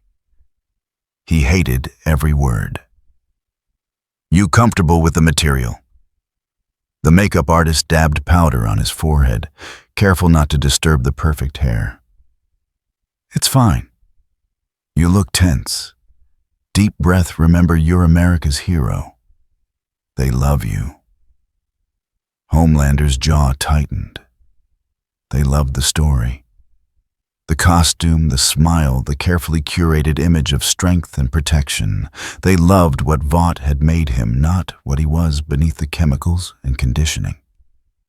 And now they wanted him to stand in front of cameras and call someone else dangerous. Someone who'd looked at him on that rooftop and seen through everything. Seen the product, the dependency, the manufactured godhood built on stolen childhoods and corporate oversight. 5 minutes, Homelander. A producer stuck his head in. UN Security Council is standing by for your video address. Homelander stood cape, settling into position with practiced ease. The mirrors showed what millions expected to see: perfection, power, unwavering confidence. The image concealed what he'd felt since Compound 5 disappeared. The hollowness. The uncertainty about whether anything of himself existed beneath the enhancement. But he could still play the part. Had played it his entire life. "Let's do this." The address went exactly as scripted. Homelander appeared on screens worldwide, standing against a backdrop of American flags and Vought logos, voice carrying just the right mix of concern and determination. "Good morning. I'm speaking to you today because we face an unprecedented situation. An entity of unknown origin, possessing capabilities beyond our established frameworks, operating without oversight or accountability. We don't know what this thing is, but we know it's not one of us.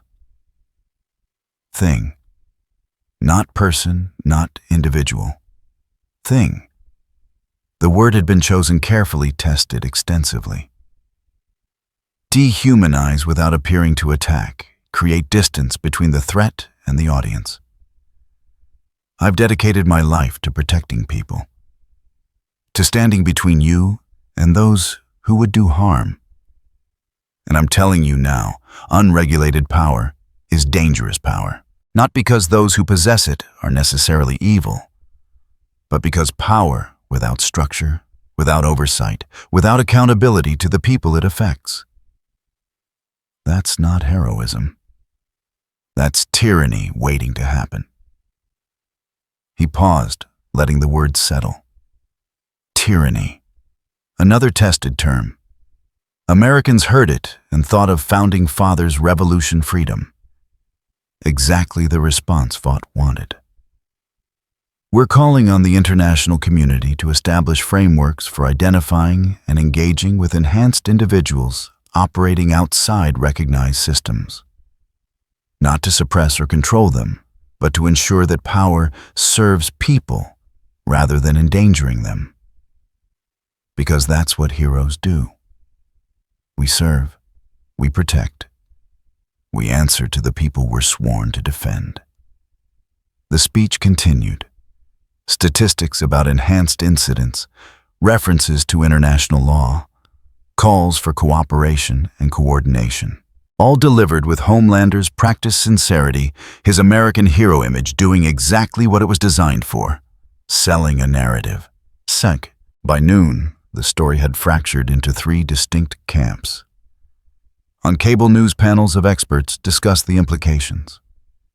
Some praised Vaught's call for oversight, citing statistics about enhanced individual incidents and the need for accountability. Others questioned the timing, pointed to Vaught's own history of manufacturing heroes. Asked why this entity was suddenly a priority when so many other questions remained unanswered. On social media, hashtags multiplied. Hashtag regulate soups trended alongside hashtag Vought lies. Videos circulated showing the Ikebukuro incident from multiple angles, with amateur analysts pointing out inconsistencies in the damage patterns. Counter videos appeared claiming the analysts were conspiracy theorists ignoring obvious danger. In Tokyo, crowds gathered outside Vaught's facility. Some demanding answers about the Shibuya incident. Others demanding protection from the unregulated entity. Most just wanting someone to explain what was happening in language that made sense.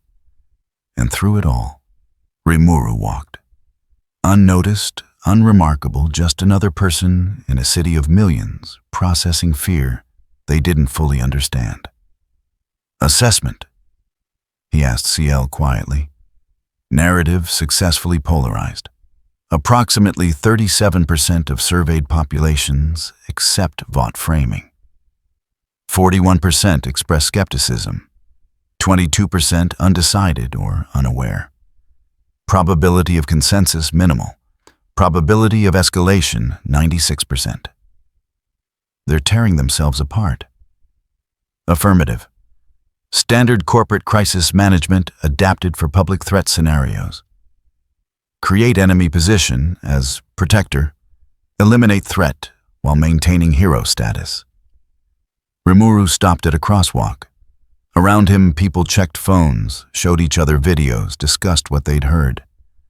Fear and confusion spreading through population, like virus replicating with each conversation. Except I'm not the enemy. Not trying to hurt anyone. Irrelevant to narrative construction. VOT controls major media channels, has relationships with government agencies, possesses resources to shape discourse. Your intent matters less than their ability to frame you as threat. The light changed. Rimuru crossed with the crowd. A woman beside him was watching Homelander's speech on her phone, nodding along to phrases about accountability and service. She didn't know Homelander had been grown in a laboratory. Didn't know about Odessa, about Subject 47, about the 269 dead test subjects. Didn't know that the hero calling for oversight had never been allowed to make a meaningful choice in his entire life. She just knew what the story told her. There was danger. There was protection. Trust the system. In a safe house in Brooklyn, the boys watched the news coverage with expressions ranging from anger to resignation. They're bloody brilliant, Butcher said, not sounding appreciative.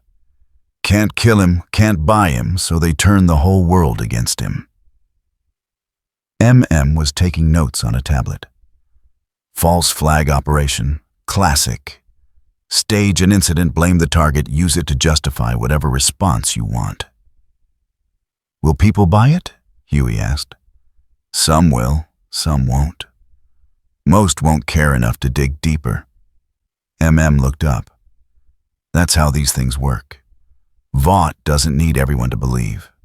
Just enough people to make challenging the narrative difficult. Starlight stood abruptly.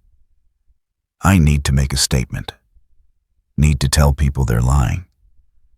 That'll burn every bridge you have left, Butcher warned. Good. Those bridges lead back to VOT.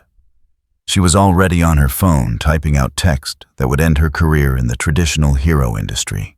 Not defending Rimuru, exactly, just pointing out inconsistencies in VOT's narrative.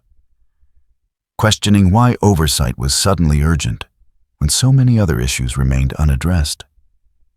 It posted before anyone could stop her. Within minutes, responses flooded in. Support, condemnation, accusations of betrayal, and sympathy for speaking out. The fracture lines deepened. Butcher watched it happen with something like admiration. Well, that's done then. What's done? The narrative. It's not collapsing cleanly. It's shattering into pieces, and every piece is cutting someone. He looked at the screens showing protests, counter-protests, talking heads shouting past each other. VOT wanted to control the story. Instead, they've started a war over what story even is. That evening, Rimuru received a message. Not through official channels, not from VOT. From a burner number text only. They're going to force confrontation. Public visible recorded. Homelander's ego can't handle being ignored. Be ready. Rimuru read it twice, then deleted it. Butcher was right, of course. The narrative had done its work, created enough fear, enough uncertainty, enough polarization that action became inevitable. Vought needed him, visible, needed him engaged, needed him to play the role they'd written. And Homelander needed to prove he was still the apex, still the god, still the thing that mattered more than anomalies from outside their system. CL. When Homelander comes, what are my options? Multiple scenarios analyzed. Optimal response depends on desired outcome. If goal is minimal casualties, redirect confrontation to unpopulated area. If goal is exposing system, allow documentation of full capability. If goal is prevention of future incidents, permanent neutralization of primary threat. I don't want to kill him. Noted. However, probability of non-lethal resolution while maintaining strategic position 43%. Homelander's psychological profile suggests escalation to lethal force when ego threatened. Rimuru looked out at Tokyo's evening lights. Somewhere in this city, people were arguing about whether he was threat or victim or something else entirely. Somewhere Vought executives were planning the next move in a game that had stopped being about business and started being about survival. And somewhere over the Pacific, Homelander was probably flying toward Tokyo Cape, streaming behind him, convinced he was about to teach the lesson. Everyone eventually learned power had consequences and disrespect came with a price. The narrative had collapsed into chaos.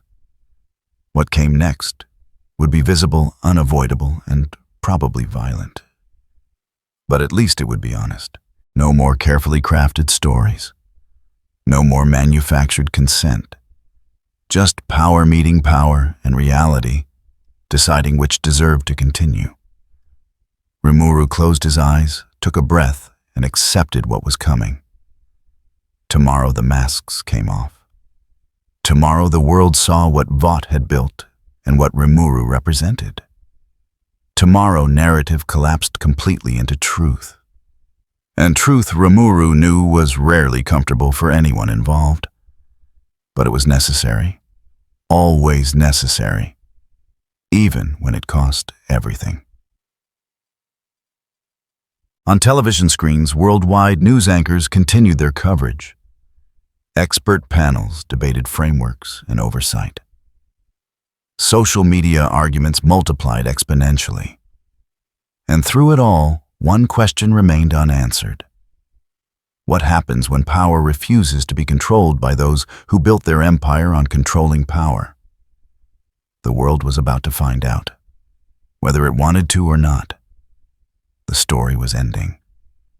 Not the way Vought had written it, but the way reality demanded. And reality, unlike narrative, couldn't be edited after the fact. The rooftop belonged to a telecommunications tower in Shinjuku, 73 floors above street level, where Tokyo spread like circuitry toward every horizon. Rimuru had come here because CL had detected surveillance patterns converging, because avoiding confrontation would only delay what was inevitable, and because standing in one place made it easier for what was coming to find him. The sound arrived first. Not engines or propulsion, just air being displaced by something moving faster than physics should comfortably allow. Then, the figure descended Cape, catching evening light in ways that seemed almost choreographed. Homelander landed 20 meters away. Perfect three-point landing Cape, settling into position with practiced elegance. He stood slowly, smile already in place, posture communicating confidence that had been rehearsed in mirrors until it became muscle memory. 4 drones circled at a distance. News helicopters hovered beyond safe range. This would be recorded, broadcast, analyzed, frame by frame. Homelander had ensured that, had made enough noise approaching that every media outlet in Tokyo had time to position cameras. He needed the audience. So, Homelander's voice carried across the space between them, American accent, making every word sound like dialogue from a script. You're the thing everyone's talking about. Gotta say, I'm disappointed. Expected someone more impressive. Rimuru stood without responding. No defensive posture, no counterplay. Just standing there in a hoodie and jeans, looking utterly unremarkable against the backdrop of Tokyo's skyline. The silence stretched. Homelander's smile acquired an edge. Strong, silent type, I respect that. Very mysterious. Very... He gestured vaguely. Eastern philosophy or whatever. But here's the thing about mystery, eventually people want answers. And I'm here to provide them. Are you? 2 words. Flat, carrying no challenge or interest.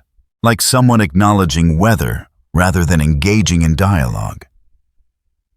Homelander took 3 steps closer. His movements were deliberately casual, designed to project ease, while his enhanced senses cataloged everything about the figure in front of him. Heartbeat, respiration, muscle tension, thermal signature. All wrong. All reading as impossibly calm, like someone watching a performance they'd already seen the ending to. You don't look like a god, Homelander said. You don't even look like a hero. Just a kid in street clothes standing where he doesn't belong. I'm not a god. Not a hero either. Then what are you? Someone passing through. Homelander laughed. Sharp performing for cameras he knew were watching. Passing through you stage interventions defy registration, operate without permission, and you think you're just passing through. Yes. The simplicity of it, the complete lack of defensiveness or justification, made something in Homelander's jaw tighten.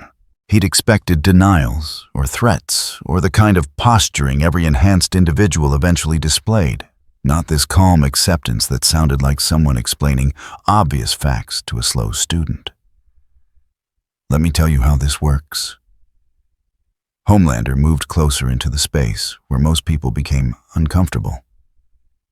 This world has rules. Registration, oversight, accountability. People like you don't get to just show up and do whatever you want because you think you're special. I don't think I'm special. I just recognize what I can do. And what can you do? Rimuru looked at him directly for the first time. No fear in that gaze, no respect, no challenge. Just observation, clinical, and complete. More than you. Less than I need to. Enough for what comes next. Homelander's eyes flared red. Not the full laser, just heat building behind them. Threat display making the point that he could end this whenever he chose. Careful, he said, voice dropping to something harder. People who threaten me don't usually walk away. I'm not threatening you. I'm answering your question. The heat intensified. Visible now red glow casting shadows across both their faces. Homelander let it build, knowing the cameras were capturing it, knowing this moment would play on every news channel worldwide. The hero confronting the threat controlled power against uncontrolled anomaly. Last chance. Submit to registration. Accept oversight. Or I make you. No. 1 word. Simple rejection without anger or defiance. Just the flat statement of someone declining an offer they'd never intended to accept. Homelander's control slipped. The laser fired twin beams of heat that should have carbonized human tissue, should have demonstrated exactly why everyone eventually learned to respect him. The beam struck Rimuru's chest and stopped. Not deflected, not absorbed, just stopped heat dissipating into nothing 6 inches from impact, like hitting a wall that existed in a dimension where physics operated according to different rules. Homelander cut. The beams blinked, fired again. Same result.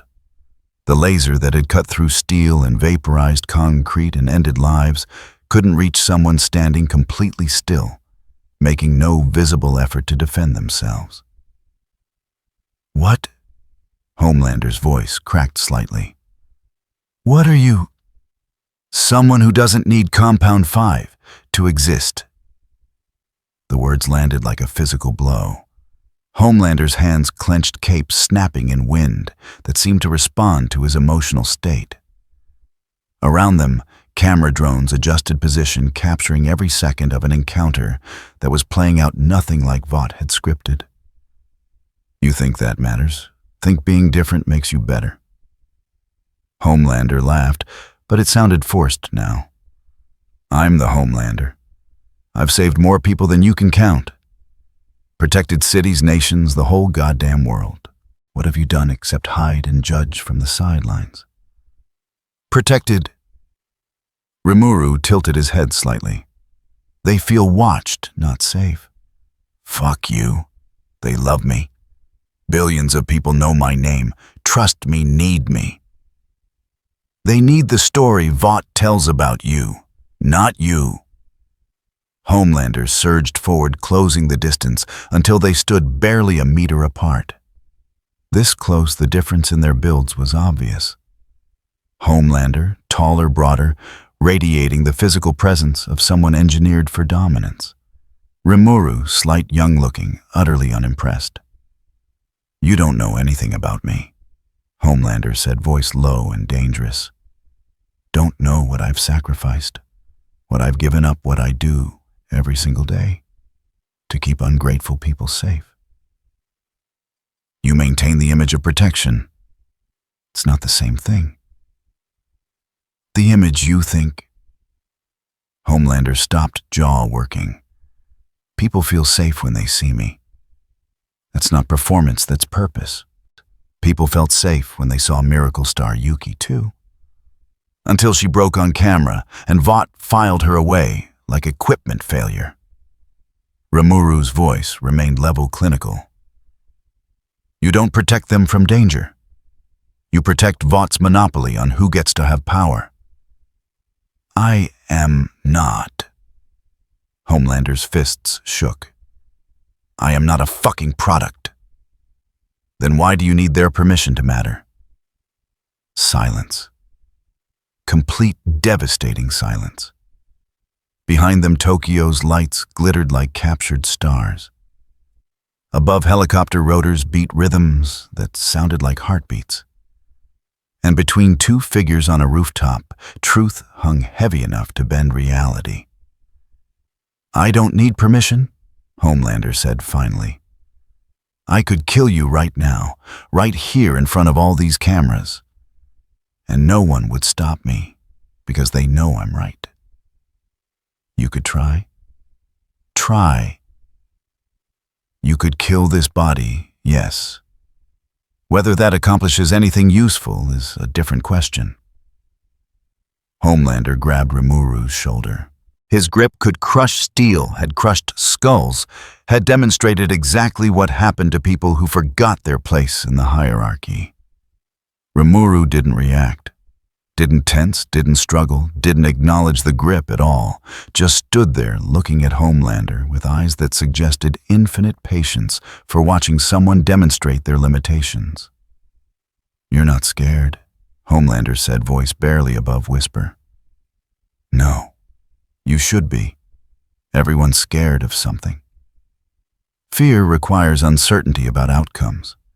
I know what happens if you attack me. You lose. The only question is how publicly." Homelander's grip tightened. Fingers that could punch through concrete pressed harder, harder, meeting resistance that shouldn't exist in human tissue. Rimuru's shoulder refused to yield to bruise, to break. Just remained solid, immovable, as if Homelander was trying to crush something fundamental rather than flesh. "What are you?" Homelander asked again, not angry now, almost pleading. "The proof that power doesn't need permission. That strength exists outside Vaught's frameworks. That you're not the apex, just the best version they could manufacture." Something in Homelander broke. Not his body, not his power. Something deeper, the carefully constructed belief that he mattered, that he was special, that he stood at the top of a hierarchy everyone eventually acknowledged. His eyes flared full intensity. Laser at maximum output, the kind that left craters and boiled water and required paperwork explaining collateral damage. The beams struck Rimuru and dissipated like smoke. Homelander screamed. Wordless rage and fear and frustration pouring out in sound that shouldn't have come from human vocal cords. His hands glowed with heat cape whipped in winds that responded to emotional state, every muscle in his body radiating violence, barely contained by will that was rapidly failing. "I'm the Homelander." The words came out raw, desperate. "I'm the strongest, the best, the one everyone looks to when shit gets real. You're nothing, just some anomaly that'll be forgotten in a month when real heroes clean up your mess." "You're not the problem," Rimuru said quietly. "You're the symptom." He stepped back, not retreating, just ending the conversation by removing himself from it. Homelander's hand grabbed air where a shoulder had been momentum, carrying him forward slightly. "We're not done." "Yes, we are." Rimuru walked toward the stairwell, not quickly, not fearfully, just walking like someone finishing an errand and moving to the next item on a list that didn't include prolonged conversation with someone who'd mistaken performance for substance. "Don't you walk away from me." Homelander surged forward, grabbed Rimuru's arm, spun him around. "Don't you fucking dare walk away when I'm—" Rimuru looked down at the hand, gripping his arm. Looked up at Homelander's face, red with fury and wet with tears. Homelander probably didn't realize he was crying.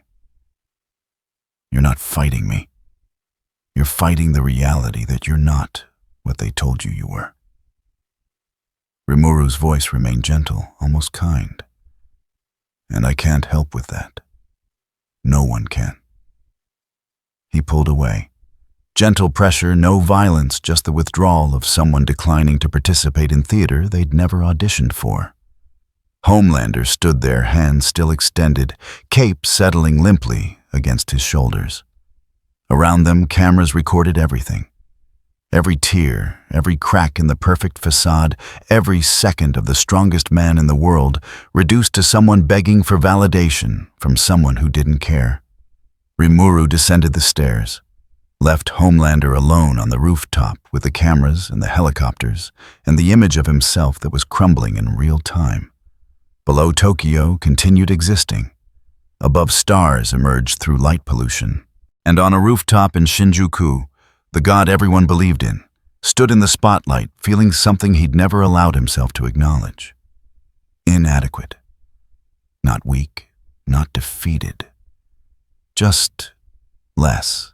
Less than he'd been told, less than the story required, less than what the world needed if it was going to maintain the comfortable fiction that heroes were real and power came with meaning. Homelander looked at his hands, still strong, still capable of incredible feats, still everything Vought had engineered him to be. But standing on that rooftop, cameras recording every second, he understood what Rimuru had demonstrated without needing to prove it. Being the strongest thing Vought could manufacture didn't make him the strongest thing that existed. And that difference was everything.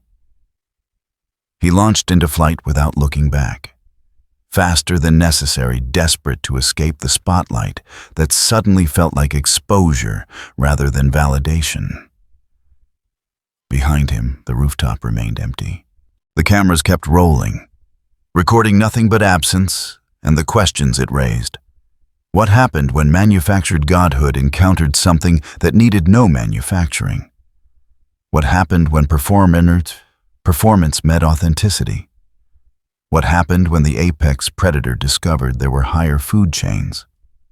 The world was watching and learning, and beginning to understand that everything they'd been told about power and protection and heroes had been a story designed to sell products.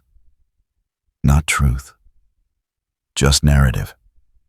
And narrative, when confronted with reality, had a tendency to collapse.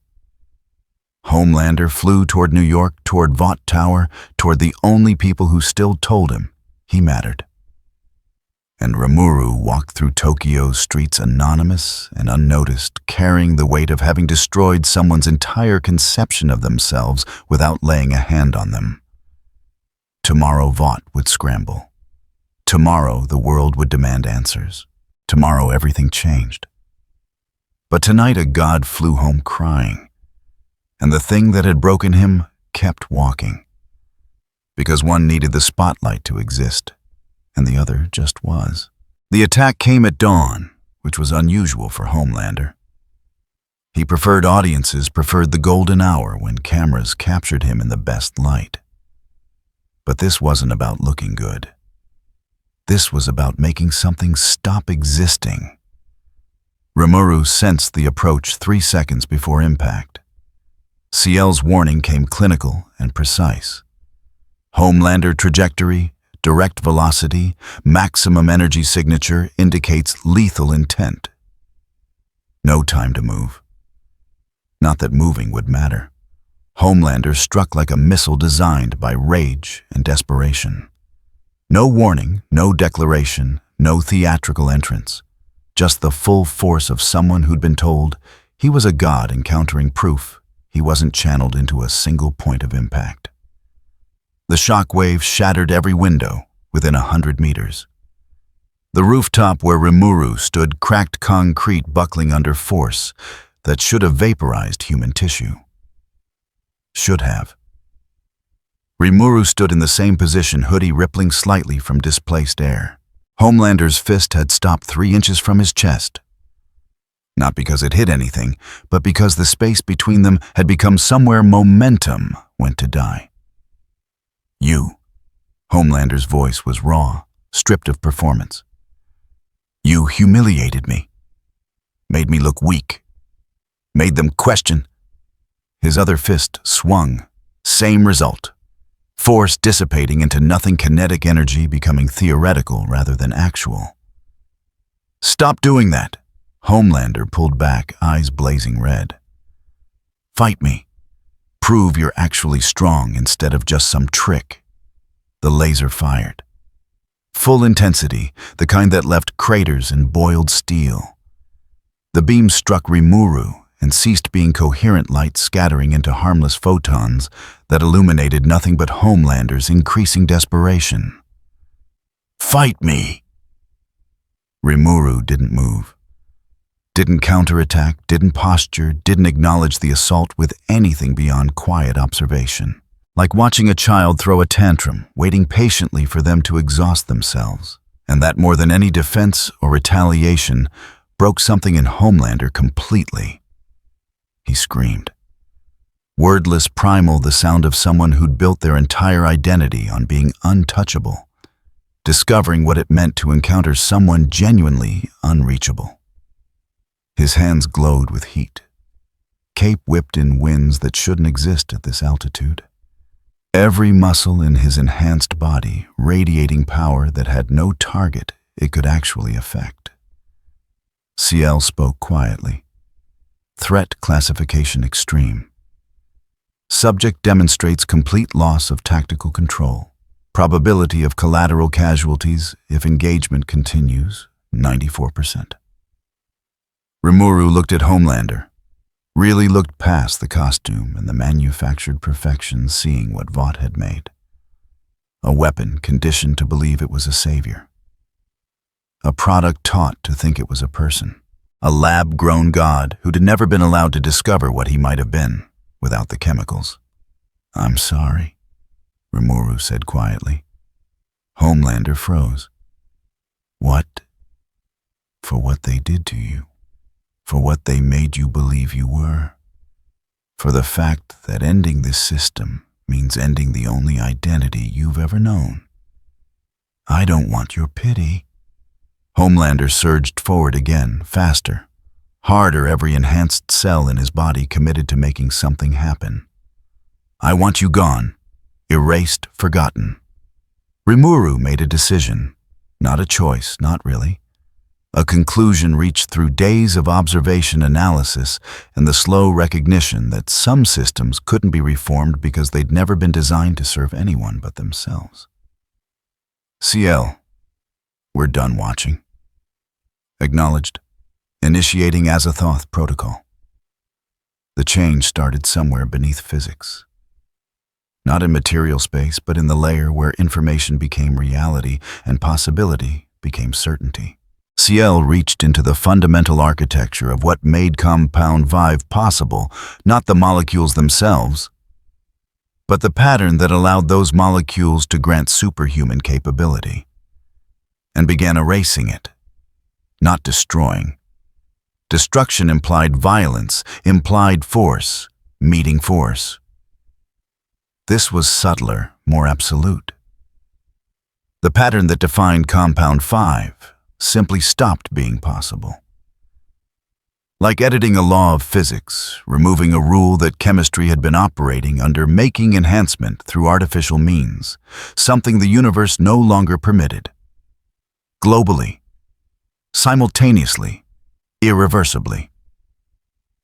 In Vought Tower, alarms began screaming. Monitoring systems detecting impossible changes in stored compounds. Security protocols activating, trying to isolate failures that weren't failures, but fundamental negation of what was being monitored. In laboratories worldwide, researchers watched their samples become inert. Not contaminated, not degraded, just wrong. Still present, still measurable, but no longer capable of doing what defined their purpose. In hospitals and homes, and holding cells, people who'd been enhanced through chemistry felt something wrong.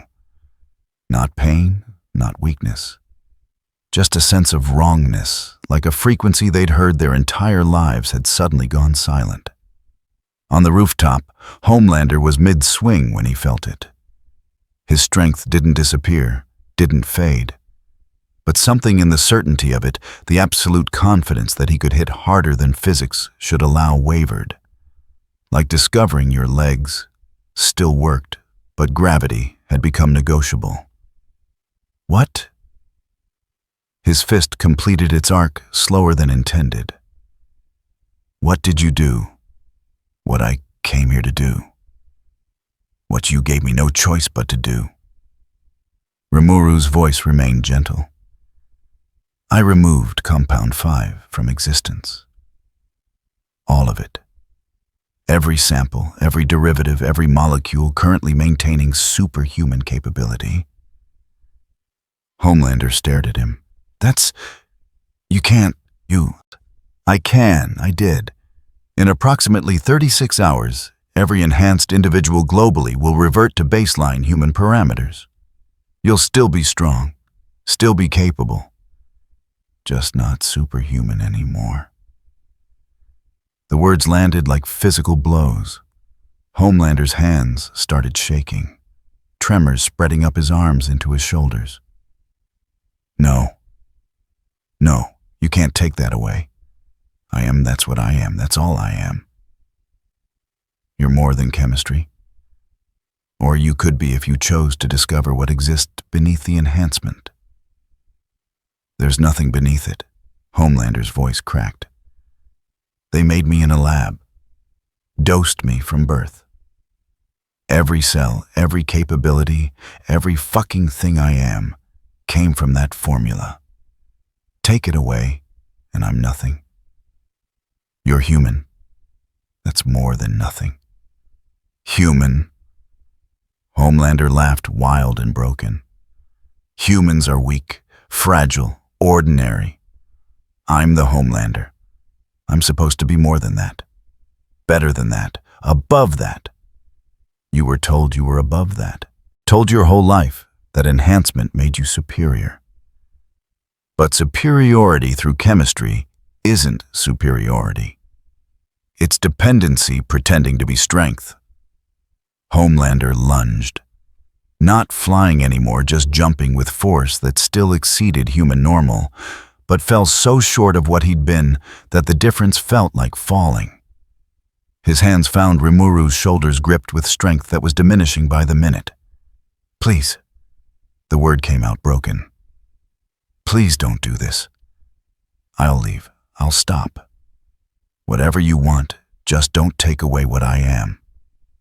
I'm not taking away what you are. I'm removing what Vought made you. What you become after that is your choice." "I can't." Homelander's grip loosened. Not because he chose to let go, but because holding on required strength that was draining like water through holes he couldn't see. "I don't know how to be anything else." "Then you'll learn, or you won't.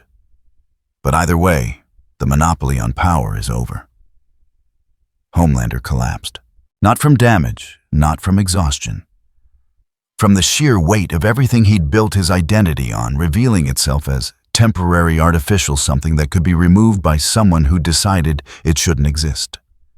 He knelt on cracked concrete, hands pressed against the rooftop, and for the first time in his life, felt truly powerless. Not weak. He could still hear heartbeats, still see further than normal. Humans still felt strength in his limbs. But the absolute certainty that he was the apex, the strongest the god among men, had been replaced by the terrifying recognition that he was becoming just another person. Rimuru turned away. "You should go home. Say goodbye to what you were, and try to discover what you could be instead." He walked to the stairwell, leaving Homelander alone on a rooftop as morning light turned Tokyo's sky from gray to gold. Behind him, the strongest man in the world wept. Not from pain, from the loss of everything he'd been told mattered. Jay. In Vought Tower, the executive floor had descended into controlled chaos. Every screen showed the same impossible data. Every sample, every facility, every batch of Compound 5 registering as inert. Not failed, not contaminated, not degraded through normal processes, just turned off. Like someone had reached into the fundamental nature of their empire's foundation and decided it was no longer allowed to exist. "Can we reverse it?" someone asked. The head researcher looked up from a tablet showing results that made no sense. "We'd need to understand what was done before we could undo it. And I'm not even sure what category of intervention this falls under. It's not chemical, not biological, not even physical. It's like reality stopped permitting Compound 5 to work the way it used to. Then find a way to make it permitted again. That's not..." The researcher stopped, apparently deciding explanations wouldn't help. "We'll try. But if this is what I think it is, if someone rewrote the rules at a level below chemistry..." Silence. The kind that came when people realized their entire careers had been built on something that could be switched off like a light. The executive's phone rang. Homelander probably calling to report success or demand resources or... The voice on the other end was small, broken, nothing like the confident hero who'd left to eliminate a threat. "It's gone. He took it. My strength, my powers, everything. It's draining away, and I can feel it, and I can't stop it, and I don't know what to do." The executive closed his eyes. "Where are you?" "Tokyo, on a rooftop. I can't fly down. What if I'm not strong enough to land? What if I'm just human now?" "Stay there. We'll send a helicopter." "A helicopter?" Homelander laughed, bitter and empty. "The Homelander needs a fucking helicopter because he can't fly anymore. You people must be so proud." The line went dead. The executive looked around the room at people who'd built careers on manufacturing and managing superhuman capability. Looked at screens showing their empire's foundation becoming theoretical rather than functional. Looked at the future and saw nothing but questions they had no framework for answering. Get me everyone we have on quantum physics information theory and anything else that might explain how someone negates chemistry, through what appears to be metaphysical intervention. And if we can't find an explanation, then we start planning for a world where Vought International is just another pharmaceutical company that used to make something that stopped working. Rimuru walked through Tokyo. As the city woke to headlines it didn't understand yet. Enhanced individuals reporting strange symptoms. Vought announcing temporary technical difficulties. Speculation running wild about equipment failures, sabotage divine intervention. None of them knowing the truth that manufactured power had been revealed as temporary, artificial something that existed only because someone with real capability had permitted it to. CL spoke quietly. Global Compound Vive, nullification complete. Enhanced capabilities degrading as predicted. Estimated casualties from infrastructure failures, 8,700. Lower than projections. Still too many. Agreed. However, long-term mortality prevention, 40,000 over 20 years. Net outcome positive. Rimuru didn't feel positive. Felt the weight of 8,700 deaths, real people who'd wake up to emergency systems, failing security protocols, collapsing heroes who couldn't save them, because chemistry had stopped making them capable. But he'd done the math. Had spent days running scenarios, searching for alternatives, finding nothing that didn't require accepting Vought's monopoly. Would continue creating victims because reform was impossible, and inaction was complicity. What happens now? He asked. Humanity adapts. Some nations will struggle without enhanced response capabilities. Some will discover conventional methods suffice. Criminal elements will exploit transition period. Gradually, new equilibrium will establish. And Vought, corporation, will survive in diminished capacity. Legal liability from Odessa exposure will force restructuring. Market capitalization already declining, 78%. Estimated timeline to complete organizational collapse, 18 to 36 months. Rimuru found a bench, sat down, watched Tokyo exist. Millions of people living through the morning after their world's power structure had been fundamentally rewritten. Some would adapt, some wouldn't. But all of them would have to confront what they'd been avoiding. That protection couldn't be purchased, that safety required active participation, that manufactured gods had been a comfortable lie they'd bought because the truth was harder. His phone buzzed. Butcher texting in his abbreviated style. You actually did it. Crazy bastard. Yes, people are dying, hospitals failing, riots starting. I know. Was it worth it? Rimuru thought about Subject 47. About miracle star Yuki. About children being dosed with chemicals from birth so corporations could sell protection to populations kept deliberately afraid. Ask me in 20 years. The response came quickly, fair enough. What now? Now the world discovers what it looks like without manufactured gods. What they build after that is theirs to decide. He pocketed the phone and stood. Somewhere above what used to be heroes were probably making emergency landings, discovering conventional aircraft were necessary when chemistry stopped granting flight. Somewhere below, emergency services were adapting to systems that assumed capabilities they no longer had. And somewhere in Vought Tower, executives were realizing their empire had been built on something that existed only because permission had been granted. Permission that had now been revoked. Rimuru walked toward the train station, anonymous among morning commuters. Tomorrow he'd leave Tokyo, return to Tempest or explore other realities or just find a quiet place to exist for a while. But today he walked through a world learning to be human again. Learning that strength didn't require chemicals.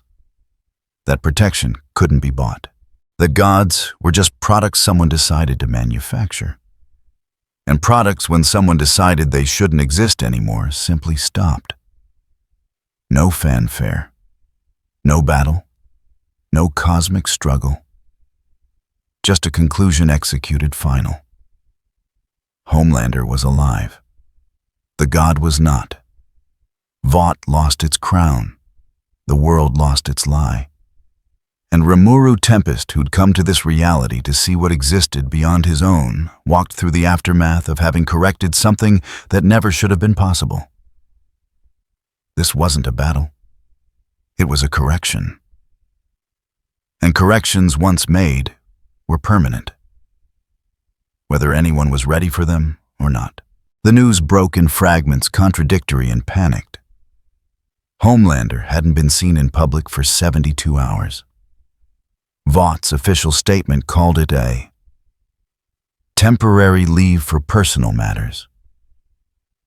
Unofficial leaks mentioned everything from a training accident to secret government missions to psychological evaluation.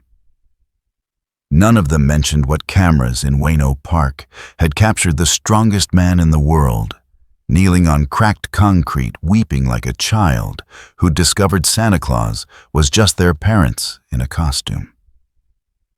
But the footage existed, circulated on encrypted channels, analyzed frame by people who specialized in understanding what powerful organizations tried to hide. And what they saw was unambiguous. Homelander's eyes flickering and dying.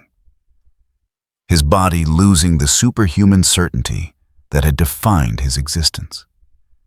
His hands shaking with the realization that enhancement was conditional rather than permanent. By the fourth day, 3 more soups had reported unusual symptoms. Minor heroes, the kind Vought used for local markets and regional branding. All of them describing the same wrongness power that felt uncertain capabilities, that wavered strength, that seemed to be asking permission before working. None of them understood what was happening. But everyone understood what it meant. Compound 5, the foundation of the entire superhuman industry, was failing. Detec, in Vought Tower, the emergency board meeting had been running for 6 hours. No breaks, no adjournments, just executives trying to address a crisis that shouldn't exist in any rational framework. Options? The chairman said. 3rd time he'd said it. Previous 2 attempts had generated responses too disorganized to implement. Victoria Brennan spoke first. She'd been with Vought for 20 years, had managed crises from Odessa exposure to soup misconduct scandals. But this was different. This wasn't image management or legal maneuvering. This was existential. We classify Rimuru as a hostile foreign agent, coordinate with governments worldwide for joint neutralization, position ourselves as victims of an attack rather than participants in a conflict.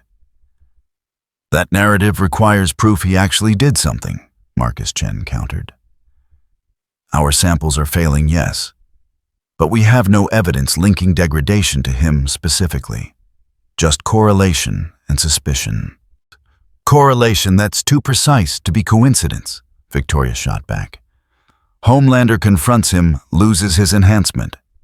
Sample degradation accelerates immediately after. Either he's responsible or we're experiencing a statistical impossibility. And if we're wrong, if we commit resources to hunting someone who might not be the cause while the actual problem goes unaddressed. Silence. The kind that came when people realized they were arguing over questions they had no framework for answering. David Foster Research Division cleared his throat. I've been analyzing the degradation pattern. It's not chemical breakdown or biological failure. The Compound 5 is still present, still structurally intact. It's just stopped working. Like someone changed the rules about what it's allowed to do. That's not scientifically possible. Neither is what we saw in Odessa's facility. Neither is Shibuya. Neither is anything this entity has demonstrated. We're operating under assumptions that don't apply to whatever we're dealing with. The chairman looked around the table at faces showing various stages of controlled panic. We need consensus. Neutralize, negotiate, or accept that we've lost, someone said quietly. Rachel Santos, Legal Division. She'd been silent until now, taking notes, analyzing implications. Accept that our product exists at the sufferance of someone who's demonstrated he can negate it whenever he decides to. Pivot to whatever business model makes sense in a world where Compound 5 is obsolete. That's not an option, Victoria said flatly. Vought International has 18,000 employees, 200 billion in market cap contracts with 60 nations. We don't just accept extinction. Then what do we do? Hunt someone we can't find, can't hurt, can't buy. Build weapons to fight something that operates outside physics as we understand it. We adapt. Marcus Chen leaned forward. We've survived regulatory challenges, market crashes, public relations disasters. We survive this by finding what he wants and providing it. He doesn't want anything, David said. That's the problem. No demands, no negotiations, no leverage points. He looked at our system, decided it was wrong, and started dismantling it. The chairman's phone buzzed. He glanced at it, face going pale. Train just lost his speed, completely. Went from Mach 1 to baseline human in under a minute. He's in custody after a collision he couldn't avoid. More silence. Heavier now weighted with the recognition that this wasn't theoretical anymore. Wasn't about protecting market share or managing narratives. Their entire product line was failing in real time, and no one in the room knew how to stop it. We have samples in deep storage, Victoria said finally. Facilities he doesn't know about. If we can preserve those, restart production after whatever this is, passes. Those samples are degrading too, David reported. I checked 30 minutes ago. Every facility, every storage protocol. The pattern doesn't care about security or secrecy. It's systematic, comprehensive, and accelerating. Victoria's hands clenched on the table. Then we weaponize what we have left. Enhanced individuals who'll fight to keep their powers, military assets, whatever it takes to what? Rachel interrupted. To threaten someone who negated Homelander. To force compliance from someone who operates at a level we can't measure.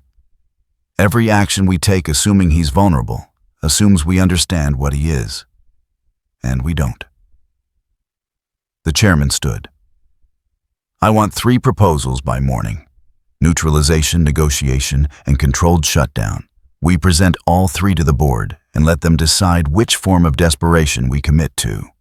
People filed out slowly, carrying the weight of having run out of comfortable options. Behind them, screens still showed footage from Ueno Park playing on loop. Homelander crying. Rimuru walking away. The end of an era, documented in high definition. Across the city in a Brooklyn safe house. The boys watched the same footage for the 20th time. He actually did it, MM said quietly. Took down Homelander without throwing a punch. Took away his power, Huey corrected. Is that better or worse than killing him? Better, Starlight said. She'd been quiet most of the night processing implications. Everyone else seemed to grasp faster. Being human isn't a punishment. Tell that to Homelander. Butcher's voice carried something other than satisfaction. Something that might have been uncertainty if anyone had heard him uncertain before. 20 years I've wanted that cunt brought low. Now he is, and I don't know what to do with it. What do you mean? Mean I built my whole life around killing soups, punishing them for what they are, what they do. And now, there's someone who can just turn them off. Make them ordinary. What's left for people like me? MM looked at him. That bother you? Having the job done for you? Bothers me that it wasn't me doing it. Bothers me more that if he can negate Compound V. We're talking about ending every soup globally. 47,000 enhanced individuals becoming baseline human overnight. And I don't know if that's justice or just a different kind of massacre. He gave them time, Huey pointed out. Could have done it immediately, but he's letting people prepare. That counts for something. Does it? When you're drowning, does it matter if someone lets you swim for a bit before they hold your head under? Starlight stood abruptly. I need to talk to him. Who Homelander? Rimuru. Need to understand what he's actually planning. Because if he removes everyone's powers... She touched her hands together, light flickering weakly between her fingers. I don't know who I am without this. And I'm not the only one. You think he'll listen? MM asked. I think he's giving us time for a reason. Butcher watched her head for the door. Didn't try to stop her. Didn't offer backup. Just sat there, holding a bottle he hadn't opened, contemplating a world where his life's purpose had been accomplished by someone who wasn't him. She's right, he said finally. We should know what's coming. You want to negotiate with him? Want to understand whether this ends with him walking away or with every soup on Earth becoming human? Because one of those outcomes I've been working toward for 2 decades. The other, he set the bottle down. The other scares me more than Homelander ever did. Kunritan, Rimuru stood on the observation deck of Tokyo Skytree, looking down at the city that had absorbed his arrival. His demonstrations, his systematic dismantling of comfortable fictions about power and protection. CL's voice came quiet, but steady. Compound V degradation proceeding as calculated. Current estimate 48 hours until complete global nullification. Enhanced capabilities declining proportionally. Casualties. Revised downward. 7,200 projected. Infrastructure adaptation occurring faster than modeled. Humans demonstrate greater resilience to system change than initial projections suggested. 7,200. Still too many. Still real people with real lives ending because he'd decided their world's power structure deserved to be dismantled. But 40,000 saved over 20 years. 40,000 test subjects enhanced individuals victims of a system that manufactured capability to create dependency. The math worked. The math always worked. Status on Vought's internal discussion. Fractured. 3 distinct strategies emerging. None show probability of success above 12%. Organization entering terminal phase. And the soups. How are they handling it? Varied responses. 17% accepting transition. 43% demonstrating panic behaviors. 36% attempting to preserve capability through increased Compound V dosing. That won't work. Correct. Increased dosing accelerates degradation. Adaptive response predicated on flawed understanding of nullification mechanism. Rimuru watched Tokyo's lights spread like circuitry toward every horizon. Millions of people living through the end of manufactured heroism. Most of them not understanding what was happening, just feeling the change in how their world operated.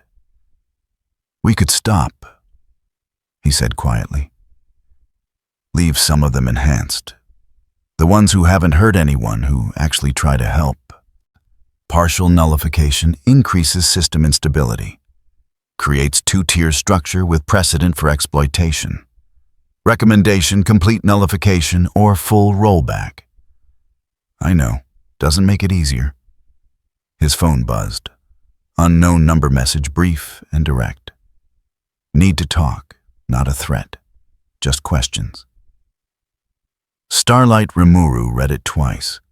She'd been different from the start, enhanced, yes, complicit in Vaught's system. Yes, but trying to navigate compromises that led her believe she was helping.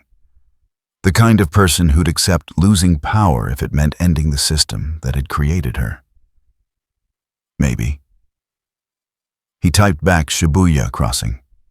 1 hour. The response came immediately. Thank you.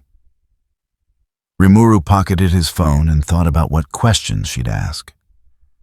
Whether powers could be preserved for some. Whether the transition could be managed better. Whether he understood what he was taking from people who'd built their entire identities around capability they hadn't earned but desperately needed. He understood perfectly. Had been those people once in a different life. Had died weak and become powerful through circumstances beyond his control. Had built a nation from monsters because everyone deserved the chance to be more than what nature or fate or random chance had made them. But that had been earned power, chosen power. Power that came with understanding and responsibility and the kind of growth that chemistry couldn't replicate. This world's power was manufactured, sold, treated as commodity to be controlled by those who profited from scarcity. And he decided that needed to end. Not because he enjoyed playing God, because gods shouldn't exist, at least not the kind humans manufactured in laboratories and sold to each other like any other product. In hospitals worldwide, enhanced individuals reported similar symptoms.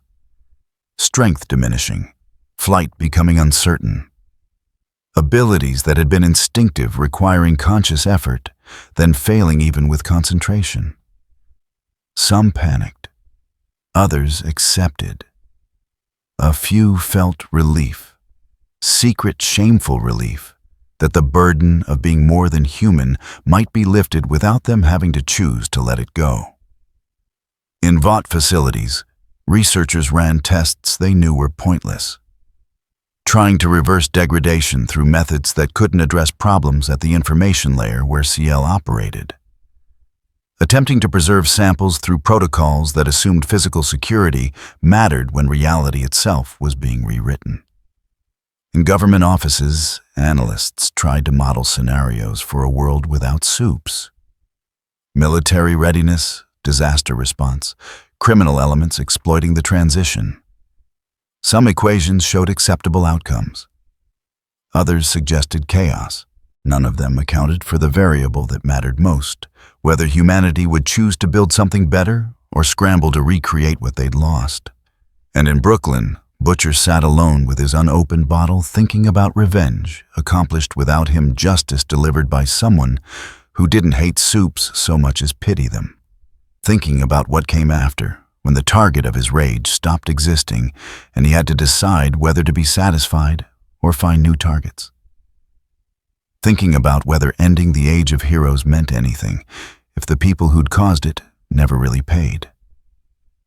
The world was changing. Not loudly, not dramatically, just inexorably, like watching tide go out and knowing it wouldn't come back. Compound 5 was dying, not destroyed. Just becoming irrelevant, obsolete, something reality no longer permitted to function as intended. And with it, the age of manufactured gods was ending, whether anyone was ready or not. Power was never stolen, it was leased. And the lease was about to expire. Permanently. Irrevocably. Without appeal or negotiation, or any of the comfortable fictions people told themselves about bell control. Rimuru descended Tokyo's Skytree, walking through crowds who'd never know the person passing them, held authority over their entire civilization's power structure. In 48 hours, the world would be different. In 48 hours, heroes would be human. In 48 hours, humanity would discover what it looked like to protect itself. And Rimuru would discover whether giving them that choice had been mercy or the cruelest thing he could have done. Time would tell. It always did. Eventually, the world didn't end when Compound 5 stopped working. It just became more honest about what it had always been.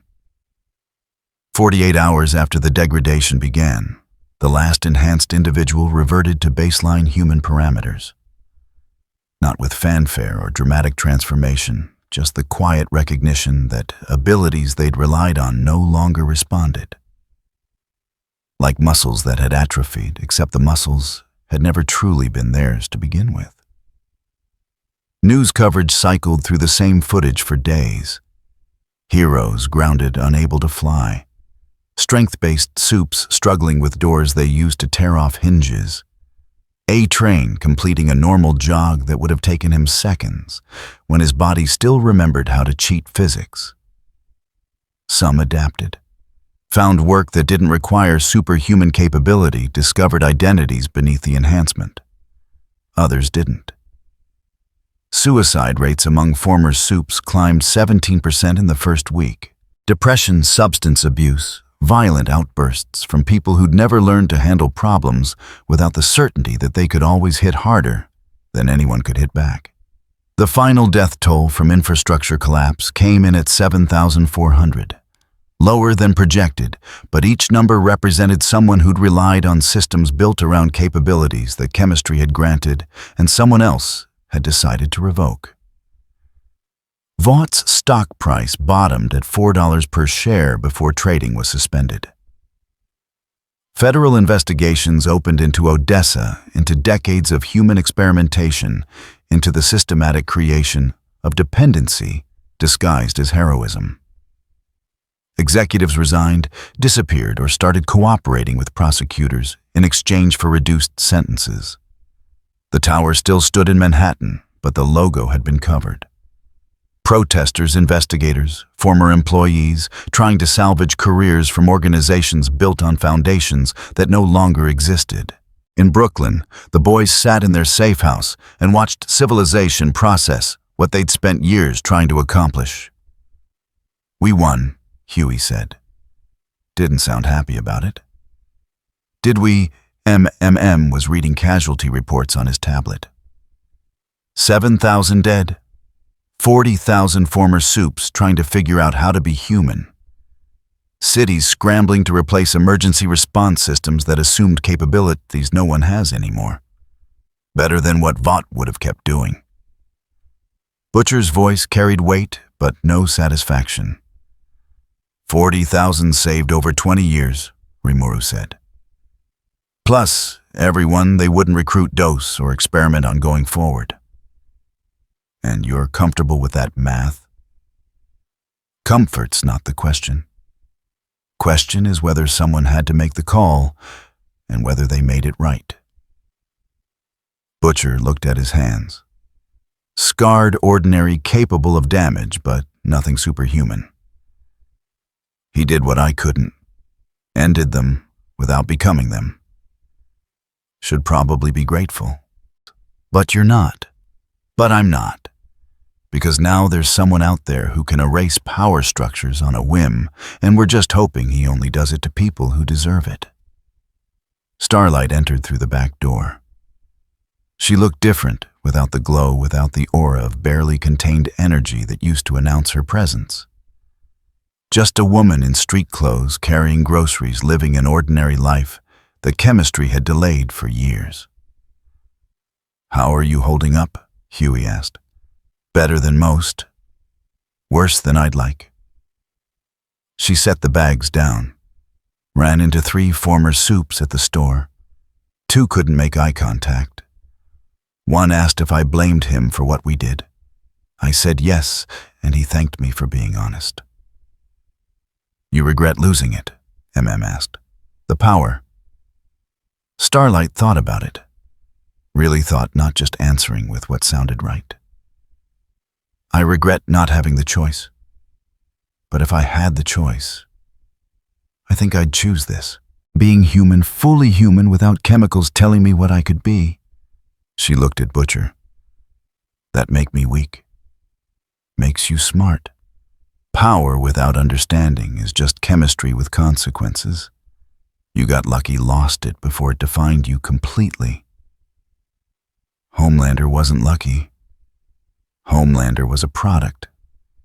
Built from birth, dosed from infancy, never given the option to be anything else. What happened to him was mercy compared to what he'd have become if they'd kept him. Silence settled over the room. Outside, the city continued its adaptation. Some chose to see it as liberation, others as collapse. Most just tried to survive the transition and hoped whatever came next would be less complicated than what they'd lost. "Where do you think he went?" Huey asked. "Rimuru." "Away," Butcher said. "Somewhere he doesn't have to watch what his decision cost. Somewhere he doesn't have to justify it to people who'll never understand operating at that level." "You think he feels guilty?" "Hope so. Guilt means you understand consequences. Means you're human enough to carry weight." Butcher stood stretched. "But I also hope he doesn't. Because what he did needed doing, and second-guessing it now doesn't resurrect the 7,000 or return powers to people learning to live without them." Rimuru sat in Narita Airport's international terminal, watching travelers who had no idea the person beside them had rewritten their civilization's power structure. His flight left in 3 hours. Not back to Tempest, that could wait. Somewhere quiet, somewhere between worlds, somewhere he could think without the weight of 7,400 deaths pressing on every decision. CL spoke quietly. Global Compound 5 Concentration 0.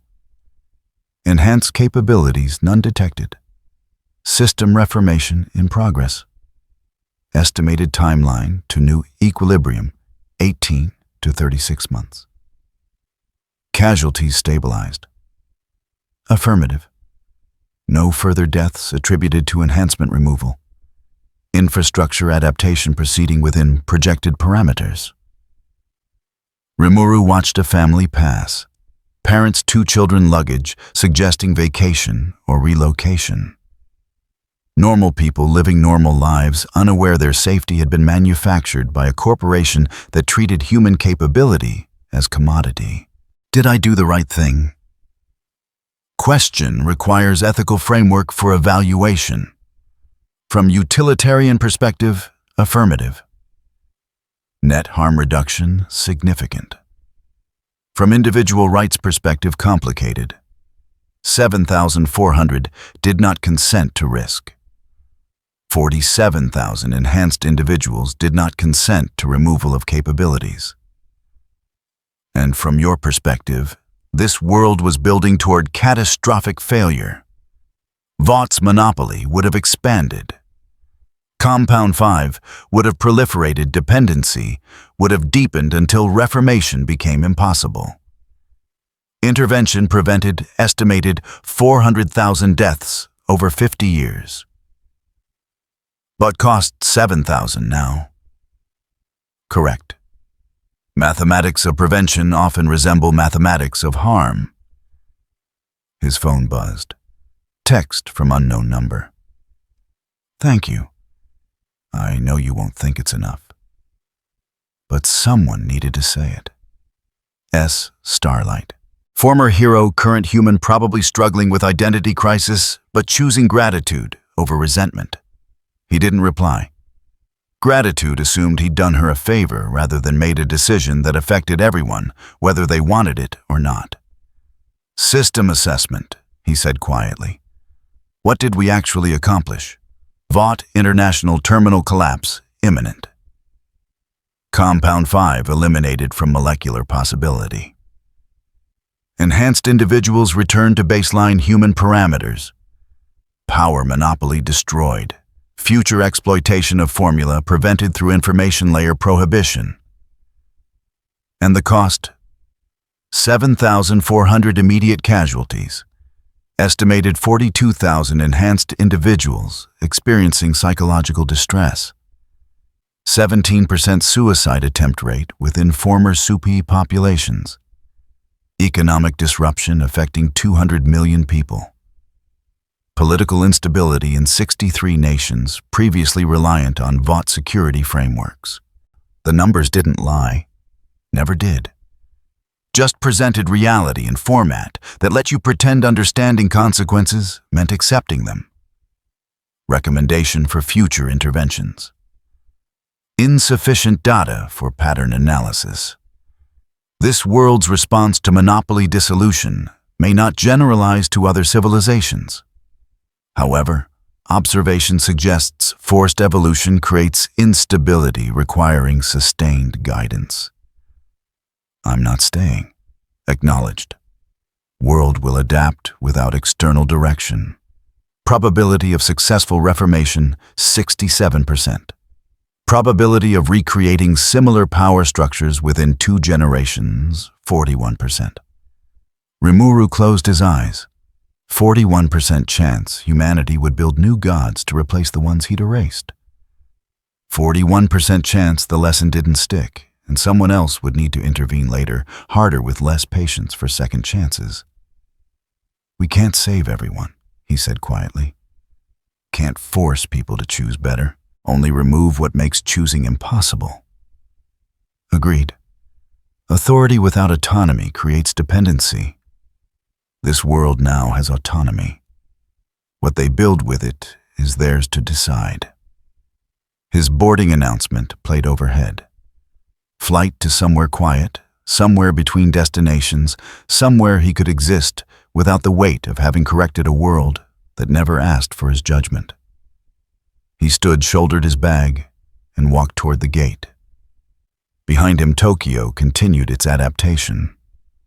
Former heroes finding work as ordinary humans, VOD assets being liquidated, governments scrambling to replace security systems built around capabilities that chemistry had temporarily granted.